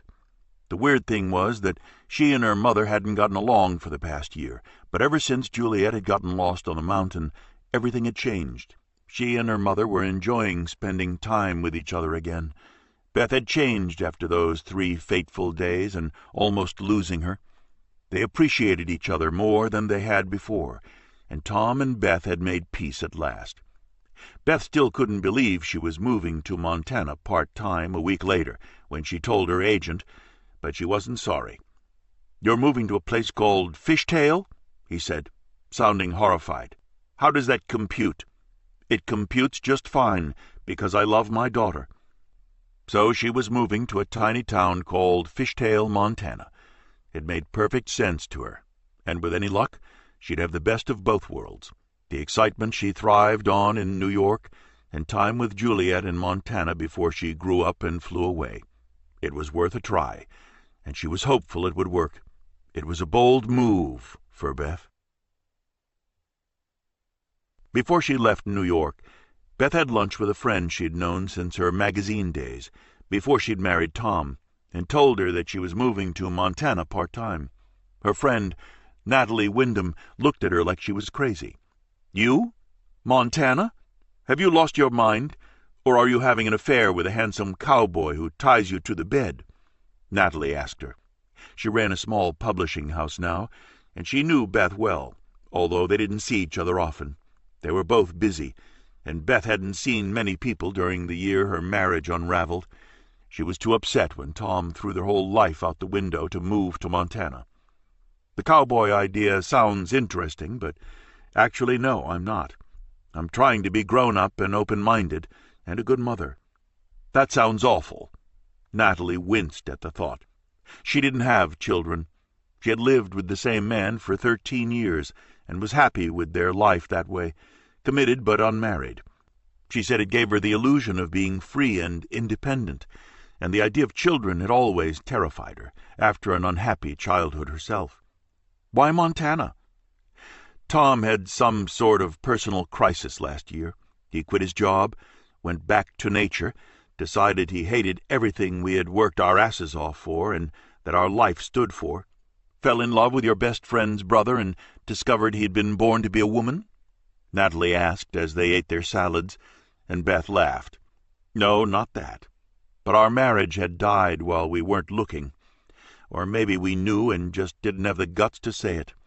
It was actually the right move for him, and maybe for me too. We filed for divorce, and he moved to a town the size of a doorknob in Montana. He loves it. Now my daughter does too. So I can either drag her back to New York and force her to live here and go to a school she doesn't like while she hates me for it, or let her live there with her father and never see her. And I don't want to miss the few years I have left with her before she leaves for college. Or I can try to do a juggling act and go back and forth myself and see how that works. I can work from there, as long as I maintain all my contacts in New York, and I'll be able to spend some time here every month. If I'm going crazy there, I can come back whenever I want for a quick fix. I know this sounds weird, but I was out there this summer, and I actually like it. Tom wasn't entirely wrong to want to live there. It's perfect for him. Living here was killing him, and it killed our marriage. So, there you are. Fishtail, Montana, here I come." She smiled, and Natalie shook her head in dismay. "You obviously drank the Kool-Aid. Now you know why I never wanted kids.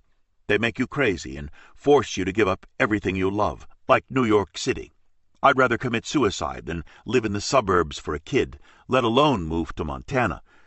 You should get Mother of the Year for that," she said somewhat in awe, and Beth laughed. "I didn't do it for Tom when he wanted me to live there full-time. I'm not sure I could have done that. Maybe for the right guy, but not for him. But I'm doing it for her. I never thought about it that way before, but motherhood is about making sacrifices you thought you'd never make. And suddenly you're doing something you swore you'd never do for them. I thought I'd lost her this summer. She got lost in the mountains with some other kids for 3 days. I'd die if something happened to her," Beth said. "They were the worst 3 days of my life. So spending time in Montana to be with her doesn't sound so bad to me. Maybe sacrifice is the nature of loving someone. I didn't love Tom enough to move out there. I'm happy to do it to be with Juliet. And I like the people I met there this summer. Now you need to find that cowboy I mentioned. to spice things up for you. I have to say, I admire you, Beth. I'm sorry to hear about you and Tom." They were having lunch at a restaurant that was fashionable with the literary set, and Beth realized she was going to miss it. The Cowboy Bar and the diner in Fishtail were not quite the same. "Yeah, me too," she said. "I think we were bored with each other. All the fun had gone out of our marriage. I didn't realize it until I forced a showdown about moving to Montana. But maybe it will work like this. Not for him and me, but for Juliet." "Commuting to Fishtail, Montana," Natalie said. "Sounds very jet-set." Beth laughed. "It could happen to you. Wait till Charlie decides to retire and wants you to move to a retirement community in Florida or a dude ranch in Wyoming. I'll pick Dude Ranch, go by myself, and float Charlie on an iceberg down the East River," she said, as they finished lunch. She brought Beth up to date on the latest publishing gossip, who was sleeping with who was going to get fired, and what big author had a new contract. It was always fun having lunch with Natalie. "Well, good luck, cowgirl," she said when they left each other outside the restaurant after lunch. "Send me a postcard, and call me when you're in New York. Just don't forget to come home now and then. I can't wait to hear about the cowboy you find out there." "Me too," Beth laughed, and waved as she got into a cab to go home to finish an article she was doing for the New Yorker. It was definitely going to be an interesting experience, commuting between Fishtail and New York. But New York would always be there, and Juliet would be off to her own life in a few years. When she finished the article for the New Yorker, she'd start packing. She still had to find a place to live in Fishtail. Chapter 11. By the second week in August, the worst of the fires on Granite Peak were 80% under control. There were 1,000 firefighters from 7 states on the mountain, and Harvey was no longer giving daily press conferences. 3 of the firefighters had lost their lives, and the summer was coming to an end.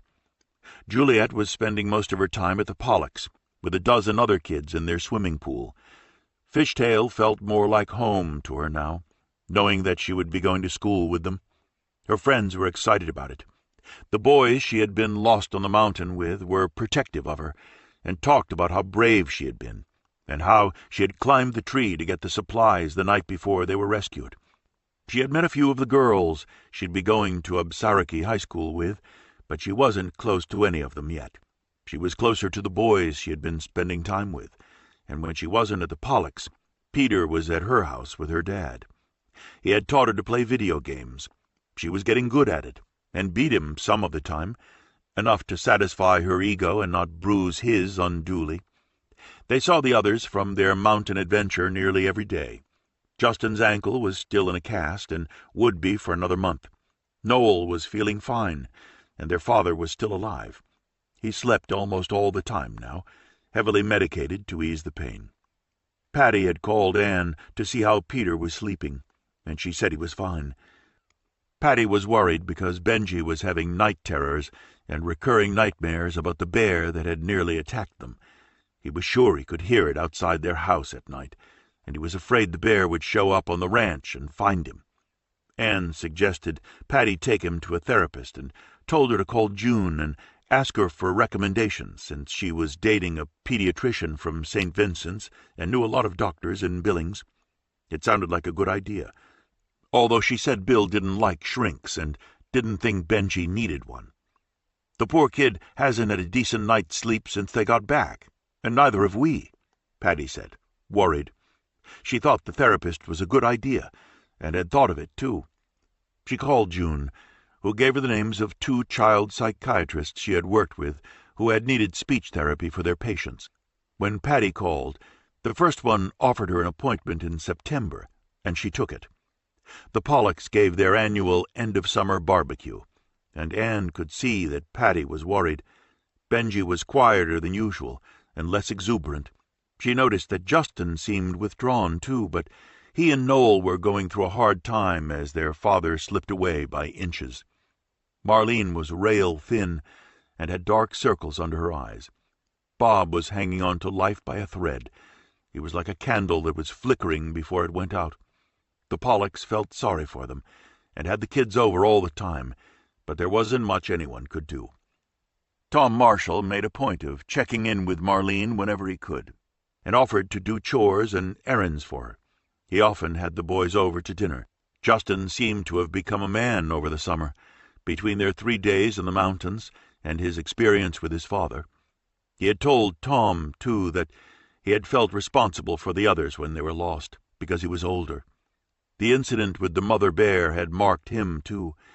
He seemed very withdrawn these days, and he had to apply to college in the fall. But the Pollocks' barbecue was particularly jovial this year. They had a lot to celebrate, with Peter and the other kids having come home safely. The whole group was excited to be starting high school in 2 weeks. The Pollocks had invited Harvey Mack, as they always did, but they felt especially close to him this year, because of all he'd done for them. He made a point of speaking to each of the 7 kids. He was pleased to see that they all appeared to have recovered and had bounced back from the traumatic days they had experienced. He had a long talk with Benji, who told him all about the bear again. It had gotten bigger and taller in the telling, but Justin's quick thinking and heroism were unquestionable, and had won him 2 pins and a steel plate in his ankle. He wouldn't be playing football again, or not for a long time. He had been the star running back for his high school team. But the damage could have been worse. The bear could easily have killed him or several of them. All the parents made a point of talking to Harvey at the barbecue and thanking him again. It had been the biggest event of the year in Fishtail, and Harvey was the hero of the hour for marshalling the troops and bringing in the National Guard. He had handled the Granite Peak fires well, too. He was good at his job. Tom enjoyed talking to Harvey. He was an erudite, interesting man, and his stories about his years in the Navy SEALs were exciting. Harvey told Juliet to say hello to her mother for him, and she said she would. Then she ran off with Peter to play Marco Polo in the pool with the others. Justin couldn't play with his cast and sat apart, watching the others and looking sad. It was no mystery to anyone why the Wiley boys were quieter than usual. Noel had perked up by the end of the evening, but Justin was taking his father's imminent death very hard. It was a brutal rite of passage for him, and a huge loss. Marlene said something to Tom about it when they sat together eating dinner by the pool. Tom enjoyed her company and liked the boys. He felt terrible about what they were going through and volunteered every day to help. "I've been relying on Justin too much," Marlene confessed to Tom as they ate Pitt's excellent barbecued ribs. He was the master chef of barbecue in the area, and everyone loved the food. "I don't mean to put a burden on him. He's the man of the house now, and he wants to help. With his ankle in a cast, he can't do much with his friends. He's really going to miss football, and he probably can't ski this year either. But at least he was alive and had come back from Granite Peak. Patty says Benji is having nightmares. I think my boys are too, but they're even more upset about their dad. Don't hesitate to call on me," Tom reiterated, and she had, more often than she thought she should. She didn't want to take advantage of him, but he was very kind. Noel and Justin and Juliet were good friends. They treated her like a sister, and Justin was the big brother she always wished she'd had. "We're all so happy that Juliet is staying for the school year," Marlene said to Tom, and it was easy to see that she was a very attractive woman, despite the tired eyes and the dark circles. She was under a tremendous strain, and more than the other parents even, it had been a nightmarish summer for her. The barbecue went late, as it always did. Everyone was having fun, and relieved that the summer had turned out as well as it had. Peter and Juliet disappeared for a little while. They went to sit on a bench behind a shed and kissed, as they had been doing ever since they'd been rescued. It had been an exciting summer for Juliet. She and Peter were crazy about each other, but they didn't let their youthful passion get out of hand. They hadn't done anything they'd be sorry for yet, but the temptation was great. Peter had a very adult body, and Juliet had womanly curves. They both looked older than their years, and were mature for their age, even more so as only children. Juliet went back to the party first when things started getting too heated between them. They didn't want their parents to see them come back together, although nobody was fooled. Tom and the Pollocks were keeping an eye on them whenever they were together. They knew that young bodies had minds of their own that defied reason, and they hoped that Peter and Juliet wouldn't do anything foolish. Anne and Pitt were on the same page with Tom on that. They were also aware that the intensity of what they'd been through together had deepened their feelings for each other. They had survived a life-and-death experience, which made them feel like adults overnight. Juliet was on her way back from the bench behind the shed when she saw Justin coming out of some bushes, looking disheveled, with an open bottle of wine in his hand. He looked startled when they nearly ran into each other. She noticed the bottle of wine immediately, and his eyes looked glazed. "What are you doing here?" he said to her in a harsh tone, and they both felt awkward being there. "I went for a walk," she answered, but didn't ask him the same question. She could see what he was doing. He'd obviously been drinking, but she didn't blame him, knowing what he was going through with his dad. "You shouldn't be out walking alone," he scolded her. She didn't want to tell him she'd been with Peter. She didn't tell him that he shouldn't be drinking either. He dropped the bottle behind him in the bushes and staggered once as he walked her back to the party. She could see that he was drunk, and she wondered if anyone else would notice. His mom had been so distracted these days that he could have passed out cold in front of her, and Juliet wasn't sure she'd see it. But she didn't want anyone to think she was drinking with him. She left him as soon as they got to the pool, and he slid into a chair. Tom had seen them return and questioned her when she walked by him. "You were out walking around with Justin?" He seemed surprised, and wondered if she was interested in him too, maybe because he was older. "I just ran into him on my way back from the bathroom," she said casually, and noticed Peter's return out of the corner of her eye. He came up to them 2 minutes later with a Coke for her and one for himself. "Hi, Mr. Marshall. Have you had fun?" Peter asked, the perfect host. He had lovely manners and was always polite to Tom and all adults. "Your parents give a great party." Tom smiled at him. He liked Peter. He just didn't want them to do anything foolish and get in over their heads. But he was equally aware that sooner or later, if they were determined enough, their parents wouldn't be able to stop them. Young love and young bodies usually won out. He just hoped they would wait a few years, until they were mature enough to deal with an adult situation. It was like holding back a tidal wave. "Your father makes the best barbecue in Montana," Tom said, and Peter grinned. "I want to take lessons." They'd all been talking about their annual camping trip to Yellowstone on the last weekend before school started.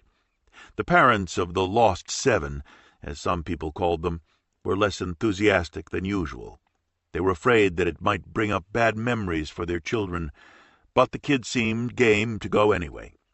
Tom had suggested a weekend in Las Vegas, where there would be plenty for the kids to do, but it was more complicated to organize, and some families thought it was too expensive. No final decision had been made yet. Peter sat with Juliet and her father for a while, then left to say goodbye to some of the guests with his parents, and Tom suggested they call it a night. It was 1 a.m, and they'd been there since 6 o'clock. Juliet noticed Justin leaving with his mother and Noel. She hoped Justin wasn't driving, and saw his mother get behind the wheel. She saw him stumble once on the way to the car, but no one seemed to notice. Tom and Juliet left a few minutes later and thanked the Pollocks warmly for a terrific evening. "I want barbecue lessons," Tom told Pitt, who laughed. "Family recipe," he said. "But for a couple of bottles of wine or a hot stock market tip, I'll share." The two men liked each other. Tom noticed Bill then, leaving with his boys. "Where's Patty?" he asked casually. He had seen her earlier. "She wasn't feeling well," Anne explained. "She gets migraines. I think she had one." "Too much barbecue," Pitt said, laughing. A few of the guests had too much beer or wine, but not many. It was easy to get carried away on a fun evening where everyone was relaxed. "Are you on for the camping trip?" Pitt asked him. "Is it still on?" Tom was surprised when Pitt said it was, and he looked at Juliet. I was hoping for Vegas myself, but it's up to Juliet. I don't know how she'd feel about camping after Granite Peak. Patty had already said she didn't think Benji should go, with his bear terrors. "I want to go, Dad," Juliet said in a firm voice, and Tom suspected that a weekend in tents with Peter had something to do with it. He'd have to be vigilant, and so would the Pollocks. "We can't lose our traditions," Pitt said. "There are usually 40 or 50 of us, and we still have the campsite reserved in Yellowstone. It's a fun event, and very civilized. No big challenges or uncharted territory. I'm game if Juliet wants to go." Tom smiled at his daughter, and she looked relieved.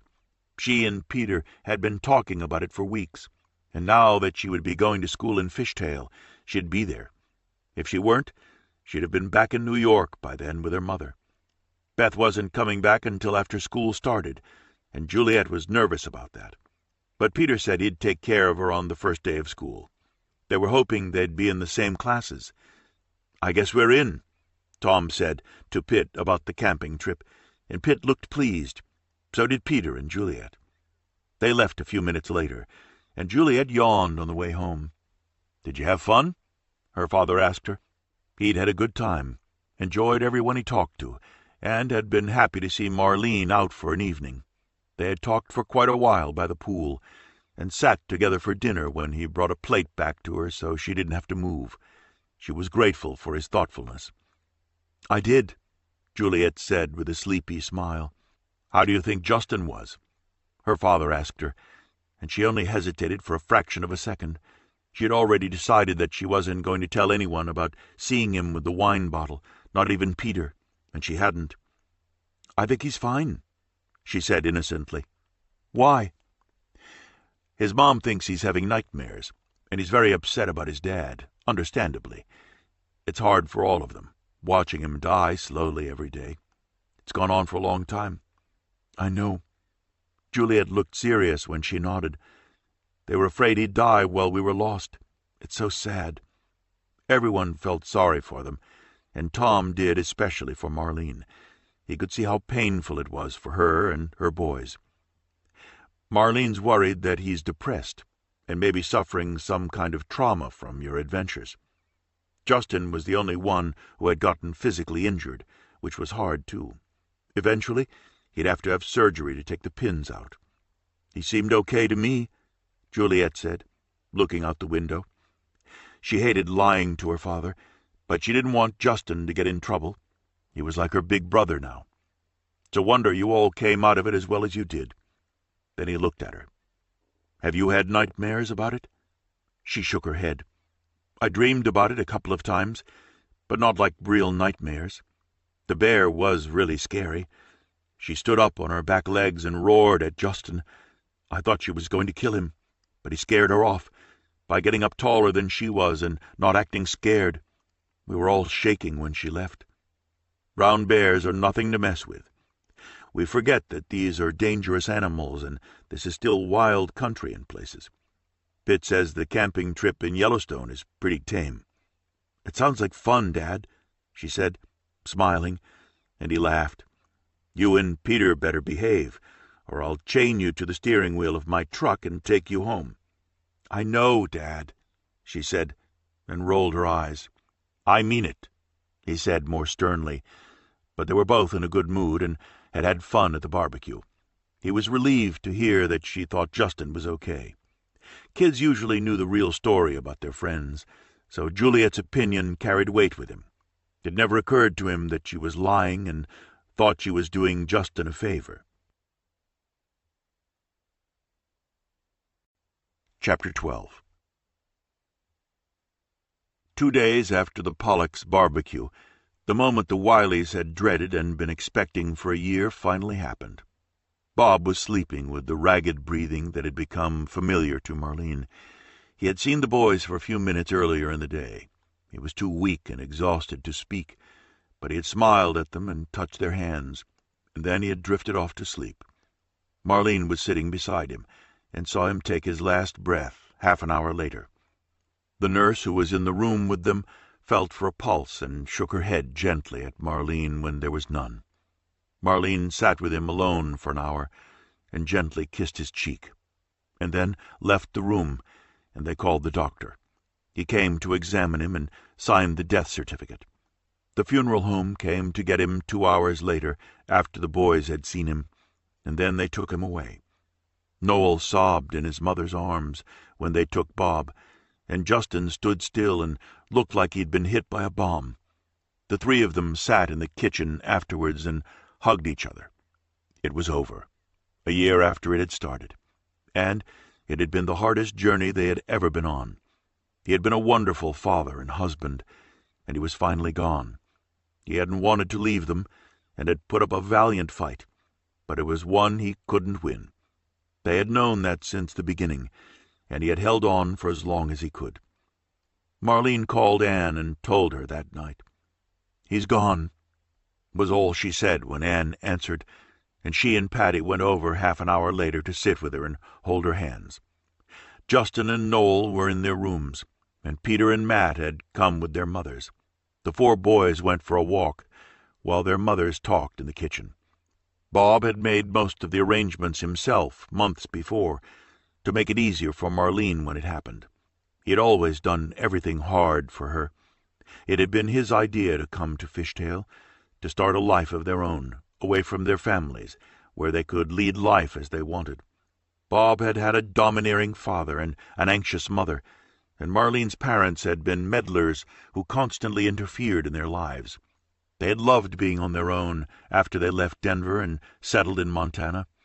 Bob had chosen where they would live and opened their practice. Marlene had lived and worked in his shadow for 18 years. It had been comfortable for her, and he made her feel safe. But now he was gone. She had no idea what she would do without him. He made all their decisions for nearly 20 years. The funeral home already had everything they needed for the service, which would be in the Emmanuel Lutheran Church. Anne thought it was a good thing that the boys would be starting school soon, Noel for his first year of high school and Justin his last. Marlene had notified the church that afternoon, and the funeral would be in 3 days, with a rosary at the funeral home the night before. All of Fishtail would be there, their friends and clients, and the families of the children's friends. Everybody in town knew them. Bob had chosen an attorney who was new in town to work in the law practice with Marlene, when Bob couldn't work any more. He was methodical and precise, and had thought of everything. She had no idea who would do that now. He had told Justin to help her when he was gone, and Justin cried every time his father said it. He couldn't bear the thought of losing his dad. He was bereft as he sat with his brother and Matt and Peter. Losing his father was worse than being lost on the mountain and faced by an angry bear ready to attack them. He had never been as frightened as he was at the prospect of going on without his father, and he knew that his mother expected him to take his father's place now, but he had no idea what that meant. He just sat and stared into space, as his friends spoke softly and talked to Noel. Justin felt paralyzed by what had happened and overwhelmed, but didn't want to say it. The 2 boys left with their mothers, and Noel went to his room to call Tim. Justin locked his door after they left, and rummaged in the bag in his closet where he kept his football cleats and shin guards. He found the small bottle of bourbon he had taken from his parents' bar, opened it, and took a long drink. He felt better after he did, and lay down on his bed, staring at the ceiling, wishing he had died on Granite Peak. Then he wouldn't have to face what was expected of him now, which he didn't understand. His father had said that he had to become a man on that day, when he died. Justin had no idea what a man was supposed to do. He felt like a lonely, lost boy, and had never been so terrified in his life. He took another long drink from the bottle and put it away. He thought he should probably be with his mother, but he couldn't get his legs to stand up and carry him down the stairs. He just lay there, crying for the father he had lost, the mother he couldn't help, and his childhood, which had ended on that day with his father's last breath. Peter called Juliet when he got home, and told her about Noel and Justin's dad. She was sad for them and didn't know what to say. She sent each of them a text saying that she was thinking of them, and how sorry she was. She told her father when she saw him a few hours later. He called Marlene, and one of the hospice nurses answered. They were packing up their things and waiting for the rentals to be picked up, like the hospital bed they'd had for a year. Marlene was still sitting in the kitchen, feeling paralyzed, when Tom called her. He asked if there was anything he could do for her, and she said there wasn't. She sounded like she was in a daze, and Tom felt terrible for her, but, in a way, he thought it was a mercy for all of them that it was over. The end had been so hard, and had taken so long. Now she could get on with her life, and so could the boys. It was a hard way to look at it, and he didn't say it to her, but it seemed healthier for all of them. He was sorry he hadn't known Bob when he was at his best, since everyone spoke highly of him. He had met him twice when he first moved to Fishtail. Bob had been in a wheelchair, and Marlene had taken him out for some air. He was bald from the chemotherapy, rail-thin and deathly pale, but he had kind, intelligent eyes, and had wished Tom the best in his new home. Now he was gone.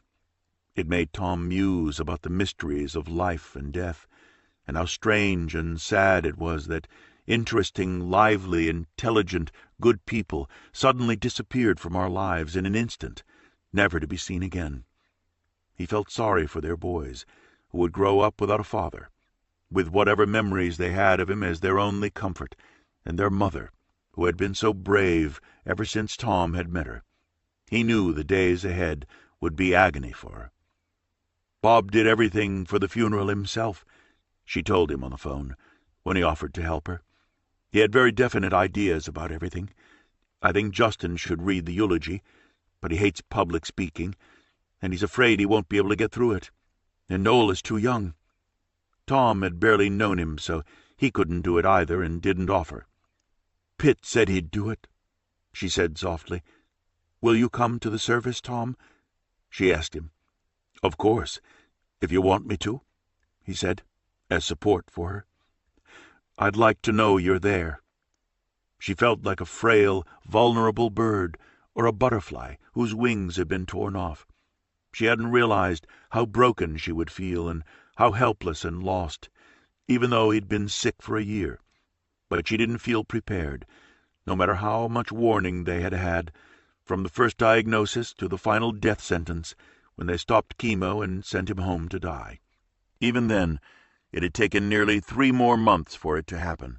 Bob had hung on for as long as he could, for her sake and their sons. I'll be there, Tom assured her, whenever you want me. Thank you. It means a lot to me. Her voice was barely a whisper. Do you want me to have the boys come over for dinner? No. I sent Justin out for food earlier. They can take care of it themselves. And Patty and Anne are going to drop some meals off tomorrow so we don't starve. She felt incapable of cooking or doing anything else. Tom was mildly surprised by how disoriented she seemed. He had thought she was stronger than that, but she was still in shock. She had loved Bob for a long time and relied on him. From all Tom had heard, he had been a strong, very courageous man, and he had provided well for them in every way. He had been the most respected lawyer in their community, as was Marlene. Pitt and Bill spoke highly of them, and had used them for all their ranch legal matters for years. Give the boys my love, Tom said before he hung up, and know that I'm just a phone call away if you need me. Thank you, Tom, she said sadly. It sounded as though a bomb had hit her life. It had hit them a year ago, but the final explosion had come that day. She left the kitchen and saw that the nurses had left and all the rentals had been picked up. It really was all over. She wanted to lie on her bed and scream, keening for him, but she didn't want to frighten the boys.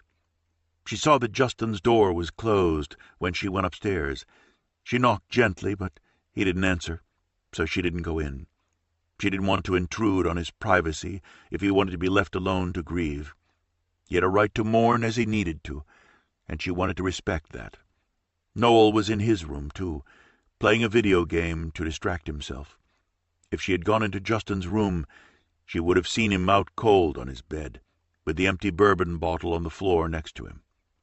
Justin had taken the only way out he could think of to get away from everything he felt, and all that he had no idea what to do about.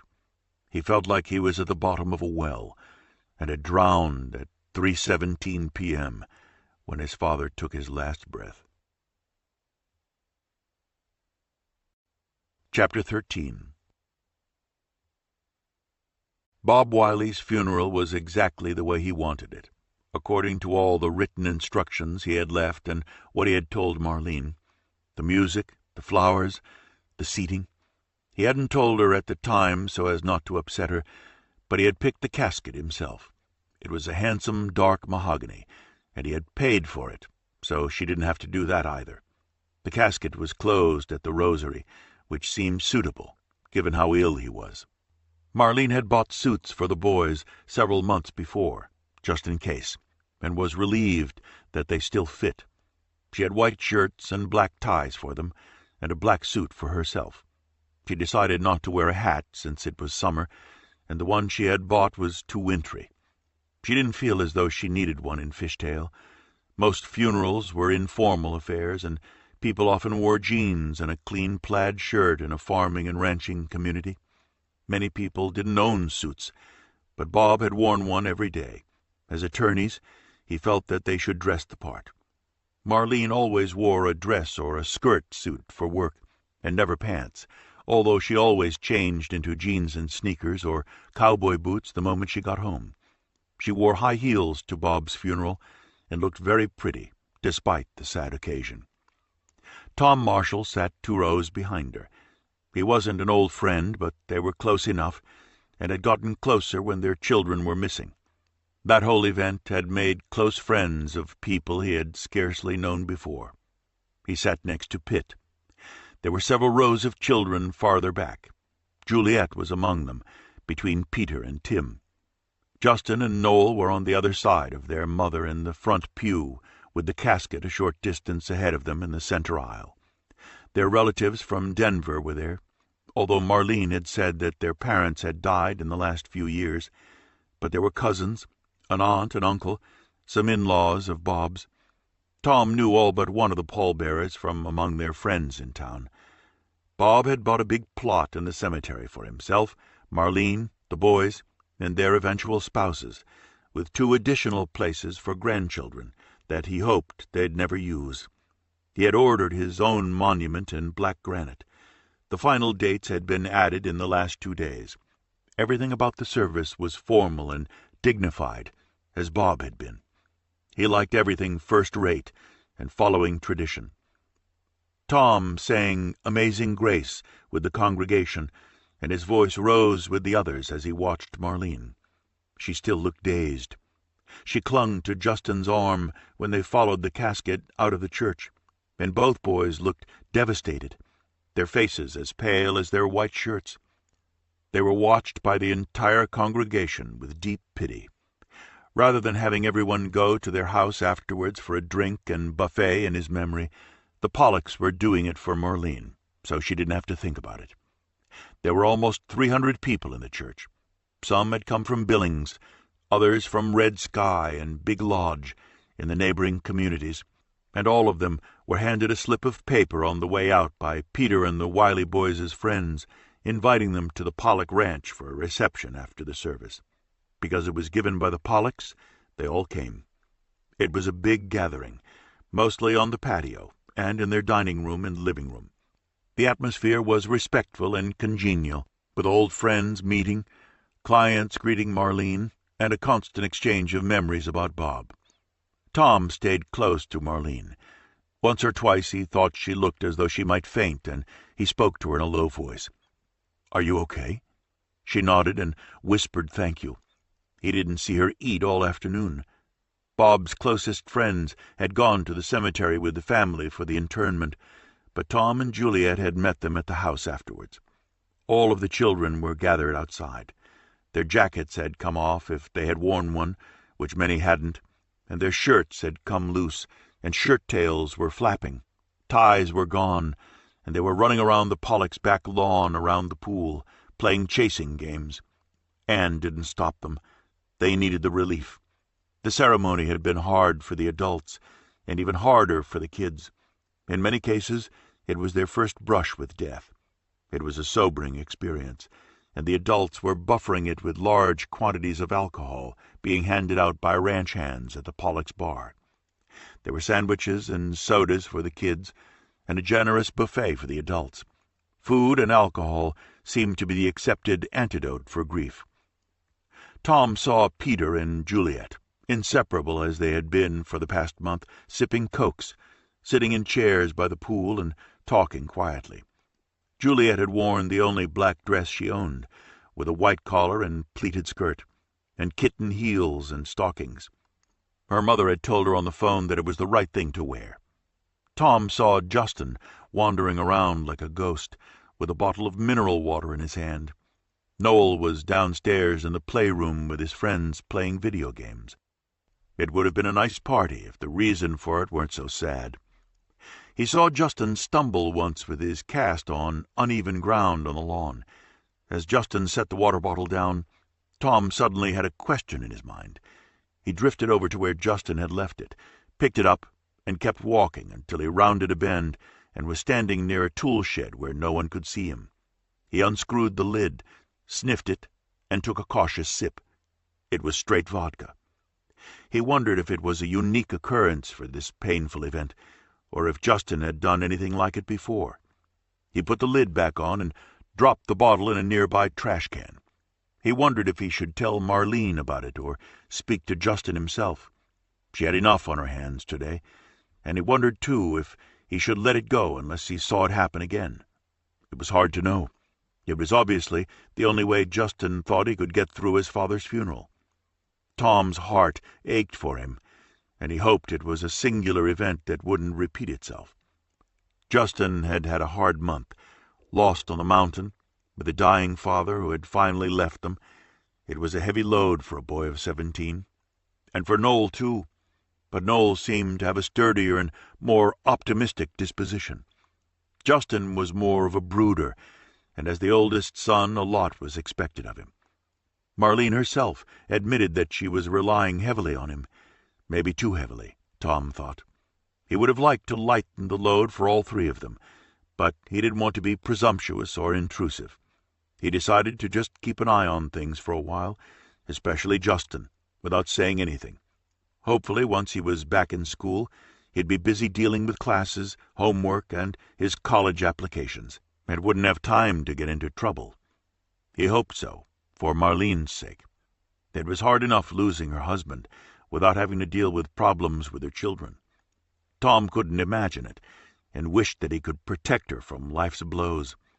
She seemed so frail to cope with life's storms. She was an intelligent, educated woman, but Bob had always protected her, and now he was gone. It made Tom want to rush in and help her. After he threw the cleverly disguised bottle of vodka into the trash, he went looking for her. He found her standing alone, looking lost in the midst of a crowd of people talking loudly about everything from baseball to their summer vacations to their cattle and a new vet. He gently led her away and found a chair for her to sit on. "Thank you. I just couldn't talk any more," she said in a whisper. Tom looked around, but he didn't see Justin. He wondered where the boy was, but he wanted to stay with Marlene now for a while. She seemed overwhelmed, and it was slowly turning into more of a party than a funeral, and she clearly wasn't up to it. Apparently neither was Justin, given what he'd brought with him. "Do you want something to drink?" Tom offered her. "No, I'm fine. I want to go home soon." "Do you want me to round the boys up? I can drive you home." She smiled at him gratefully and shook her head. "The boys want to stay here tonight. It'll be better for them. It's too sad at the house. Anne and Pitt offered to let them stay here." Tom hoped they would keep a good eye on them, particularly Justin, and he was sure they would. "Just tell me when you're ready." He was her self-appointed guardian, but she didn't object. "Do you think it's too rude if I go home now?" The reception at the Pollocks had been going on for 3 hours, and showed no sign of thinning out yet. Their parties were always excellent, and the food extremely good. They were famous for it. "You've had a hard day, Marlene. You can do whatever you want," he told her. and she looked grateful again and stood up. "Let's go now, then. I can't do this any more." She felt like she'd been run over by a train, but she didn't look it. She had worn makeup, and the black dress looked good on her and showed off her figure. She was a pretty woman, even in the depths of her grief. They said a brief goodbye to the Pollocks and quietly slipped away. Tom led her out to the front of the house and gave the valet the ticket for his truck. He brought it to him immediately. Marlene had come in a limousine from the funeral home, which they'd sent away once she got to the Pollocks. Pitt said they could have her taken home, or he'd do it himself. She got in Tom's truck and appeared to melt on the seat. She lay her head back.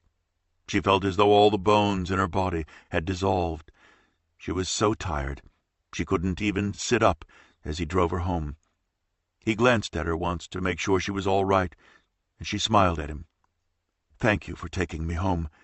I just couldn't talk to anyone anymore. I should have said goodbye to the boys. I think they were downstairs. The boys will be fine. Just close your eyes and rest for a minute," he said gently. She did as he said and was breathing softly by the time they got to her place. He woke her up by stroking her hand, and then a feather touch with one finger on her cheek. "Thank you, Tom," she said softly, then got out of his truck, and he walked her up the front steps.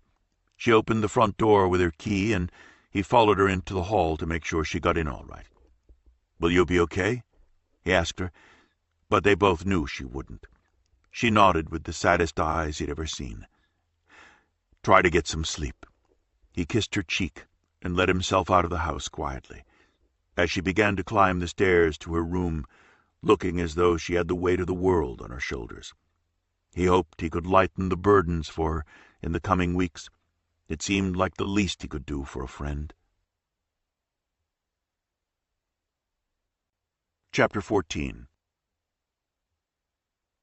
The Pollocks' annual camping trip with their closest friends was as much fun as everyone said it would be.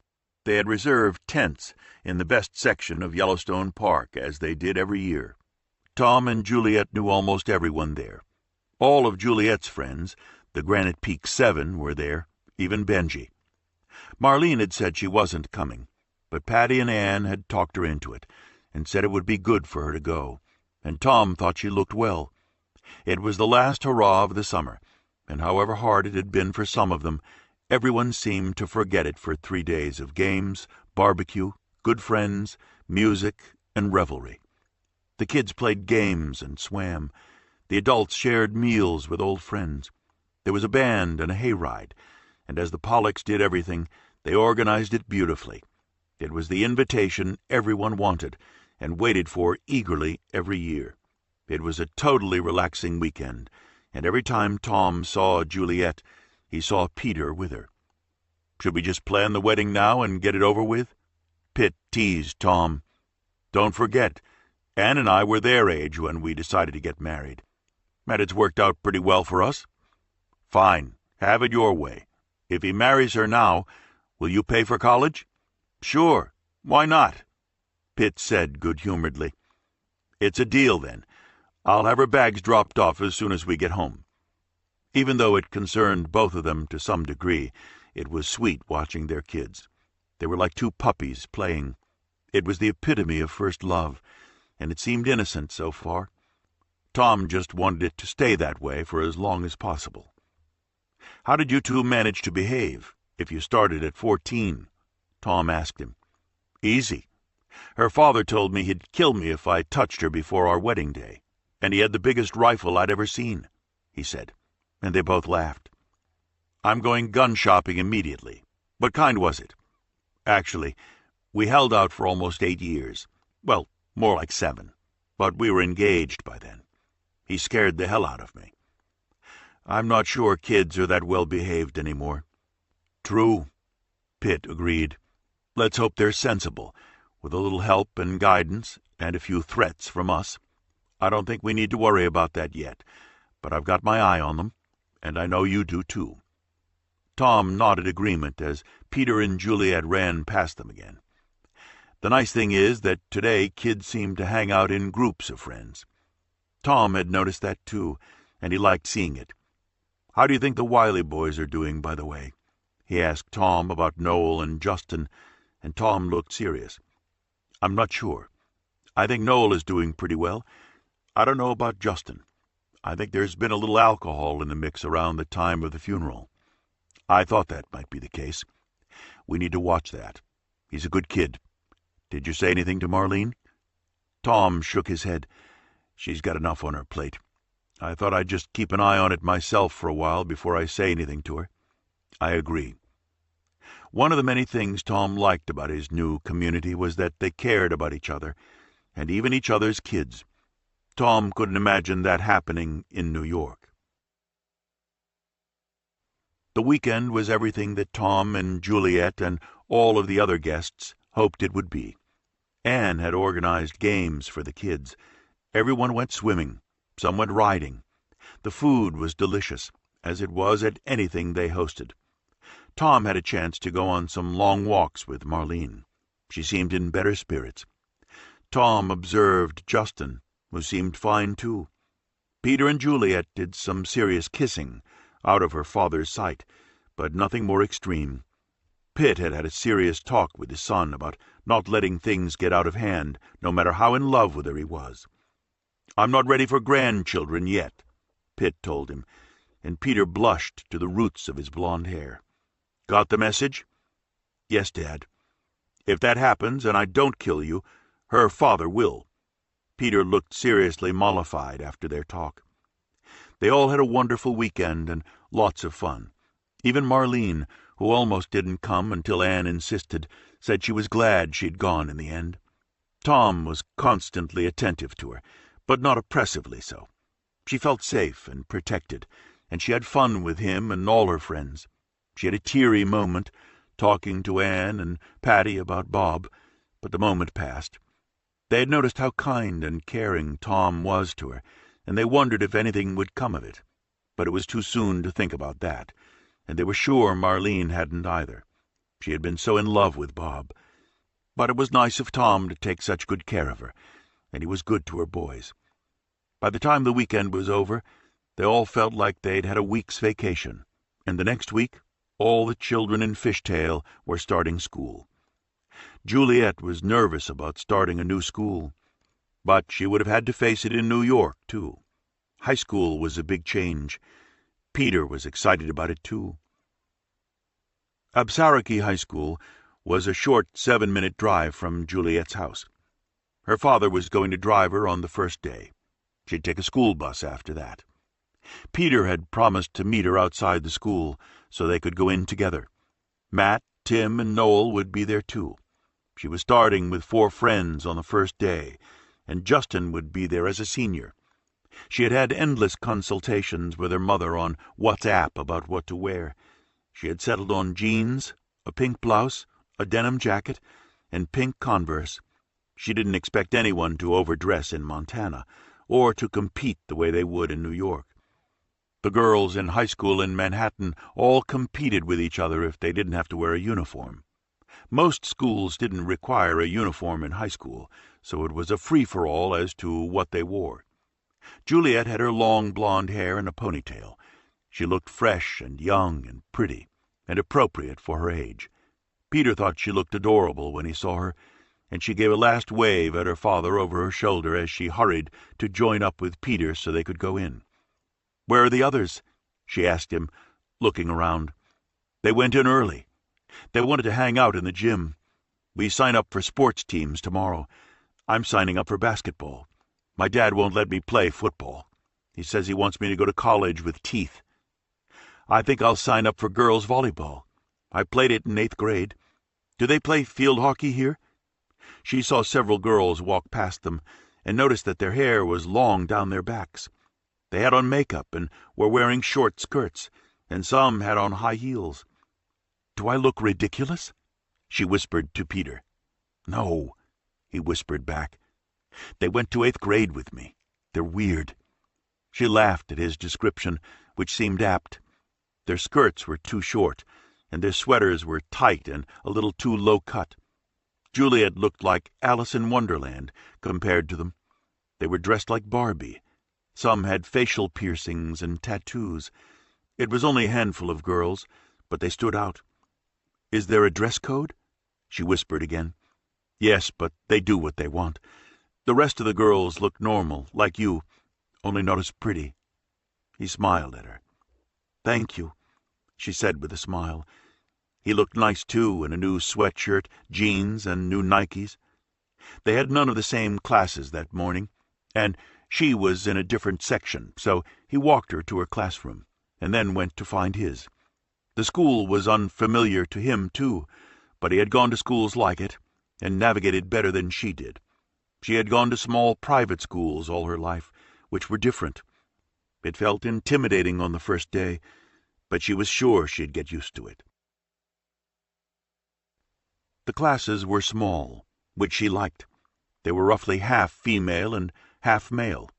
It was a geometry class, which was one of her weaker subjects, and she had to race to get to her next class. One of the girls made a comment as she sped by and referred to her as the Virgin Mary. She ignored it. Her next class was algebra, which she didn't like either. A few of the girls in that class had pierced noses and lips, eyebrows and tongues.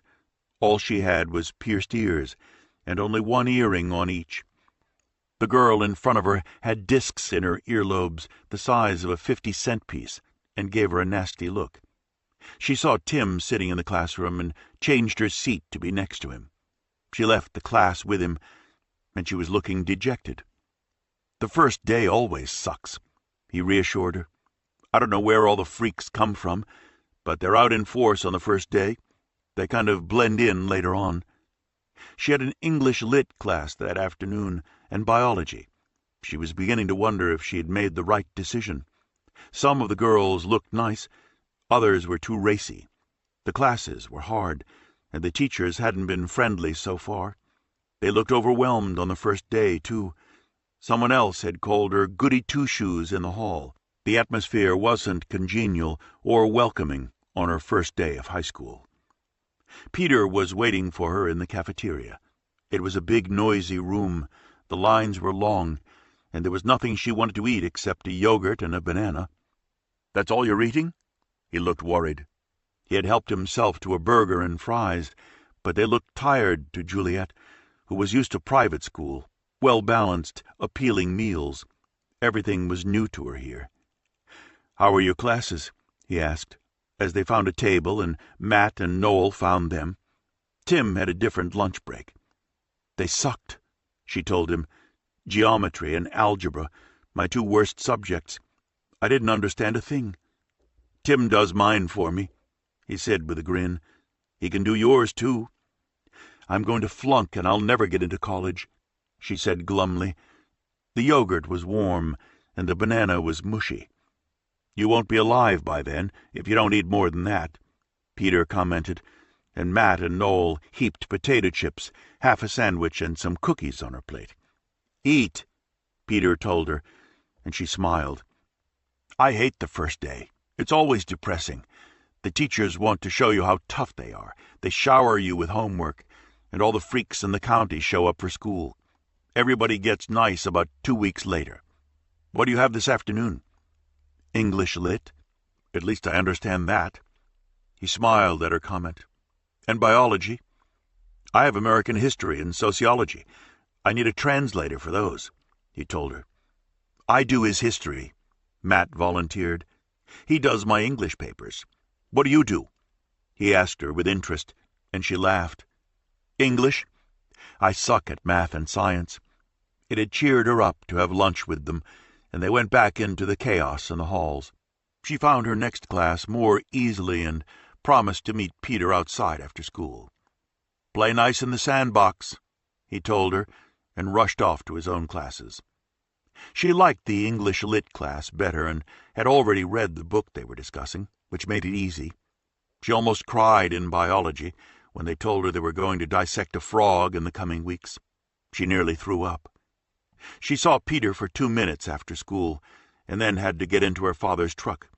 She didn't look happy, and Tom asked her cautiously how it had gone. "Is it too soon to get my GED?" she asked, slumped down in the seat as she put on her seatbelt. "It might be. What happened?" I had geometry and algebra back to back this morning, and you know how I am at that. The teachers weren't friendly. English Lit was okay, and I know the book, and we're going to dissect a frog in biology. I'd rather get an F. The food was disgusting, and some of the girls in my class dressed like freaks, and they all have piercings. And I'm starving, she said, glowering at him as he tried not to laugh. She looked the way she used to when she was 5 and unhappy about something. Other than that, how was the performance, Mrs. Lincoln? It sucked, she said for emphasis. Peter says it gets better, but I don't believe him. I had lunch with him and Matt and Noel, and they made me eat. She crossed her arms and stared out the window. And I looked stupid in my pink Converse. Mom thought it would look cute. It didn't. Somebody called me the Virgin Mary, and someone else called me Goody Two-Shoes. Her father poured her lemonade and gave her a plate of cookies when she got home. Peter called her as soon as he got to the ranch. He commiserated with her for half an hour, and she went to her room to do her homework. She was panicked about the frog in biology and had said she'd refuse to do it. Her mother called an hour later to see how it had gone, and she told her the same litany of woes. First days are always hard. Give it a chance. It's a whole new experience. This is high school, in a rural public school. It's all new to you, and they can't all look like freaks. The girls in my classes did. 2 weeks from now you'll have friends, and it will all seem different. When are you coming out here? In about 2 weeks. You can help me find a house or an apartment. I have a couple of meetings and deadlines I have to take care of here first. Juliet was happy she was coming. Her mother had a way of helping her turn things around. She wore jeans and a sweatshirt the next day, and Nikes, like Peter and many of the other kids. She signed up for the volleyball team and felt a little better. The girls on the team were nice and looked normal by her standards. By the end of the week, she had met a girl from Tulsa who had just moved to Montana, and she liked her. Matt and Noel liked her too, and they had lunch together. Juliet felt better. She hung out with Peter and the others all weekend. She didn't love the school yet, but she was getting used to it. Her mother was coming out soon, and she had a psych class she loved, with a teacher she thought was terrific. Things were looking up. When her mother arrived from New York, the first thing they did was look for a place for Beth to live. There were very few apartments, so she rented a small Victorian house on the edge of town, near the Wileys. Noel and Justin could walk over any time. It had been freshly painted and nicely done, with a brand-new, cheerful IKEA kitchen. It was a cozy 2-bedroom house, just big enough for the two of them. It had an upstairs playroom where she could entertain her friends, and Beth had an office downstairs. Juliet's friends could come for meals in the sunny kitchen. They had dinner at her father's house on the first night, and after that Beth cooked at home. She didn't want to encroach on Tom or start with bad habits. It was a small town, and Beth didn't want to crowd him. He had gotten there first, and she didn't want to give him the impression that she wanted to hang out with him. She didn't. Juliet said he'd been going to the Wileys a lot, helping Marlene with repairs. Bob had been sick for so long that nothing had gotten done, so Tom was doing a lot of it for her. She said he did most of it in the daytime, when they were in school.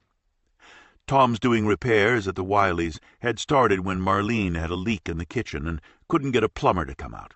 Not knowing what else to do, she called Tom. He came over to fix it and realized how many other things needed to be done. The kids were back in school by then. He wasn't busy. He spoke to his investment clients by phone in the early morning hours and handled their accounts, and after that he had ample time to help her.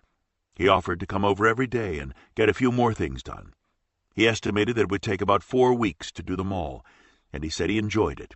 He had a very professional-looking set of tools, and the week the kids started school, he showed up at 9 in the morning and got to work.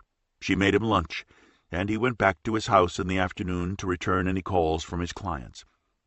"I can't believe you're doing this for me," she said. He was fixing things that hadn't worked in a year because Bob was too sick to do it. Tom even wallpapered her bedroom for her, in some English wallpaper that looked like chintz, which she found on the internet.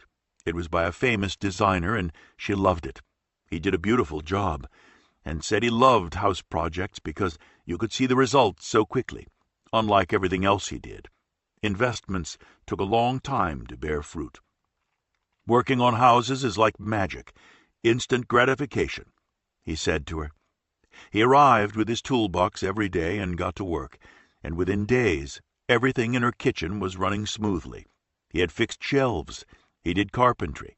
He was a genius at gluing things back together, brilliant with a glue gun, and was talented with wallpaper and paint.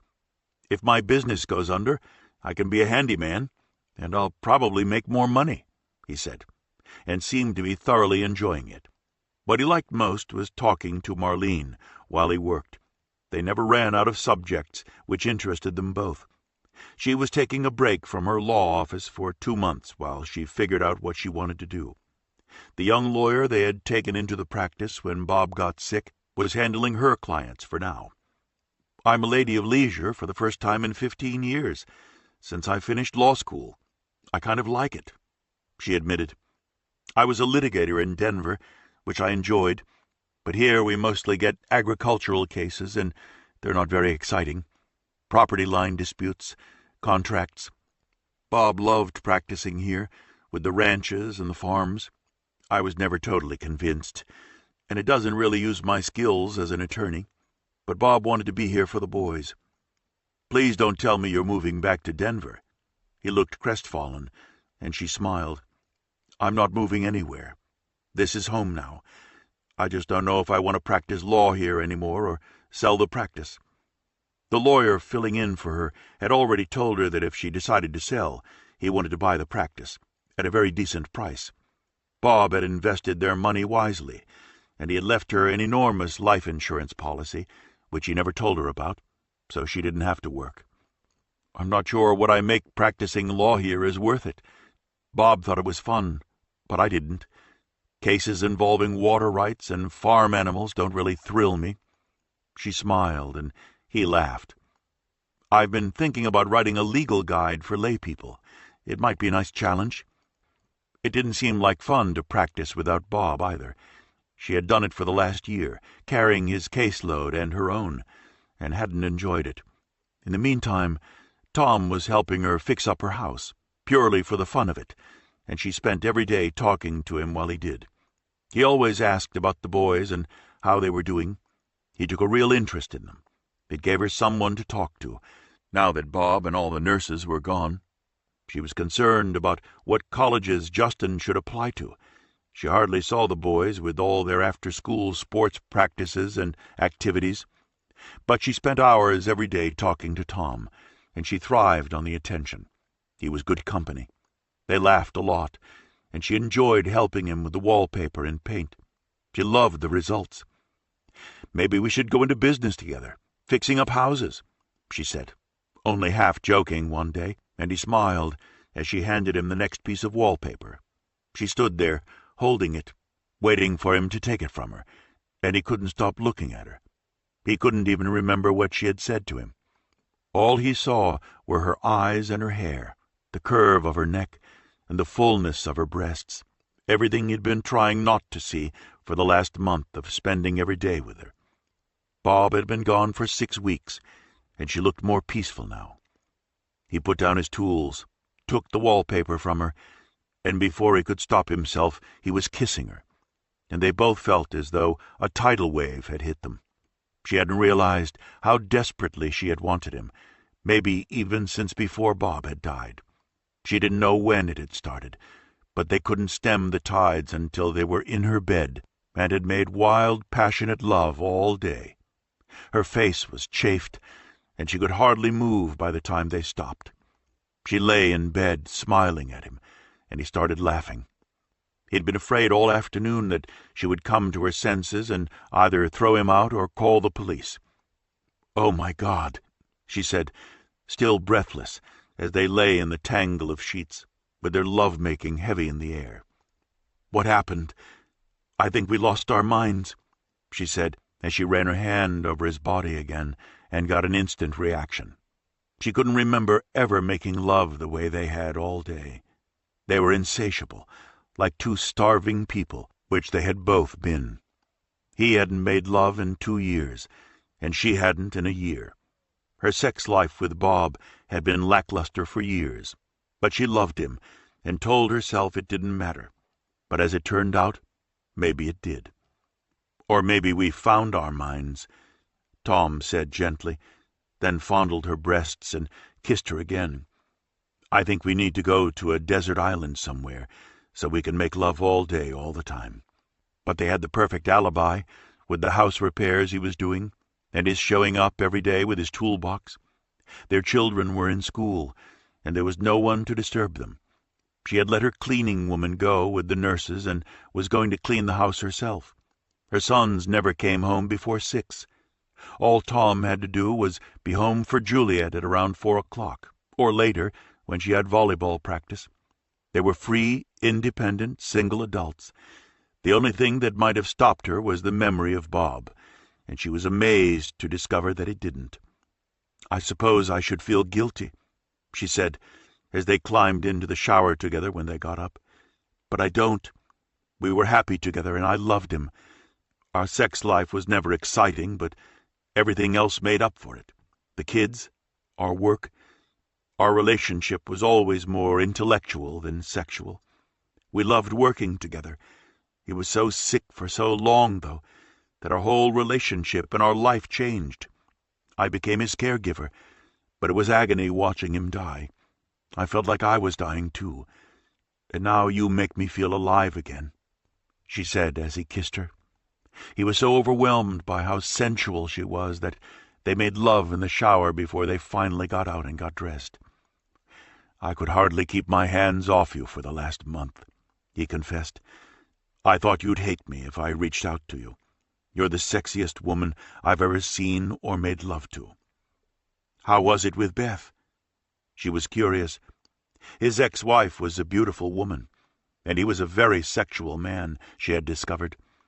It was great in the beginning, but we drifted apart, and the more I hated our life, the colder she got. We stopped having sex a year before we separated, and I haven't wanted anyone since, except you. I thought I didn't care about it anymore, and I don't care about sex. What we did today is making love. That's different. Marlene, I am crazy about you.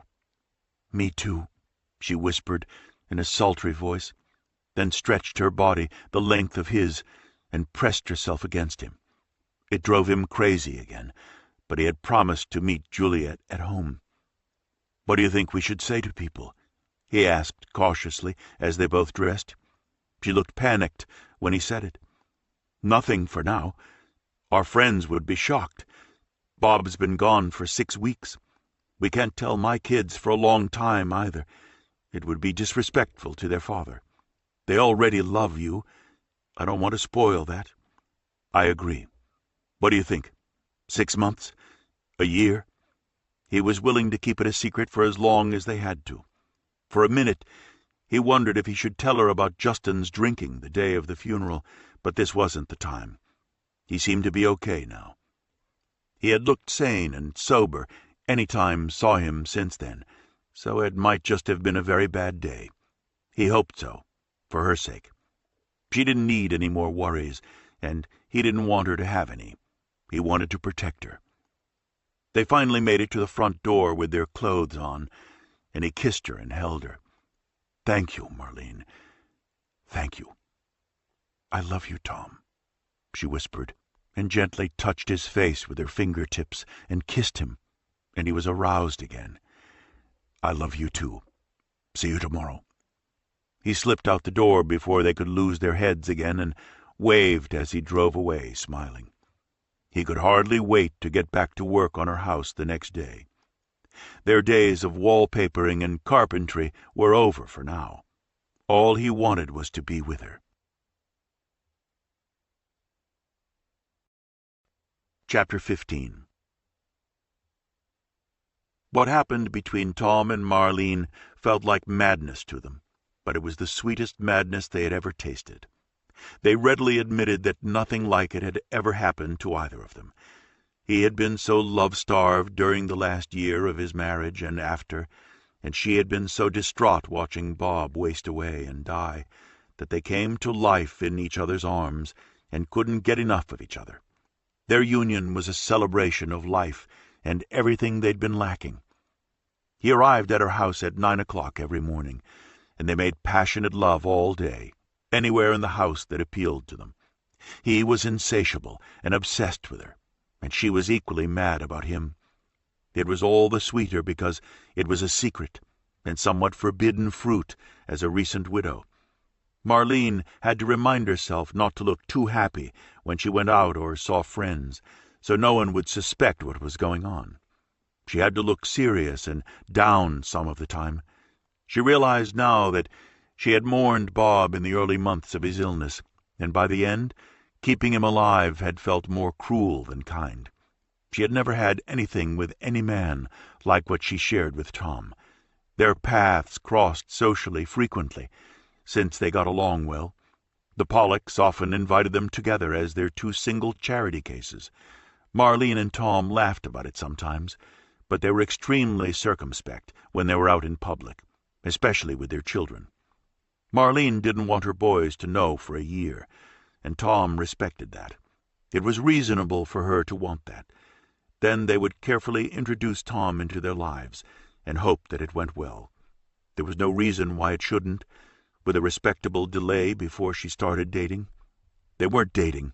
They were having wild, passionate, unbridled sex almost all day, every day. It was far more than dating, and they both knew they were in love. Even so rapidly, after Bob's death, she didn't doubt that it was real.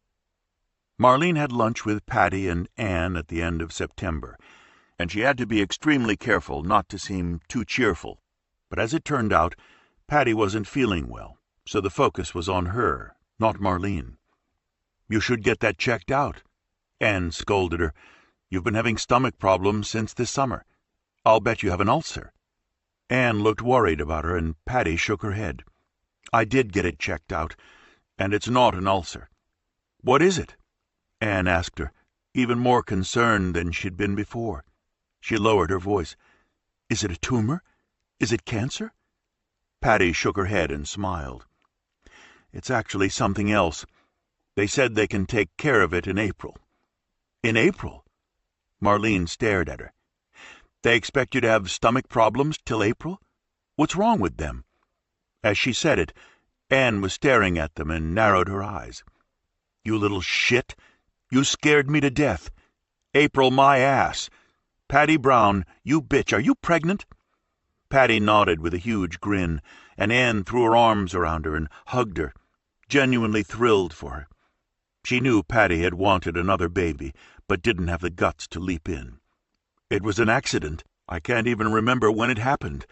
And I didn't want to say anything until I knew it would be okay. I'm 3 months pregnant. I'm due in April. And," she smiled even more, "it's a girl. You got what you wanted." Anne looked happy for her, and Marlene was happy too. So she wasn't the only one in the group with a secret, but hers had to stay a secret for a year. "What did Bill say?" Anne asked her. "He can't remember when it happened either, but he's thrilled it's a girl. He's been very sweet about it. I always wanted another baby more than he did, but since it's a girl, he's excited. I think if it were another boy, we'd have given it to you. I'm done with boys. Benji is going to kill us. He has us up all night with his nightmares about the bear." "Have you told the boys yet?" Anne asked her. "Not yet. I want to wait till it shows. There's no point making the natives nervous before I have to." They were all happy for her, and her good news dominated lunch, which was a relief for Marlene. The subject of Tom never came up, not even in passing. Beth had rented her new house furnished. She bought a few things, but didn't need much. She had noticed Tom occasionally going into Marlene's house, and Julie had explained to her that he was doing house repairs for her to help her out.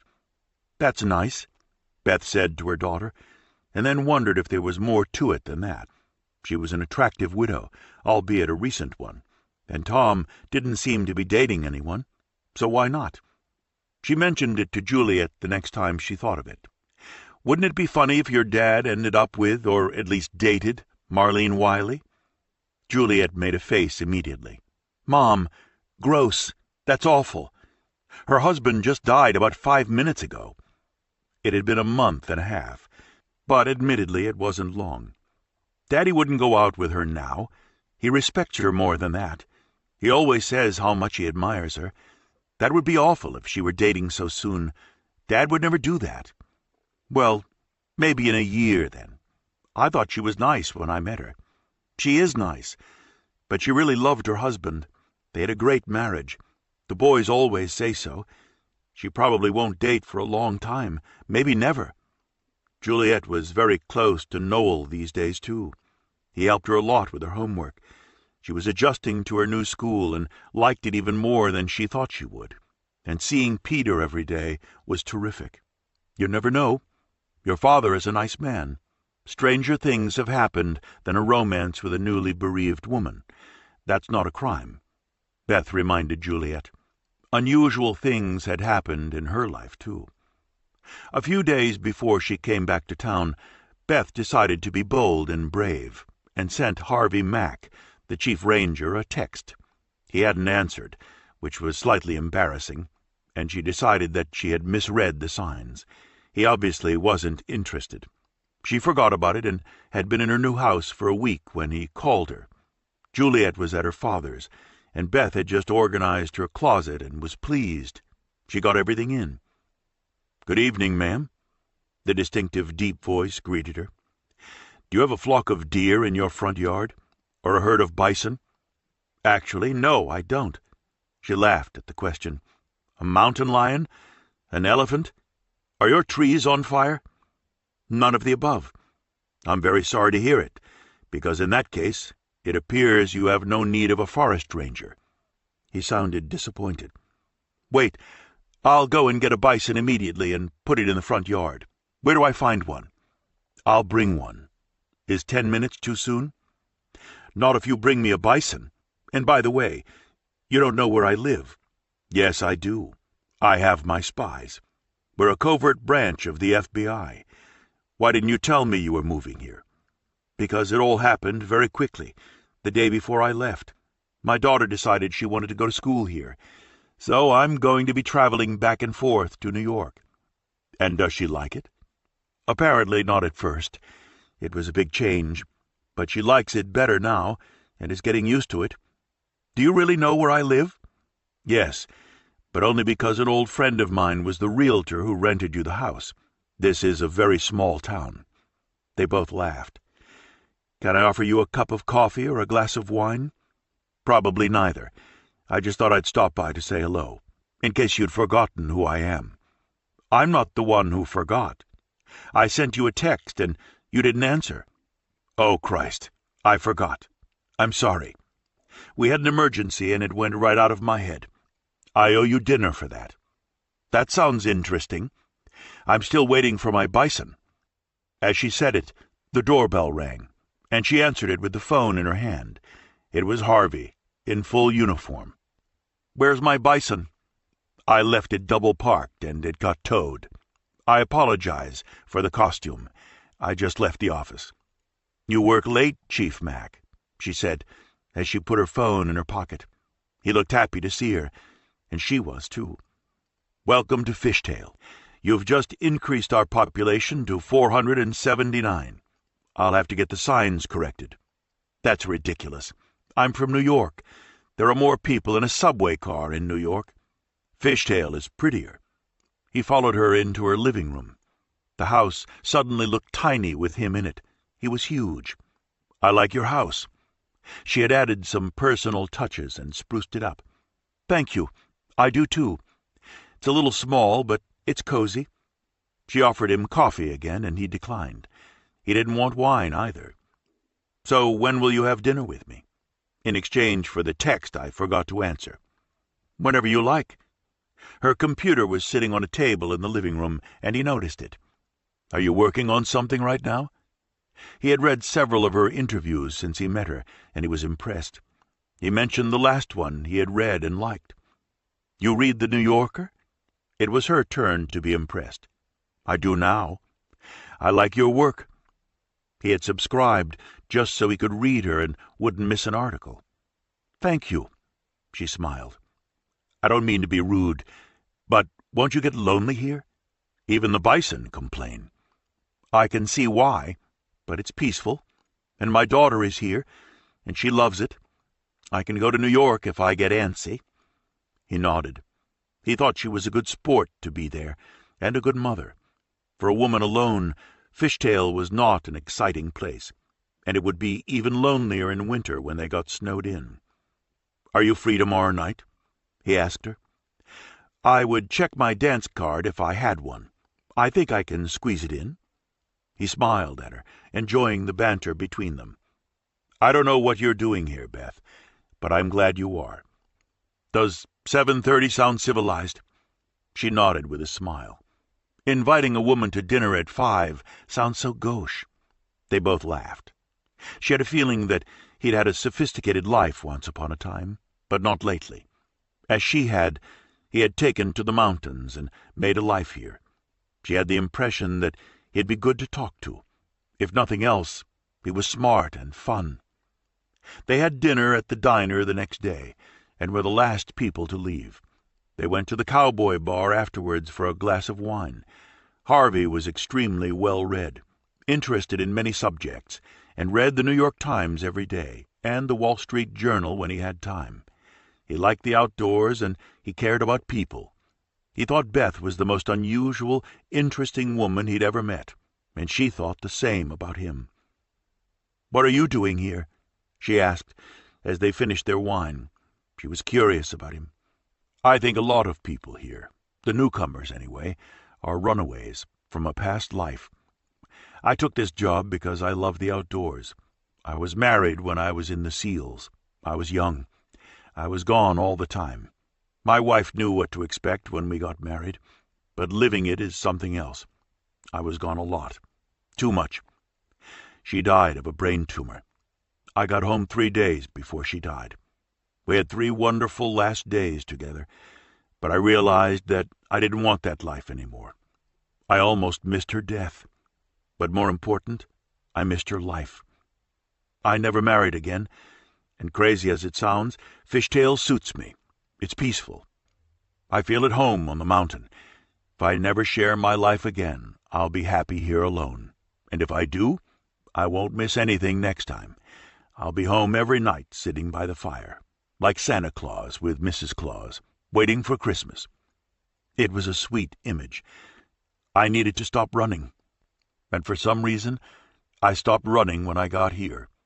It works for me, although that must sound very dull to you," he said simply.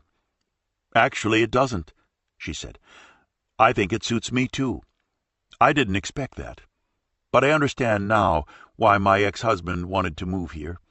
He wasn't the right man for me to do that with, but I'm happy here on my own. I've been a warrior to get what I wanted until now. I've fought everybody and everything, including myself, to get where I wanted to be. But I don't want to fight anymore. I want to sit still for a while and do something different." She had only realized recently that she was tired of fighting. She had understood it while Juliet was lost on the mountain. "If I need a minute of excitement, I'll go to New York. I'm not turning in my passport, just my sword." "You make a lovely gladiator," he said, smiling at her as they left the Cowboy Bar. "It's funny that we should meet here. There are so many other places where we could have met along the way. Destiny is strange." "It is, and interesting, too. I don't believe in chance meetings. I think we meet people for a reason, at the right time," she said, looking up at him, her eyes full of questions. "I believe that, too," he said, as they walked back to his car with the Park Service emblem on it and his name, Chief Mack. He drove her home, and they sat for a minute in the official car. She couldn't forget that he had brought her daughter home from the mountain. "I had a really nice time, Beth. I'm glad you came back, and that you'll be spending some time here. I'd like to do this again. Do you like to dance, by the way?" She smiled. "Yes, I do. but I haven't had a chance to in years. I went to dancing school, and I used to dance with my father, and it sounds ridiculous now. I was a debutante once upon a time." He smiled broadly. "I was an escort at a debutante cotillion 1,000,000 years ago. There's a place where you can dance in Billings, kind of an old-fashioned bar with a dance floor. Would you go with me sometime?" "I'd love it," she said, beaming. "You see, no chance meetings. Thank you for tonight." It was so perfect that long after she had been a debutante in a forgotten world and he'd been an escort at a cotillion, they should meet in Fishtail, Montana, a town of 478 people. The symmetry of it was perfect. She waved as she slipped into her house, and he drove away. Chapter 16. Tom and Marlene's mad passion continued all through October into November. They met every day and spent most of the day in bed, ravishing each other's bodies and touching each other's souls. He had never been as in love before, and she had loved Bob very differently. What Tom and Marlene shared was raw passion. They lay in bed talking about it one day. "Do you really want to wait a year after Bob's death to tell the kids?" he asked her. It seemed like an eternity to him. He wanted a life with her. "It's only 9 months now," she corrected him. "And yes, I do want to wait. They wouldn't understand, and I don't want to spoil it with them. I hate lying to them," Tom said, and kissed her neck. "These things happen to people. They fall in love, even after they loved someone else. The boy's father is not here anymore. You are, and you have a right to be loved and have someone love and take care of you.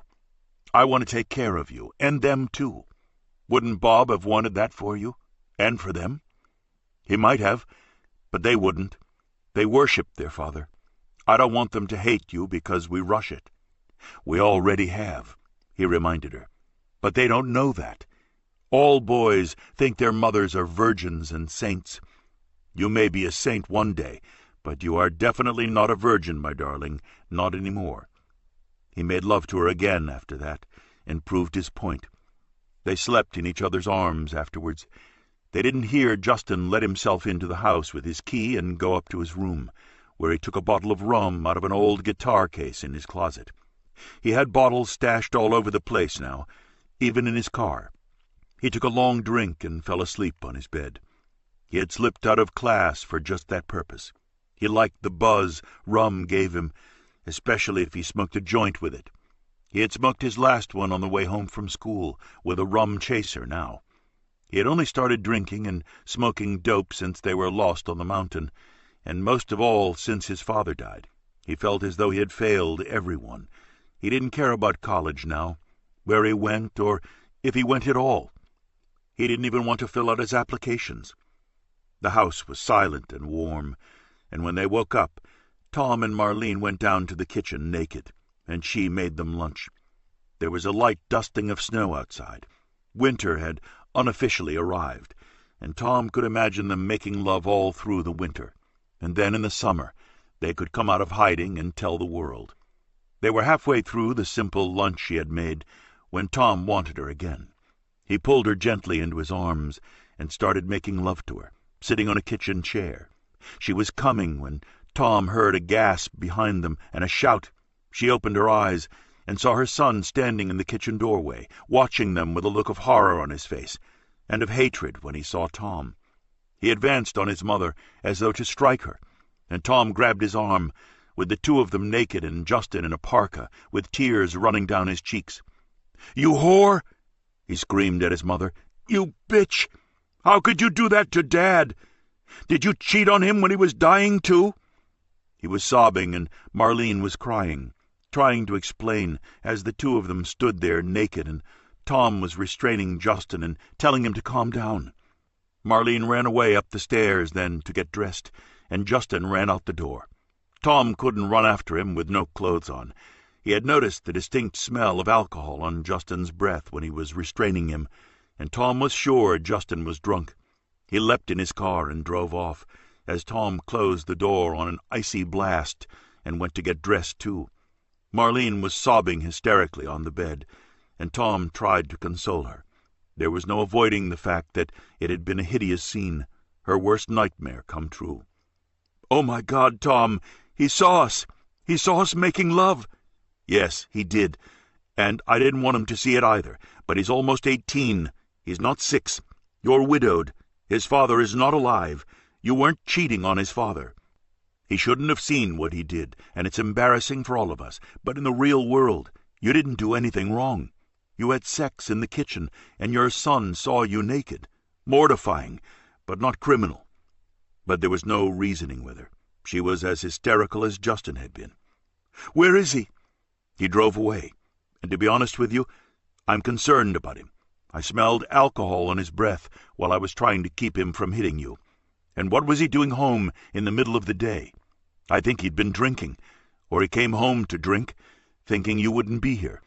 I saw him drinking at the Pollocks' reception the day of the funeral. He had a full bottle of vodka, masqueraded as bottled water, and he was drunk. I figured it was a bad day, but I'm worried that he's been drinking since then, and maybe before. I didn't want to worry you unless I saw him do it again. I gave it a pass the day of his father's funeral, but not today. And now he's driving. Do you know where he might go?" Tom started dressing quickly and wanted to go and look for him, but Marlene shook her head. She had no idea where he'd go, and she didn't believe what Tom had said about Justin drinking. "You're just trying to make us seem less guilty. He wasn't drunk. He was upset." "I think he was both," Tom said calmly. "And how do you know it was vodka in the water bottle?" "I tasted it myself when he left it. It was straight vodka. Marlene, you can't ignore this." And they were both panicked at the thought of his being on the road, which was probably icy under the snow. Tom put his clothes on and drove around the neighborhood looking for him, but didn't see him anywhere, on foot or in his car. When Tom got back to the house, he and Marlene agreed that they couldn't call the police to be on the lookout for him, or they'd arrest him if he was under the influence. They had called his cell phone, and he hadn't answered. It went straight to voicemail, and Marlene left him a message, apologizing and begging him to come home. All they could do was wait now, for him to come home or contact them. Marlene called Anne and Patty, but Justin wasn't at their homes, and they hadn't seen him. The other boys were in school. "Is something wrong?" Anne asked her. "We had kind of an argument," Marlene said, still in tears, and desperately worried about him. "If he shows up here, I'll call you. I'll tell Patty, too." Marlene hung up, and she and Tom sat in her living room, waiting for Justin to return. "Would you like to search his room?" Tom asked her, as gently as he could. "What for?" She looked panicked. "I'd like to see if there's booze in his room. You should know, too, if he has a problem." She hesitated, and then nodded. But she still couldn't see how they would ever recover from her son seeing them having sex in the kitchen. They went to his room together and looked in all the obvious hiding places: sports bag, suitcase, guitar case, box of old clothes under the bed, chests of drawers. When they had finished, Tom had found 2 bottles of bourbon, a bottle of vodka, a bottle of gin, a bottle of rum, and 2 bottles of wine. He had enough to run a bar, and there was a small plastic bag with just a dusting of what looked like green herbs. "What's that?" She looked at Tom. "Marijuana. What's left of it. It's all gone. He's been smoking dope, too. Maybe it all started when Bob was sick and he couldn't face it. But he can't blame you for this. This isn't because we had sex in the kitchen. It's because he has a serious problem with alcohol and substances. You need to put him in rehab," he said sternly, as they took the bottles downstairs, emptied them in the sink, and threw them away. "I'm not going to do that," Marlene shouted at Tom. "I'm not putting him in rehab. He just lost his father, and now look what he saw today. He needs me. He needs me to be at home. He needs to stop drinking and smoking dope, Marlene, before he gets hurt or kills someone on the road. You have to face this, and so does he. I won't send him away." She started crying again. "He won't stop drinking if you don't," Tom said calmly. They were still in her living room when Noel came home from school at 6 o'clock, after a violin lesson, since he couldn't do contact sports because of his pump. He was dropped off by his teacher and happy to see Tom. Tom left a few minutes later to go home after telling Marlene to call him if she heard anything. He was worried about a possible terrible end to the story if Justin was driving around somewhere drunk and out of his mind. There was absolutely nothing they could do unless they wanted to report him to the police. Tom was restless and worried when Juliet came home after volleyball practice. One of the mothers drove 4 of the girls home who lived near them. Juliet was enjoying being on the team, and the girls she was meeting.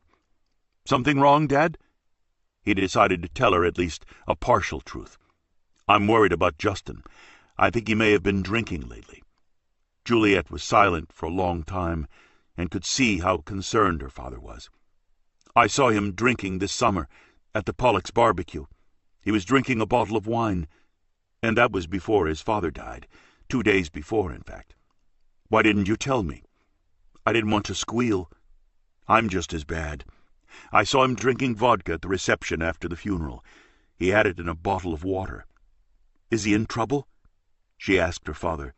"Not yet, but things can get out of control pretty fast. His mother is very worried about him, and so am I." "You like her a lot, huh, Dad?" she asked, and he wanted to be honest with her to the extent he could. "Yes, I do. But this is a hard time for them, especially if Justin has a serious problem. That takes precedence over everything else." They had a quiet dinner that night, and then she went to sleep at her mother's. She liked going back and forth between them. Tom was relieved when she asked him to drop her off at Beth's. He wanted to be available in case Marlene called him for help when Justin came home, or if he didn't. He called her as soon as he got home after dropping Juliet off. "Any news?" He sounded as tense as she felt. "Nothing. He hasn't called me. I left him another message. I asked Noel if he knows where he is. He said he doesn't, and I believe him. He asked if Justin is in trouble. I think he knows about the drinking, too. I didn't ask him. We know enough. I don't want to put Noel on the spot." "Do you want me to come over?" he offered. "Why don't you wait till Noel goes to bed, around 9? If Justin's been drinking all afternoon, I don't want to be alone with him when he comes home." "Good idea." He drove to her house at 9. Noel was already asleep, and they sat on the couch waiting to hear something. They fell asleep waiting. The phone rang at midnight.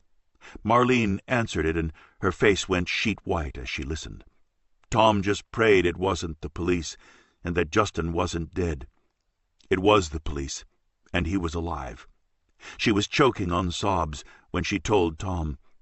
"He had a car accident and totaled his car an hour ago. He has a head injury, but he was conscious when they found him. He has some broken bones. They took him by helicopter to St. Vincent's in Billings. He's not in critical condition, but he's very banged up. They're testing him for drugs and alcohol at the hospital." She put her coat on and wrote a hasty note to Noel, in case he woke up, that Justin had had a minor accident. He was okay, and she had gone to pick him up, and not to worry. They were out the door in 5 minutes. Tom insisted on driving, and they took his truck because it was heavier. He had 4-wheel drive and snow tires. Marlene cried most of the way there. "He had an accident because he saw us," she said to Tom. "No, he had an accident because he was drunk, even before he saw us. Although he may have drunk more after he did, but he was drunk when he left the house. I smelled it. He was determined to tell her the truth so she would face it."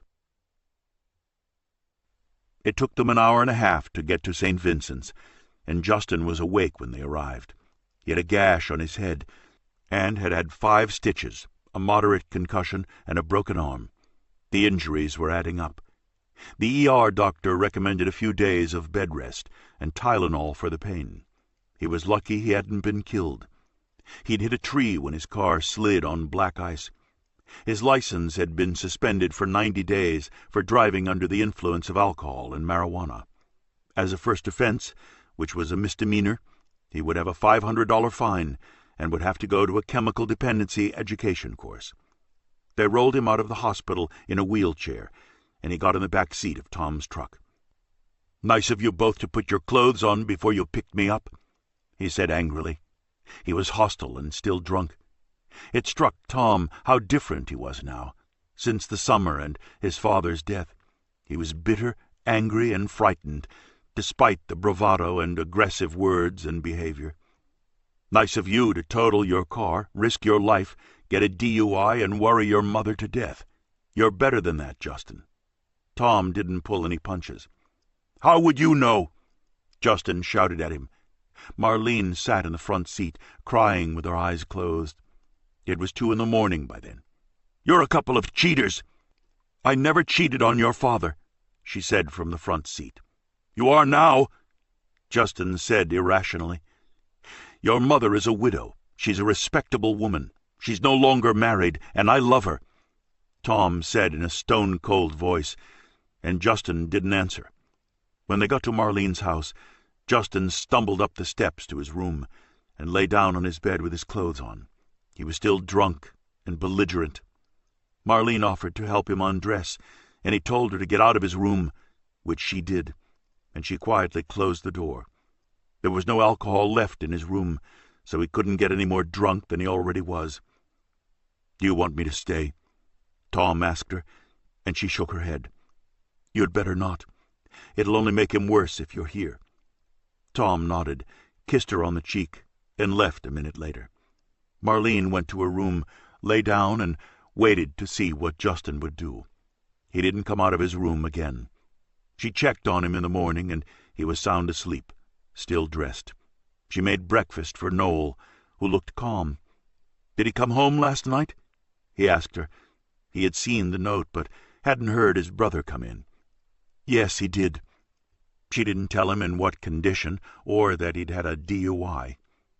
"I thought he would," he said as he kissed her, grabbed his backpack, and left to catch the school bus. Justin didn't emerge until noon, and said he had a terrible headache. "I suspect that's the alcohol you drank, and not the concussion," she said quietly, and handed him a Tylenol. He took it and went back to bed. She walked into his room a few hours later and sat down on his bed. He was lying there, awake. He looked at her, but didn't say anything. She could see that he was sober. Noel wasn't home yet.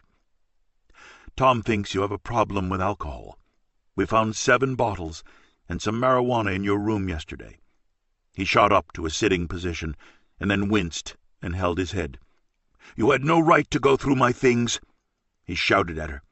"I had every right. I'm your mother. This is my house, and you were drunk and driving. Tom thinks you should go to rehab. What do you think?" she asked in a gentle tone. "I think you're a bitch, and Tom is an asshole," he shouted at her. "And I won't go to rehab. You can't make me." She didn't know if she could or not, but if he didn't want it, it wouldn't do him any good, and he wouldn't benefit from it. She stood up and didn't answer him. She walked out of his room and closed the door behind her. She didn't want to push it. The poor child had been through so much. Chapter 17. Justin went back to school 4 days later. He had to take the school bus now, which was humiliating. The small car his parents had given him the year before was unsalvageable, and Marlene didn't intend to replace it until he stopped drinking. He was slightly more civil to Marlene when he went back to school, but barely. She told Tom not to come by because she didn't want to provoke Justin, and she wanted things to calm down.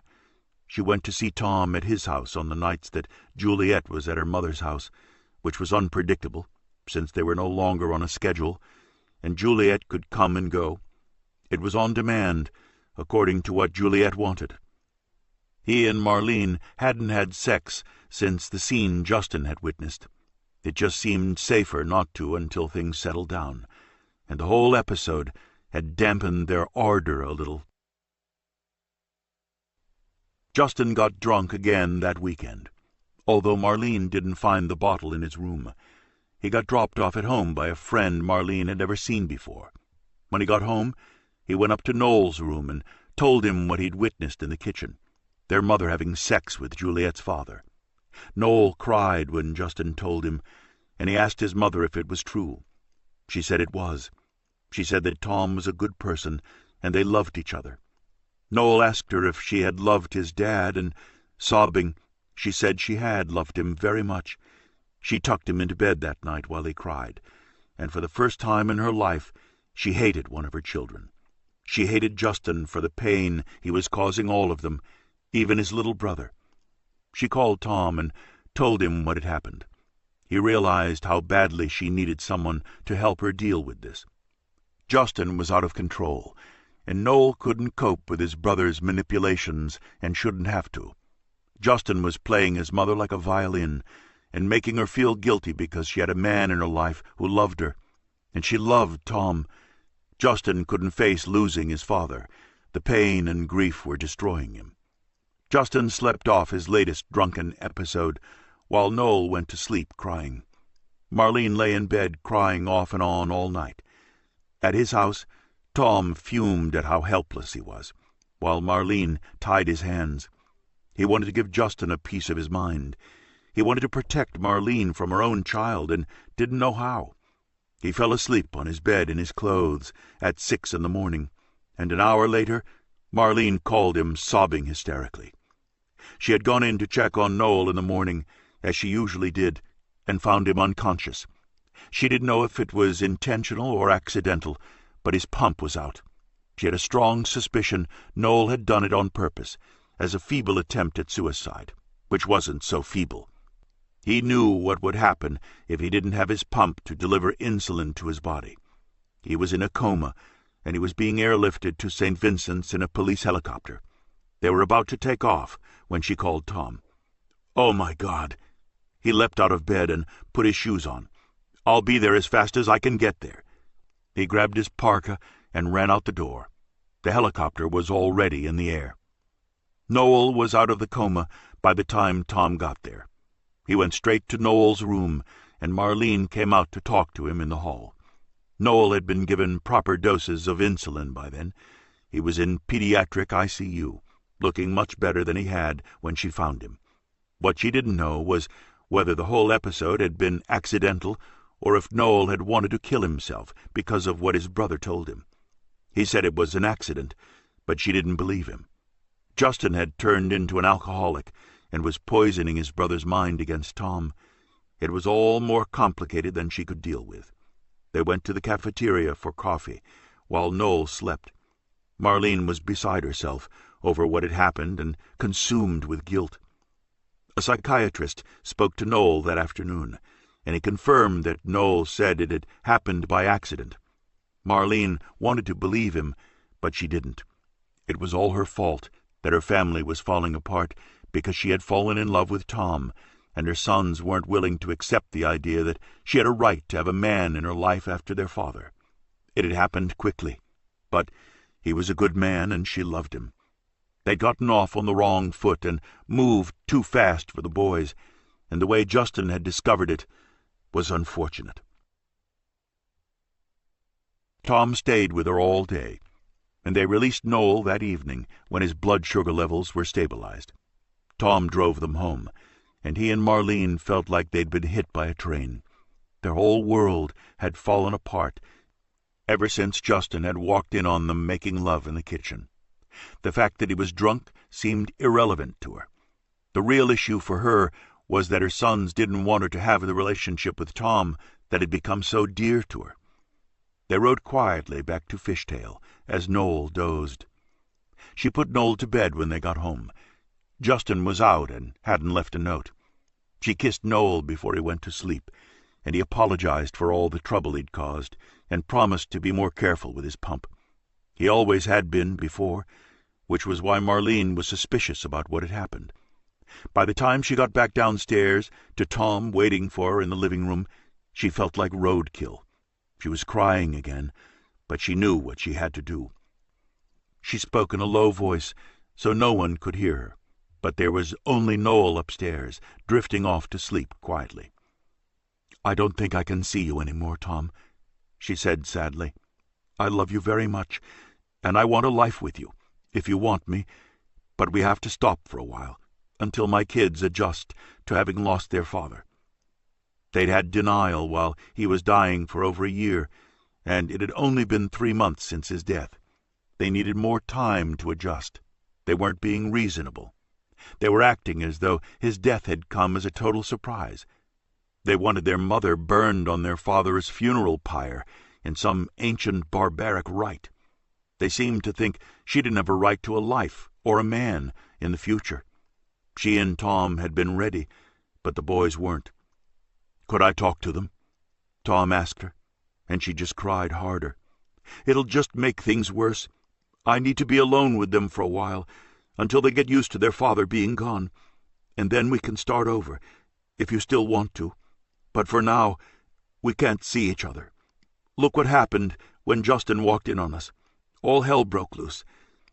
I've got one kid who's practically an alcoholic, and nearly killed himself driving drunk a few days ago, and a diabetic child who may have tried to commit suicide last night, all because of us. How can we go on seeing each other? You have to put your foot down," he begged her, "and be strong with them.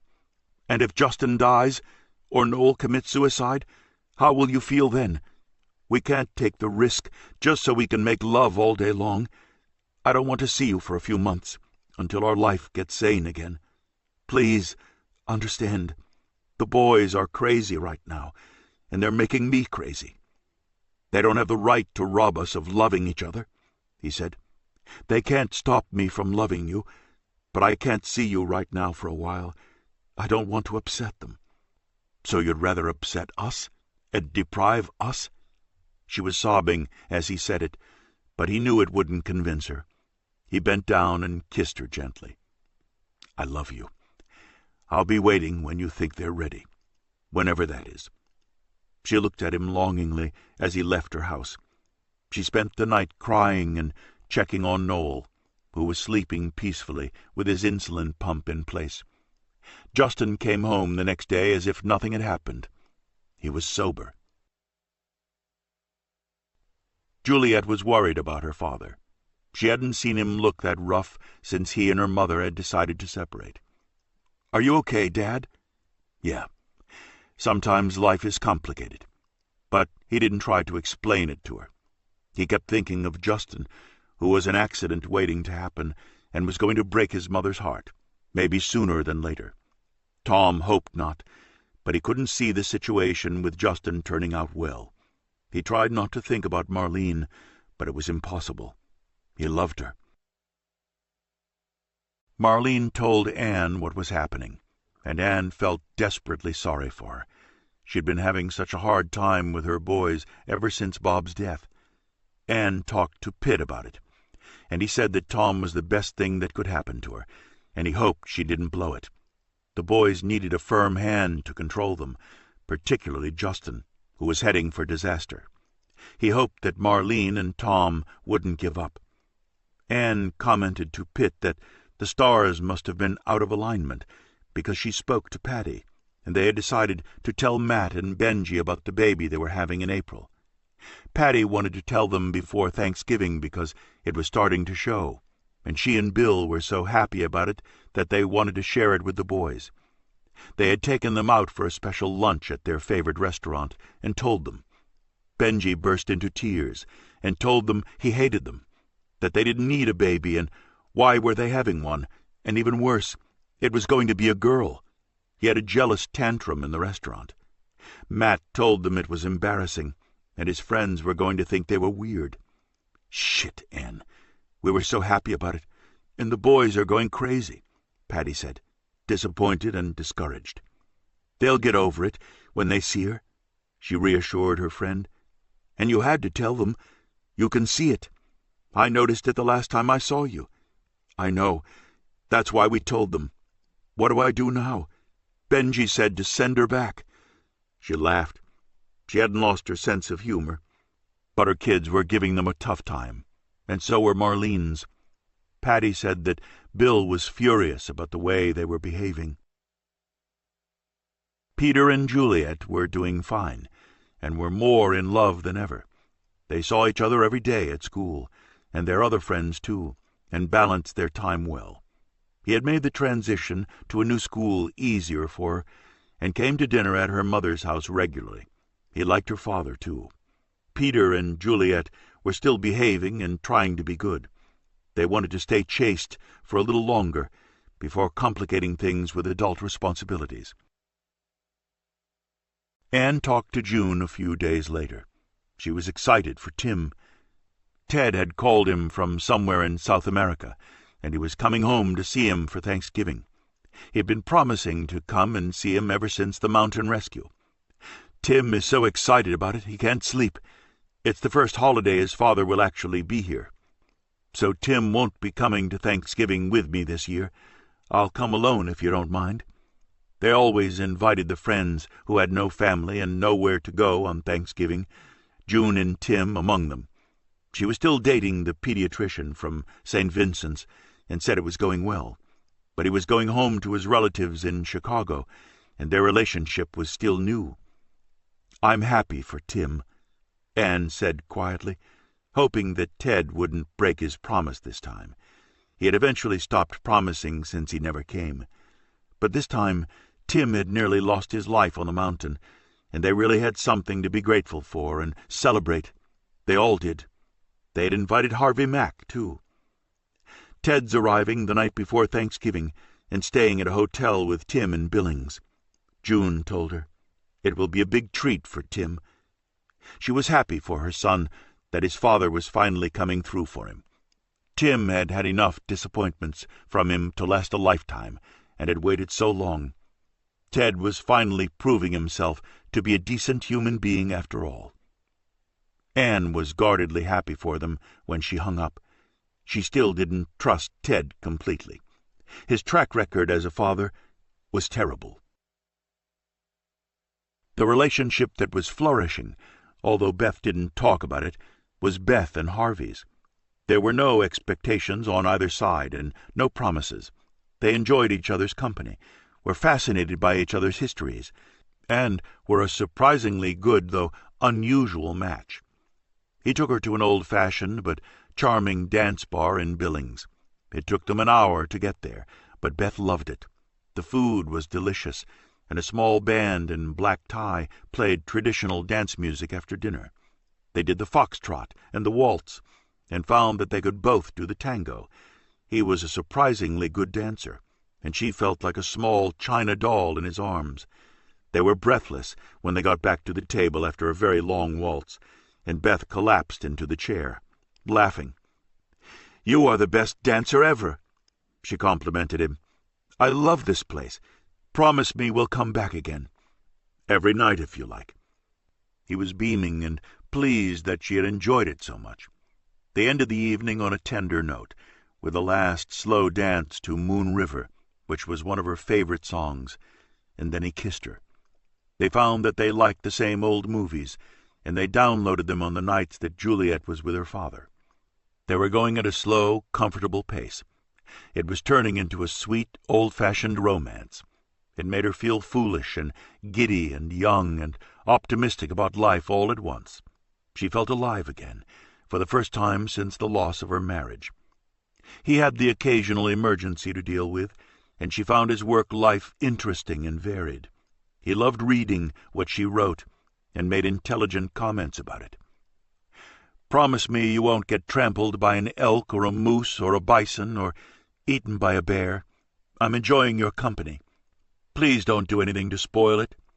The time she spent with him was so warm and pleasant, she was increasingly afraid of something going wrong, like a helicopter crash or an avalanche, all the dangers he took for granted that worried her now. Juliet had seen Harvey come and go ever since her mother returned to Fishtail. Beth insisted they were just friends. Juliet didn't believe her, but Beth was adamant about it. Juliet was happy for her, and she liked Harvey. He took Beth back to their favorite dance bar the night before Thanksgiving. They had just sat down when he said he had something to tell her. "Now is when you tell me that you have a wife and 10 children you forgot to mention, or you're moving to a remote village on the Amazon or Kenya or Tanzania, and it's been fun, but—" "Is that what you think I'm going to do?" he asked her. "Isn't that how life works, Harvey? You think you found the woman of your dreams, and she dies suddenly. Or the man you thought you'd spend the rest of your life with marries someone else, or moves to Tokyo or Bogota. I don't like getting attached to people anymore. I learned that with Tom. I thought we were set forever. Then 15 years later, it turns out he hated our life, and I'm at a dance bar in Montana, and I'm not even the same person anymore. People change, and happy endings don't happen very often. She believed that. She wasn't a cynic, but she was no longer an optimist either, or very trusting. I put all my eggs in one basket with Juliet, and one of these days she'll wave goodbye and take off. I'm trying to brace myself for it. So, what were you going to say? She was braced for the worst. They were so different that she fully expected him to say he didn't want to see her any more. Nothing surprised her now. She just went along from day to day, and tried not to be shocked when the worst happened. Although losing Tom hadn't turned out to be the worst after all. She wouldn't have met Harvey if she and Tom hadn't divorced. But Harvey was 15 years older, and maybe he wanted a 20-year-old he could have babies with. Her reproductive equipment was still in working order, but at 39, she didn't want more children. For her, one was enough. You certainly are a long-winded, pessimistic woman, but a fabulous dancer. He smiled at her. That's all I wanted to tell you. And the simple fact that I've fallen in love with you, as unlikely as that is, with me, a forest ranger from Montana, and you, a successful writer from New York. They were both a great deal more than that, as they had discovered. She couldn't imagine what a future would look like with him, but maybe it didn't matter. She was smiling at what he had said, and all they needed for now was the present. It was very sweet. Do you suppose, Miss Turner— he had her name right now, her own, not Tom's— do you suppose that you would be brave enough and me to do the honor of letting people know that we're dating? Or do you like the word courting better? I rather like that one. It's old-fashioned, but nice. And why would we want to do that? Tell them, I mean, she asked, looking intrigued. Because I'm proud to be with you, and I feel foolish hiding it. Your daughter looks like she thinks I'm going to arrest you whenever I show up. That shows that she's suspicious of me, not of you, Beth said with a grin. I suppose it wouldn't hurt. Do I call you my beau or my boyfriend, if we're being old school? Chief Ranger Mac, he said formally, with a grin. My, Chief Ranger Mac. Or no possessive, just the title? Whatever you prefer, he said, opening the car door for her, and she swept inside in the wide skirt she had worn to dance in.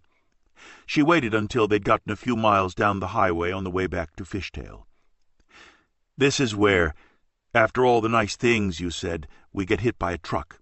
We both get killed, and the romance never happens. You watch terrible movies. I'll have to give you some homework assignments. He pulled off the road then, with the red light on the roof flashing, and turned to her. This is where I tell you to shut up, because I love you. He kissed her then, and left no doubt in her mind how he felt about her. She was smiling and breathless when he stopped. That was very nice. I guess we're not dead after all. Apparently not. And we're going to the Pollocks for lunch tomorrow. May I escort you? Yes, you may. Juliet is going with her father. He drove up in front of her house. Juliet was at Tom's for the night and going straight to the Pollocks from there. She had taken her dress with her. Harvey walked Beth to the door and stood towering over her. She stepped neatly aside and smiled up at him. Would you like to come in, Chief Ranger Mac? She invited him, and he smiled broadly. Very much, he said, walked in, and the door closed softly behind them. Chapter 18. Tom and Marlene had survived more than a week of Marlene's self-imposed quarantine. Tom wasn't happy about it, but he had agreed to respect it. He had no idea how long she was going to impose it on them. Months, probably. Maybe until the anniversary of Bob's death in August. But her children were still going to refuse to accept him. They had the upper hand now, with drunk driving accidents and a possible fumbled suicide, and he and Marlene had played right into their hands by getting caught making love in the kitchen. He still cringed when he thought about it. He missed Marlene terribly. Juliet had just left for school. His housekeeper didn't come in on Tuesdays, so he was alone cleaning up the kitchen when the doorbell rang. At that hour, it was usually a FedEx from one of his clients. They were still amused by his new address in Fishtail, Montana.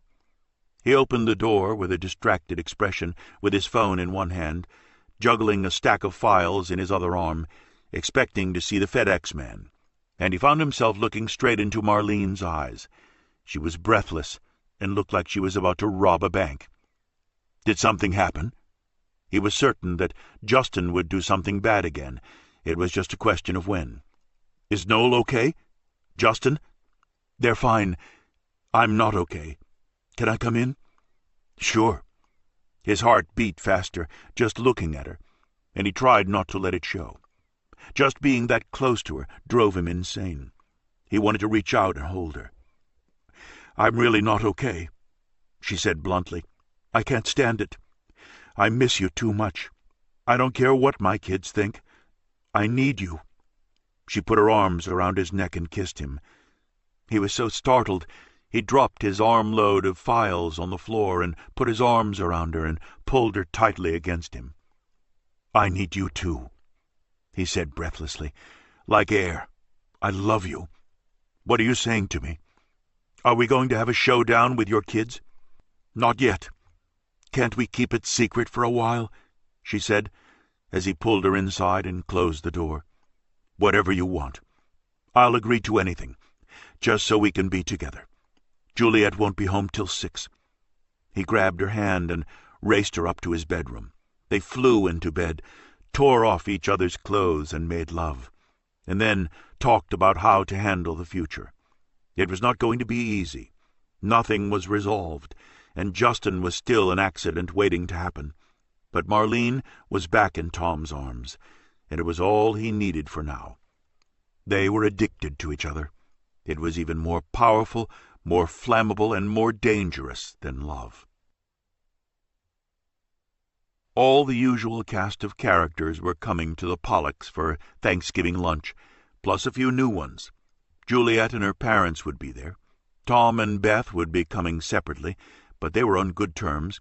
June was coming without Tim, who would be spending the holiday with his father at a hotel in Billings. Her new beau was in Chicago, so she was alone but happier this year. The Browns and Matt and Benji, who were practically family, would be there too. Marlene and her boys were coming. She had given them 2 options.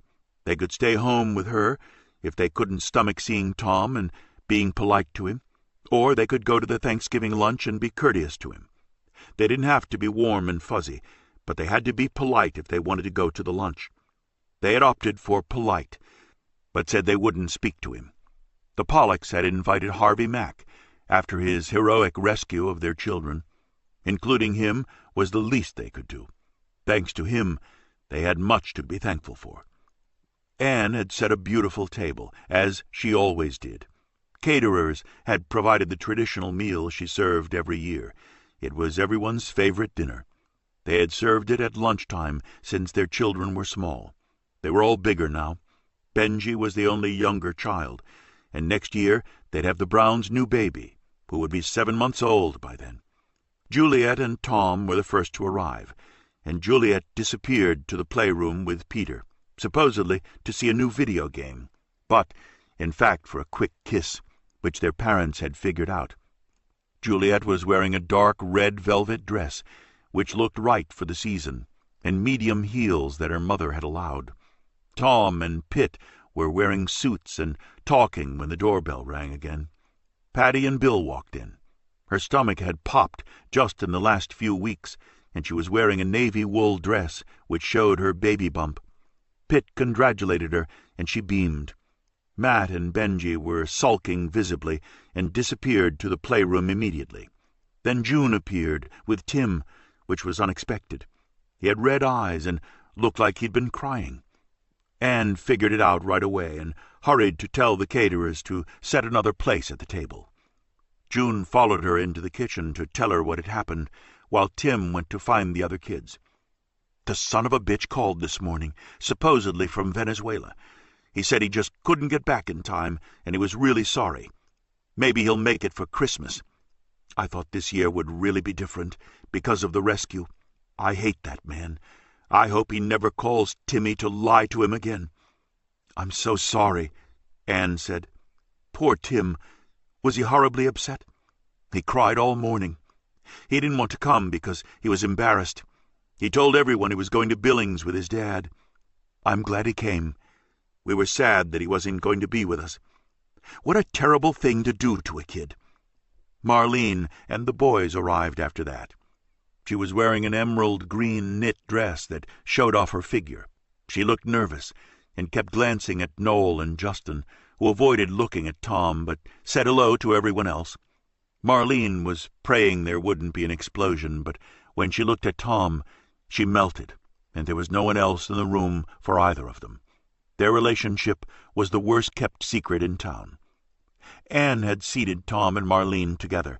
The boys were at the opposite end of the table. They'd have to get used to it someday, and they could blame Anne if they didn't like their seats. Beth was the last guest to arrive. She stood in the doorway with Harvey looming behind her like her own private mountain that she had brought with her.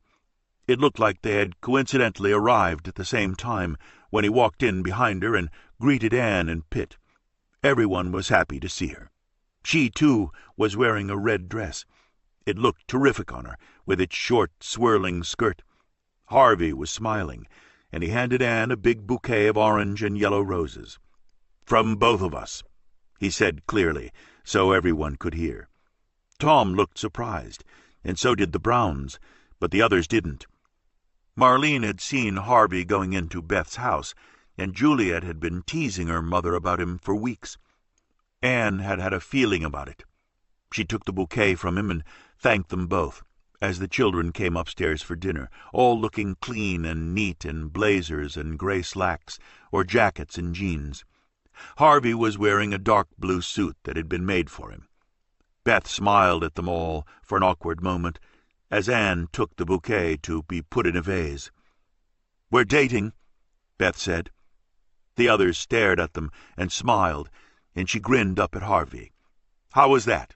Was that good?" "It was clear. Mine was a little more subtle." "Should I be subtle?" she asked him. "I thought we were going to tell people." "I think we just did. Now we can act normal and pretend like we didn't say it." The others were laughing by then, and even Tom was grinning.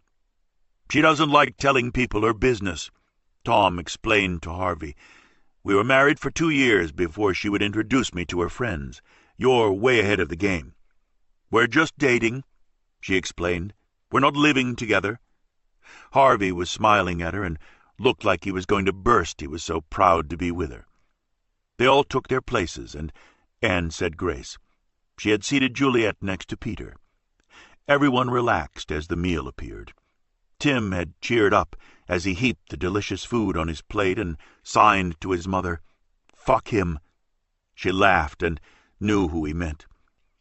"We're having a baby," Benji said with a look of disgust as they passed the food around. "And worst news, it's a girl." They all laughed, but Matt looked mortified and rolled his eyes, looking at Peter. They laughed and talked all through lunch. Pitt served a very fine wine. Halfway through the meal, he realized something and went to the guest powder room. Justin had left the table for a few minutes. He found him there, chugging a bottle of red wine. He had splashed some on his shirt. "I don't serve wine to minors, son." He gently took it from him. "I'm not your son. I just turned 18. You can't tell me what to do. You're a minor till you're 21, and in my own house, I can tell you what to do. I think your dad would be disappointed right now. Your mom needs your support, Justin. Don't give her a hard time. My dad is dead, and my mom is a whore." he said viciously. Pitt's heart ached as he listened. Justin was heading in a bad direction. He was a totally different boy now than the sweet kid he always had been. Let's all enjoy Thanksgiving. We'll talk about this at another time soon. I'd like to help if I can. You can't, Justin said. No one can. Pitt could tell he'd already been drinking, and he had put away half a bottle of the Bordeaux. Tom was right, he decided. Justin needed to go to rehab, and he was sure he would refuse to go. They both went back to the table then, and Pitt told one of the caterers to keep close track of the wine. Marlene wondered what had happened and was worried. Tom had already guessed, and he saw the wine stains on Justin's shirt. Pitt looked as calm and unruffled as always, and he and Anne exchanged a warm look. There were half a dozen different pies for dessert, and they had coffee in the living room.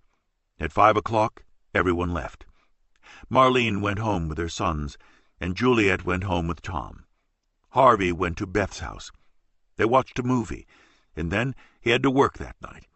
He always had taken the shifts on holidays since he had no family to be with, but things had changed. Tom and Juliet were coming over, and Peter was coming too. They were all too full to eat another meal, but they wanted to be together. The Wiley boy, the older one, is on a bad track, Harvey commented to Beth. I don't think Marlene knows what to do. She's in love with my ex-husband, and her boys don't want her dating anyone. By some people's standards, it's a little soon after Bob died, but Justin needs a leash put on him. He's going to wind up in trouble, he predicted. Beth hoped he was wrong. Remember what I told you when I met you. Anger is just a cover for fear. You were mad as hell that night. I was just scared Juliet was going to die on the mountain. So was I, for all of them, but it didn't happen. We all got lucky, and the National Guard saved the day. So did you, she said. He had called them in and had organized his rangers valiantly. I was scared we wouldn't get them all off the mountain, and we'd lose one or two, he admitted. But I was determined not to let that happen. That kid is scared of life without his father, of what's going to happen to them, of what his mother is going to do. I know Marlene, and I like her a lot, but she needs to rope both those kids in, Justin anyway, to make him feel safe. She's as frightened as he is. She doesn't know what to do, and she's letting them bully her. Beth suspected that his assessment was accurate, but she wouldn't have liked to be in Marlene's shoes. She was enjoying her own these days. What makes you so wise? She asked him, smiling. I'm old, and I love you.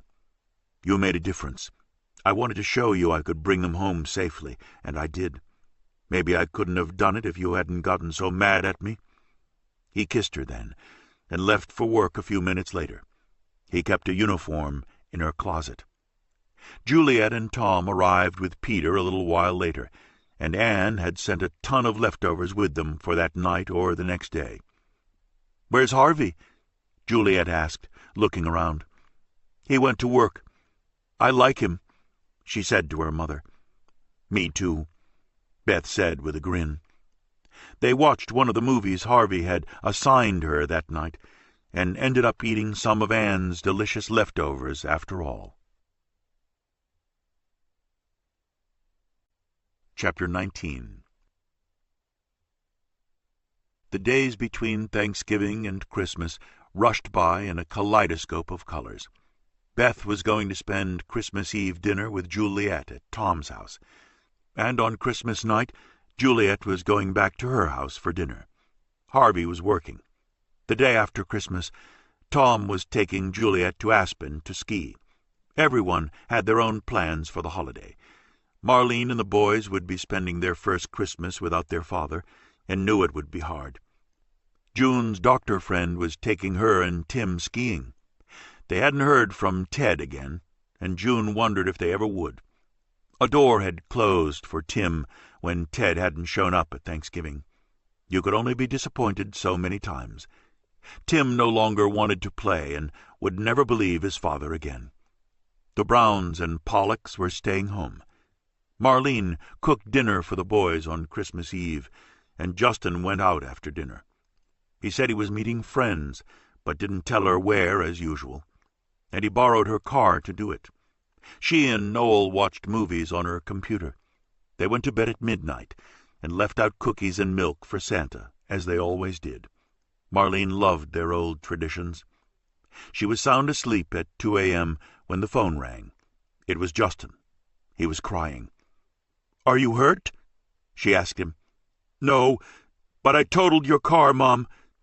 It was the only car she had, since he had already totaled his own. "Did you hurt anyone else?" "I don't know. I don't think so." She realized then that he was drunk. He was slurring his words. "Where are you?" "I'm in jail." "What are they charging you with?" "Drunk driving, I think. Can you come and get me?" "Let me speak to the officer." Justin was alive and probably not hurt, or he wouldn't be calling her from jail. He'd be in the hospital if he was injured. She was strangely calm this time and asked the officer the pertinent questions. This was his second DUI, so she knew they'd be harder on him than the first time, and he was 18 now. They told her that he couldn't be bailed out until the judge set bail at the arraignment, and the arraignment would be the day after Christmas. Justin was going to spend Christmas in jail, and in her heart of hearts, she knew he deserved it. She explained it to him when the officer gave him back the phone.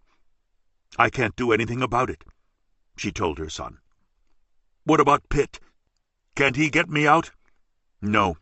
You're stuck there until the arraignment, and they may put you in jail this time. I can't do anything about that either." She felt sorry for him, and for Noel and herself. It was going to be a sad Christmas without him, and she was stranded now without a car. Justin was crying when they hung up. She could hear the raucous sounds of the jail behind him on Christmas Eve. It was a depressing way to spend Christmas, his first without his father, who would have been so upset about him. She lay awake for a long time that night, thinking about Justin and what she was going to do. She called Tom early the next morning and told him what had happened. "Thank God he didn't kill himself driving drunk," he said to her. "They may send him to jail for a while this time." "I told him the same thing. Maybe this is what he needs. It's a hell of a wake-up call." She sounded tired and disappointed. "The arraignment is tomorrow. I'll go with you. Oh, shit. I'll be in Aspen with Juliet. We leave in the morning." "I'll manage." She'd have to rent a car until she could get a new one, and pay a lawyer for Justin. He was playing an expensive game. His father would have been livid. "I'm so sorry, Marlene. You don't deserve this." Tom called her again that afternoon, and he brought her Christmas present. It was a gold chain necklace with a gold heart on it. Justin hadn't called her again, and she couldn't call him. Noel had cried when she told him where Justin was. "He's really screwed up, Mom. He's been smoking pot and drinking." "I know." They had a tender Christmas in spite of Justin. Marlene didn't visit him in jail. He needed to learn the lesson. The day after Christmas, Tom came to give her a quick kiss before he and Juliet left for Aspen. She had given him a navy blue cashmere sweater, and he was wearing it. She went to court for Justin's arraignment. She had brought him a suit for his court appearance. The judge refused to give him bail, fined him $500, suspended his license, and sentenced him to 6 months in a rehab facility or in jail, whichever he preferred. He chose the rehab. He was delivered there by the sheriff the next day. His mother had a right to visit him after the first 2 weeks. She couldn't see him before then. He looked pale and exhausted when she saw him in court. The rehab facility he was going to wasn't a posh one. They were known to be tough on the residents, who were under lockdown, so he couldn't run away. She couldn't protect him this time, or make it easier for him. He had to face what he'd done. He wouldn't get his license back for 6 months. He had to attend high school classes while he was there, which he hated, too. And he had to keep his grades up. Marlene was still adamant about his going to college, and fortunately his DUI was a misdemeanor again. But private colleges might not accept him with 2 DUI convictions. He might go to a state college. She did a lot of thinking while Tom was in Aspen, and she finally knew what she had to do. It wasn't what she wanted, and things weren't turning out the way she had hoped. But Bob was gone, and she needed a change. She couldn't just switch horses and hope that someone else would take care of her. It wasn't fair to Tom, no matter how crazy he was about her, and she was about him. She was using him, and now she realized it. She had to stand on her own 2 feet, at least for a while, no matter how much it scared her. She told Tom when he got back. She had already made the arrangements and spoken to the lawyer in her office. She was selling him their law practice and putting their house up for sale. She needed a fresh start, and she had to get out of Fishtail. "I'm going back to Denver," she explained to Tom. "I have family there, even though my parents are gone. I can get a job in a law firm or start my own practice. Bob wanted to come here. I didn't. I always let him decide everything for me. Now I have to get my kids in control. Justin will be in rehab until the end of June. I'm moving the day after New Year's. I have to get Noel enrolled in school. Denver will be better for us, at least for a time. I don't want to go, and I'm sad to leave you, but if I stay here, I'm just going to hang all over you, and Justin will run wild. You don't deserve to have the burden of 2 kids who think they hate you and will give you a hard time. I have to solve my own problems now, and they need time to get over their father's death. Maybe we can make this work later, but not now. It really was too soon." Tom had been thinking about it too, and he knew she was right. He was crazy about her, but crazy was the operative word. He needed peace in his life now, not insanity. He couldn't inherit all of her problems and 2 angry boys. Marlene had to clean up her own mess and get back on her feet. On her own this time. He knew he couldn't do it for her, no matter how much he wanted to. She told Anne and Patty that she was leaving, and wished Patty luck with the baby. She promised to stay in touch and tell them where she was living. She had told Justin they were moving to Denver, and he didn't like it, but that was too bad. He had to pay the consequences for what he'd done. It could have been a lot worse. He could have killed someone, or himself. All the boys came to say goodbye to Noel, and he promised to come and visit, or have them visit him. When she sold the house in Fishtail, she could buy one in Denver. And until then, they'd be living in an apartment. They drove out of Fishtail the day after New Year's, in the van she had rented. The rest of her things were coming later.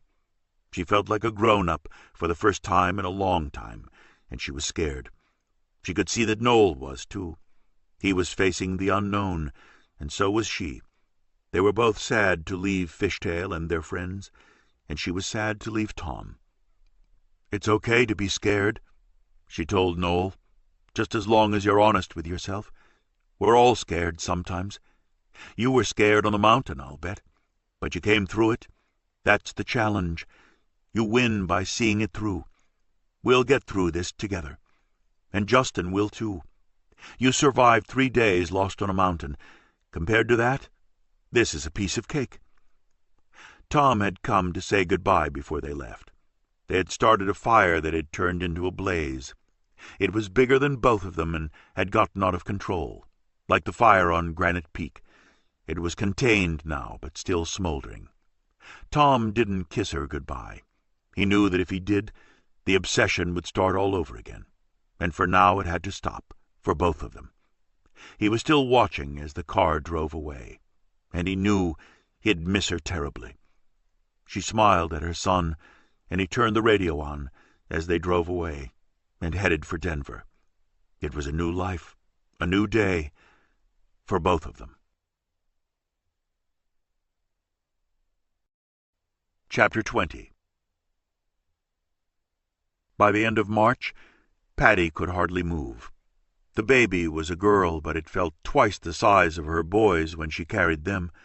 She felt like a beached whale, and she still had 3 weeks to go. Benji had finally started to get excited about the baby, even though it was a girl. Matt still acted like she was stealing a beach ball under her dress when he went out with her. The whole idea that his mother was having a baby at her age, which wasn't very old, when he was a teenager, was mortifying. He tried to pretend he didn't know her at the grocery store. Bill had been busier this time than he'd been when she'd had the boys. She hardly saw him. She had lunch with Anne and June whenever they had time. She couldn't wait to have the baby, so she'd have something to do. She was putting the breakfast dishes in the dishwasher when she saw that Bill had forgotten his phone. She was going to call and tell him, but decided to walk over to his office and take it to him. She needed the exercise, and it was a sunny day. It had finally stopped snowing and was starting to feel like spring. She picked the phone up to put it in her purse, and it came alive in her hand. He had a text coming in, and by pure reflex, she opened it. He never locked his phone. She thought at first that it was some kind of spam, one of those sex messages that pop up and belong in junk mail or the trash. Time for a quickie before lunch? I'll be naked waiting for you in the conference room. Guess what? I'm for lunch. She read it again and made a face. It was from someone named Kitty. The only Kitty she knew was the new bookkeeper at the ranch office, whom she hadn't met yet. She was 22 years old, supposedly with breasts the size of melons, according to Bill's secretary. She realized then that this wasn't spam. It was a real message to Bill. She stopped walking and responded to see what would happen. Love to. What time? She responded quickly. Same as always, big boy. Any time you want to come in my mouth. She felt sick as she read it. Bill was having sex at the office with the bookkeeper he had recently hired. And then a random text. Can you get out tonight? Sure. Your place? Patty texted rapidly, not even feeling guilty. She wanted to kill him. What had he been doing? And how long had it been going on? And how many other Kitties had there been? Kitty responded. Of course. You've got the key. Use it. See you at noon. Conference room. She dropped the phone like it was on fire and burning her hand. She wasn't sure if she should ignore it, confront him, hire a detective, call a lawyer, or just sit down and cry. She felt as though there was a white-hot blaze raging inside her that she couldn't put out. She was too angry and too hurt. She was carrying his baby, and he was screwing around. Afterwards, she didn't know how she'd had the guts to do it, but she picked up the phone, went back to the house, waited until a few minutes after noon, then went to the office, counting on the chance that no one knew about their rendezvous except the two of them. At 12:10, she found one of the assistants in his office, put on her sweetest Mrs. Brown, I'm a mommy face, and told her she had accidentally locked her purse in the conference room. Without hesitating, the girl handed her the key. She walked to the conference room, unlocked the door, and walked in. The 22-year-old bookkeeper was lying on the conference table with her legs as far apart as she could get them, and Bill was slamming into her and moaning. The room was soundproofed, so he knew no one would hear them. Patty had closed the door silently behind her and stood staring at her husband. "Having fun?" she said loud enough for them both to hear her. He opened his eyes and looked like he was going to have a heart attack. The girl looked annoyed as he pulled out of her, and she spun around like a gymnast. "Who's that?" she said in a loud, angry voice, and then, "Oh, fuck, is that her?"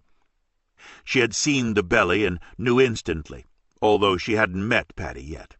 But she knew the boss's wife was pregnant. She'd only been working there for 2 months, and Patty rarely went to the office, and she'd been busy at home. "Yes, it is," Patty answered. She wasn't even embarrassed. She was too angry to be. "Nice lunches you have here," she said, then threw the keys at him and walked out of the room. He came after her as fast as he could get his pants up and run. "What the hell are you doing?" he said to her in a loud whisper, his voice and face contorted with unfinished sex and rage. She stopped and wanted to hit him. "What am I doing? Are you kidding? What am I doing? What the hell are you doing while I carry your baby?" "The baby was your idea," he said, grabbing her by the arm. "I'll tell you what I'm doing. I'm calling a lawyer. And you're packing and getting out of my house. Our house!" he raged at her, as people at their desks started to stare. It's not our house anymore. It's mine. I want a divorce. You're a lying, cheating son of a bitch." She had kept his phone to show her lawyer if she needed evidence. As much as she had loved him before, she hated him now. She walked straight out of the building, got in her car, drove to the Pollocks, and told Anne what had happened. She was shaking when she told her. "You'd better calm down or you'll have the baby right now," Anne warned her, and handed her a glass of water. She took a sip. "I'm a nurse. I'll deliver it myself," Patty said. "Shit, I can't believe this. How long has he been doing it? He's a complete asshole." Anne wondered if Patty would ever forgive him. She wasn't sure she would have. Patty stayed for half an hour, calmed down a little, and went home to call a lawyer. She told him what had happened. They had no prenup, and Montana was an equitable distribution state, so half of everything Bill had was hers, even though she hadn't worked. "I want a divorce," she told the lawyer. "Why don't we slow down for a minute? Don't you want to have a conversation with Mr. Brown? About what? Sex in the office? Their lunch menu? Why don't we talk in the morning? I've got a meeting in 10 minutes. Fine. Start the ball rolling. Call me tomorrow at 9:30. She was mad at the world and hated her husband. Bill was home half an hour later. "I don't call that a quickie," she said when she saw him. "You took an hour." What the hell happened? He had no idea how she'd found out. "You left your phone on the breakfast table." "You read my texts?" He was furious, but didn't have a leg to stand on. "Yes, I did. You can read mine any time. She wanted you to come in her mouth. Did you? What is wrong with you? What's wrong with me? You're asking me that? You're a miserable, cheating son of a bitch. And don't come to the hospital to see the baby, which was apparently my idea. I don't want to see you, and you're not welcome to see the baby. The only place I want to see you is in court after this." She slammed into her dressing room and closed and locked the door. She came out an hour later, and hoping that he had packed and left. He was still standing there when she opened the door. "I want my phone." He looked ashen, and she saw a suitcase standing next to him. "I'm sending it to my lawyer as evidence. Get another one, while you can still afford to." She was going to take him for every penny she could get. He decided that the best course of action was to leave and negotiate later, when she had calmed down. She never did. She went into labor 4 days later, 2 weeks before her due date. Anne went to the hospital with her. It was an easy delivery, and Patty only stayed in the hospital for 2 days. She called her lawyer 2 hours after the delivery. She was serious. She wanted a divorce, and nothing Bill tried to say to her made a difference. He had betrayed her, and their 16-year marriage. "Hell hath no fury like," his lawyer had warned him. "You cheat and get caught. It's going to cost you." "That's ridiculous. I own the ranch." "You married young and had no prenup. We're an equitable state. She owns half of it, half of all of what you have, and she's out for blood." Her lawyer had already called him and told him her terms. "She won't let me see the baby," Bill complained. He wasn't that excited about it, but she was his child, too. Patty refused to speak to him, and she demanded a full appraisal of the ranch. It would take months to give it to her. Her lawyers were relentless, and they had forensic accountants. Bill was in shock. She was actually going through with it. Anne and Pitt felt sorry for the kids. Matt and Benji were upset that their parents were getting divorced. She had named the new baby Penny, and she was 3 months old the first time Bill saw her, with 2 armed bodyguards present to ensure that Bill didn't abduct her since she was so young. Anne didn't trust him, and she had good reason not to. Matt didn't understand why his mother was so mad at his father. Benji had supervised visits with his father. At 15, Matt could express his wishes and wanted to see his father 2 weekends a month and occasionally for dinner. Penny was too young for visitation. Privately, Bill told the Pollocks that Patty had gone insane, maybe from the pregnancy, but they knew the whole story. They thought Patty was going to extremes, but Pitt suspected that this wasn't the first time he had cheated on her. Bill had hinted at his exploits before, and Pitt hadn't taken him seriously then. Now he did. They felt as though they had lost members of their family. Pitt still saw Bill for lunch, but Anne had taken Paddy's side. It was a bloody battle, and their court appearances and depositions were scheduled to start in July. They'd be doing that for the rest of the year, and maybe longer. The one thing Paddy hated most was a cheater. Her father had been one. She had suspected Bill of cheating on her before, but he denied it. Now she knew it was true. She'd seen it, and in retrospect she realized he had cheated the other times too. Bill rented a house in town and lived there while he came to work every day to run the ranch. Paddy had a court order forbidding him from entering the house, and his lawyer advised him to obey it, or she'd enforce it and put him in jail. She wasn't kidding. He had fired Kitty immediately, also on advice of counsel, and saw her occasionally at his house in town, as well as a waitress from the diner, or other pretty young girls he met around town. Paddy's goal, once she settled the terms of the divorce, was to stay in Fishtail for the next 3 years, so as not to disrupt her kids, and then move to L.A. when Matt left for college. She was ready for a bigger life, and she was planning to take the children and half of Bill's money with her. Pitt and Anne were crushed to see what had happened, but Bill turned out not to be the man they thought he was. People around town were talking, and he'd had casual affairs with many women. Tom was thinking of buying the Browns' house when Paddy left, and Bill said he would sell the ranch to Pitt to expand his operation. He needed the land for his horses, and Bill was talking about moving to Texas and starting over with the money he'd have left. Tom wanted to put down roots in Fishtail. It had been the right move for him, and he loved the idea of buying the Browns' big, beautiful house, even in 3 years. He wanted a real home there. He intended to stay. Beth's divided life between New York and Fishtail was working, and so was her relationship with Harvey. He had been to New York with her twice, and loved it. He loved all the cultural options there, and enjoyed them all: theater, opera, symphony, ballet, museums. With his parents' bitter divorce, Matt was closer than ever to the Pollocks, and went there all the time. Noel came back from Denver every chance he got, so Matt, Peter, Tim, Noel, and Juliet were still the closest friends. The bond they'd formed on Granite Peak would last forever. In July, it was the anniversary of the day the kids got lost on the mountain. Beth remembered it all vividly. A year later, so many things had changed. The parents who had shared the agony had dispersed. Anne and Pitt were still there. Paddy and Bill were at war and intended to move away. Bob Wiley had died, and Marlene was living in Denver with Noel and trying to find her way. Justin had gotten out of rehab in June and had done well. He was sober and starting at the University of Montana in September, and was excited about it. He had a summer job at a dude ranch in Wyoming and had grown up a lot. Tom was still recovering from Marlene and had to fight himself not to follow her to Denver, but it was still too complicated for now. She had been an obsession at the wrong time for both of them. But maybe in time things would be different.